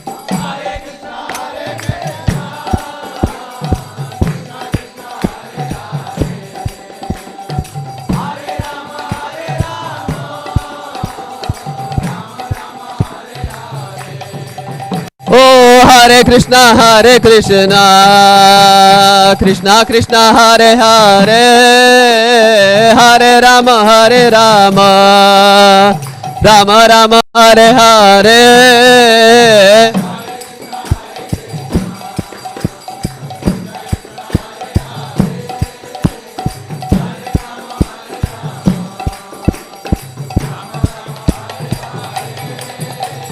Hare Krishna, Krishna Krishna, Hare Hare, Hare Rama, Rama Rama, Hare Hare.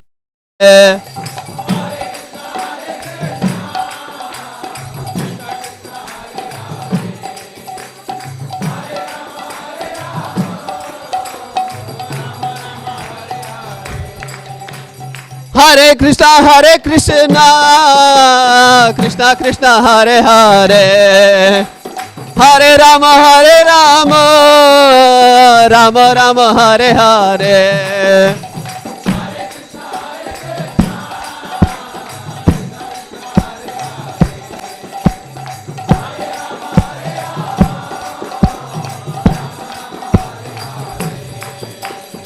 Hare Krishna, Krishna Krishna, Hare Hare, Hare Rama, Rama Rama, Hare Hare.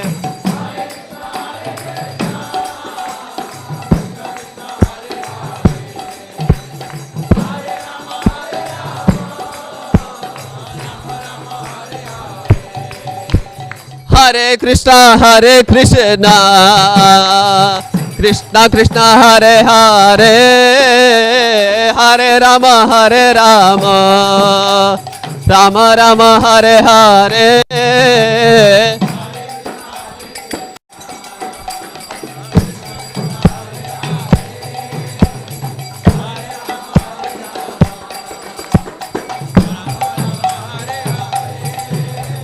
Hare Krishna, Krishna Krishna, Hare Hare, Hare Rama, Rama Rama, Hare Hare.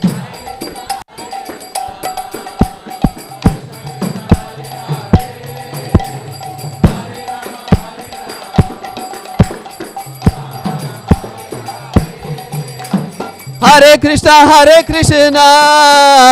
Krishna Krishna, Hare Hare, Hare Rama, Rama Rama, Hare Hare.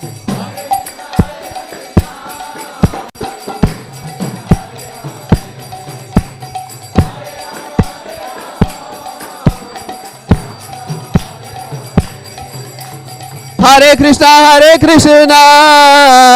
Krishna Krishna, Hare Hare, Hare Rama, Rama Rama, Hare Hare.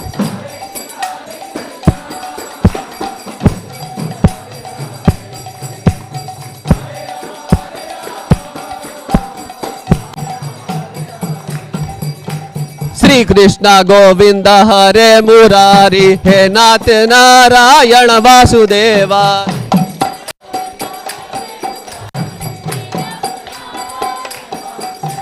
Shri Krishna Govinda, Hare Murari, He Nath Narayana Vasudeva.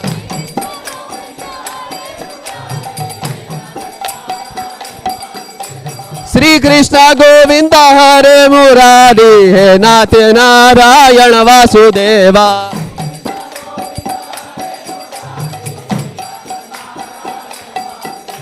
Shri Krishna Govinda, Hare Murari, He Nath Narayana Vasudeva.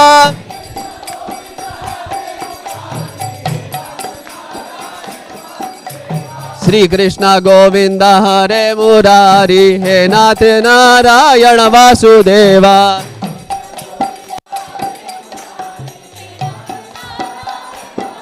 Hare Krishna, Krishna Krishna, Hare Hare, Hare Rama, Rama Rama, Hare Hare.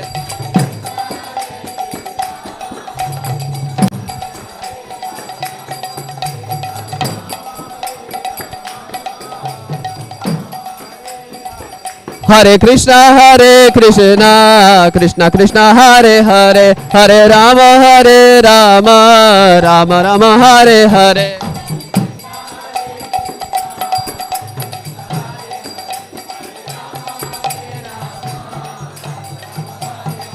Jaya Krishna Balaram, Jaya Krishna Balaram, Jaya Krishna Balaram.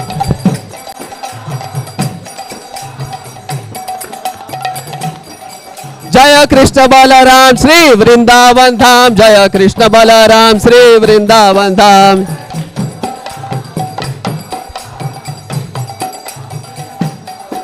Jaya Krishna Balaram, Jaya Sri Krishna Balaram, Jaya Krishna Balaram, Jaya Krishna Balaram.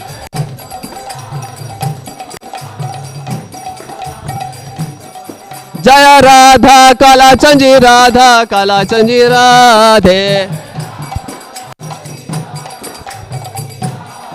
Jaya Radha Kala Chanji Radha Kala Chanji Radhe. Jaya Radha Govinda Radha Govinda Radhe. Jaya Radhe, Jaya Radhe, Jaya Radhe, Jaya Sri Radhe.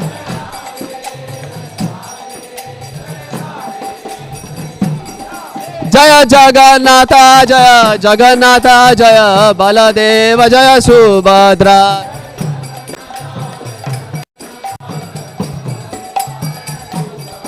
Jaya Jagannatha, Jaya Jagannatha, Jaya Baladeva, Jaya Subhadra.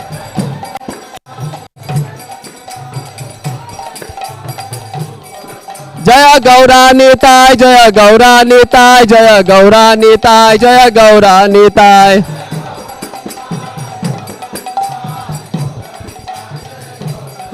Nitai Gaura Hari Bol, Hari Bol, Hari Bol, Nitai Gaura Hari Bol.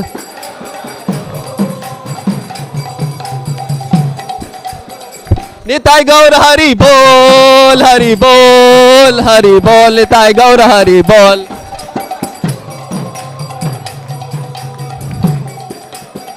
Nitai Gaura Hari Bol, Hari Bol, Hari Bol, Nitai Gaura Hari Bol.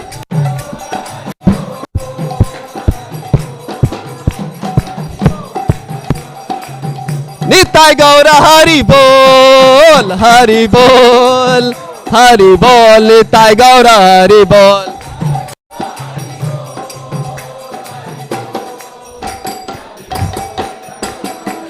Jaya Jaya Prabhupada, Prabhupada, Prabhupada, Jaya Jaya Prabhupada.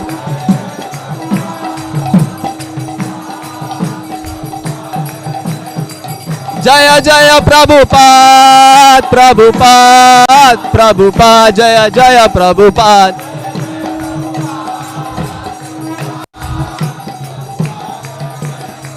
Prabhupada, Prabhupada, Prabhupada, Prabhupada. Prabhupada, Prabhupada, Prabhupada, Prabhupada.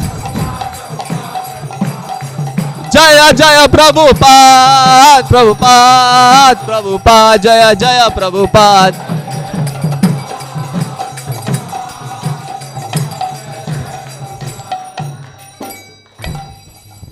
Jayam Vishnupad Paramahansa Paribrajacharya Stol Saraswati Srimad. His Divine Grace, A.C. Bhaktivedanta Swami Maharaj, Srila Prabhupada Ki Jai. Jai Nitya Lila Prabhista Om Vishnupad Paramahansa Paribrajacharya Stol Saraswati Srimad. His Divine Grace, Bhakti Siddhanta Saraswati Thakur Maharaj, Srila Prabhupada Ki Jai. Ananta Koti Vaishnava Brinda Ki Jai. Namacharya Srila Haridas Thakur Ki Jai. Prince Kaho Shri Krishna Chaitanya Prabhu Nityananda Shri Advaita Gadadhar Sivasadi Gaur Bhakta Vrinda Ki Jai. Shri Shri Radha Krishna Gopa Gopinath Shyama Kunda Radha Kunda Shri Giri Govardhan Ki Jai. Shri Vrindavan Dham Ki Jai. Shri Mathura Dham Ki Jai. Antardvipa Mayapur Ki Jai. Shri Jagannath Puri Dham Ki Jai. Ganga Maji Ki Jai. Jamuna Maji Ki Jai. Tulsi Devi Maharani Ki Jai. Bhakti Devi Ki Jai. Samaveda Bhakta Vrinda Ki Jai. Harinam Sankirtam Ki Jai. Brihad Mildanga Shila Prabha Book Distribution and Prasan Distribution Ki Jai. Shri Radha Kalachanji Bhakta Vrinda Ki Jai. Shri Jagannath Baladev Subhadra Ki Jai. Shri Baladeva Ki Jai. Gaura Premanandi Hari Bol. All glories to the symbol of Hare Krishna. All glories to the symbol of Hare Krishna. All glories to the symbol of Hare Krishna. All glories Sri Sri Guru Sri Gauranga Srila Prabhupada Ki Jai.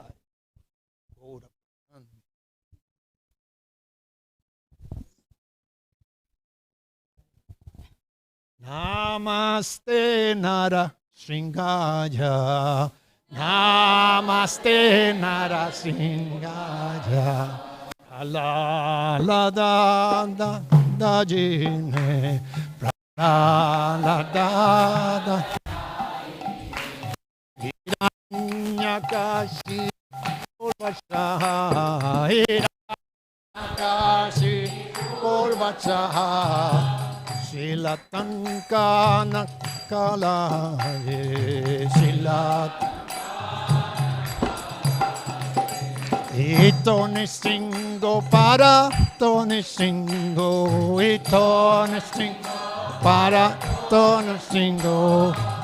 Yato yato yamita to Nisingo. Yato yato yamita to Nisingo. Bahir Nisingo rida ye Nisingo. Bahir Nisingo rida ye Nisinghamading Saranantapada Nising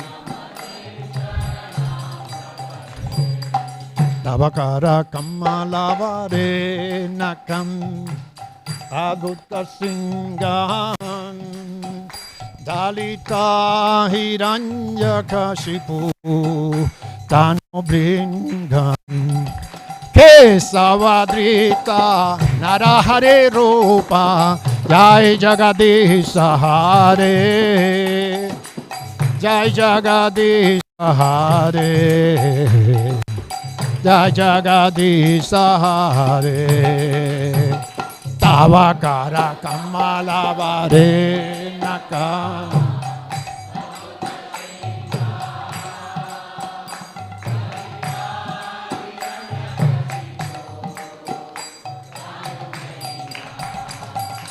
Kesavadrita Narahare Rupa Jai Jagadisha Hare Jai Jai Jagadisha Hare Oh Jai Jagadisha Hare Kesavadrita Narahare Rupa Jai Jagadisha Hare Jai Jagadisha Hare Jai Jagadisha Hare Oh Kesavadrita Narahare Rupa Jai Jagadisha Hare Jai Jagadisha Hare Jai Jagadisha Hare Jai Nisringhade, Jai Nisringhade, Nisringhade, Jai Nisringhade, Jai Nisringhade,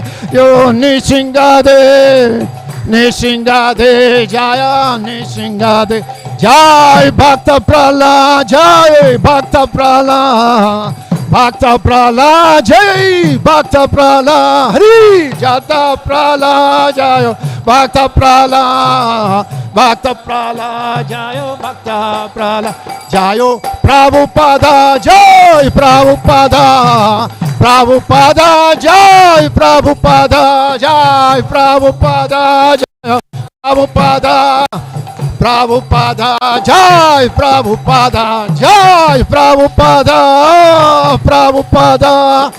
Prabhupada, Jai Prabhupada, Jai Prabhupada, Prabhupada, Prabhupada, Jai Prabhupada, Jai Haribo, Haribo, Haribo, No Haribo, Nitago, Haribo, Haribo, Haribo, Haribo, Haribo, Haribo, Haribo, Haribo, Haribo, Haribo, Haribo, Haribo, Nitago, Haribo, Haribo, Haribo, Nitago, Haribo, Nitago, Haribo, Haribo, Haribo, Nitago, Nitago, Haribo, Haribo, Haribo, Haribo,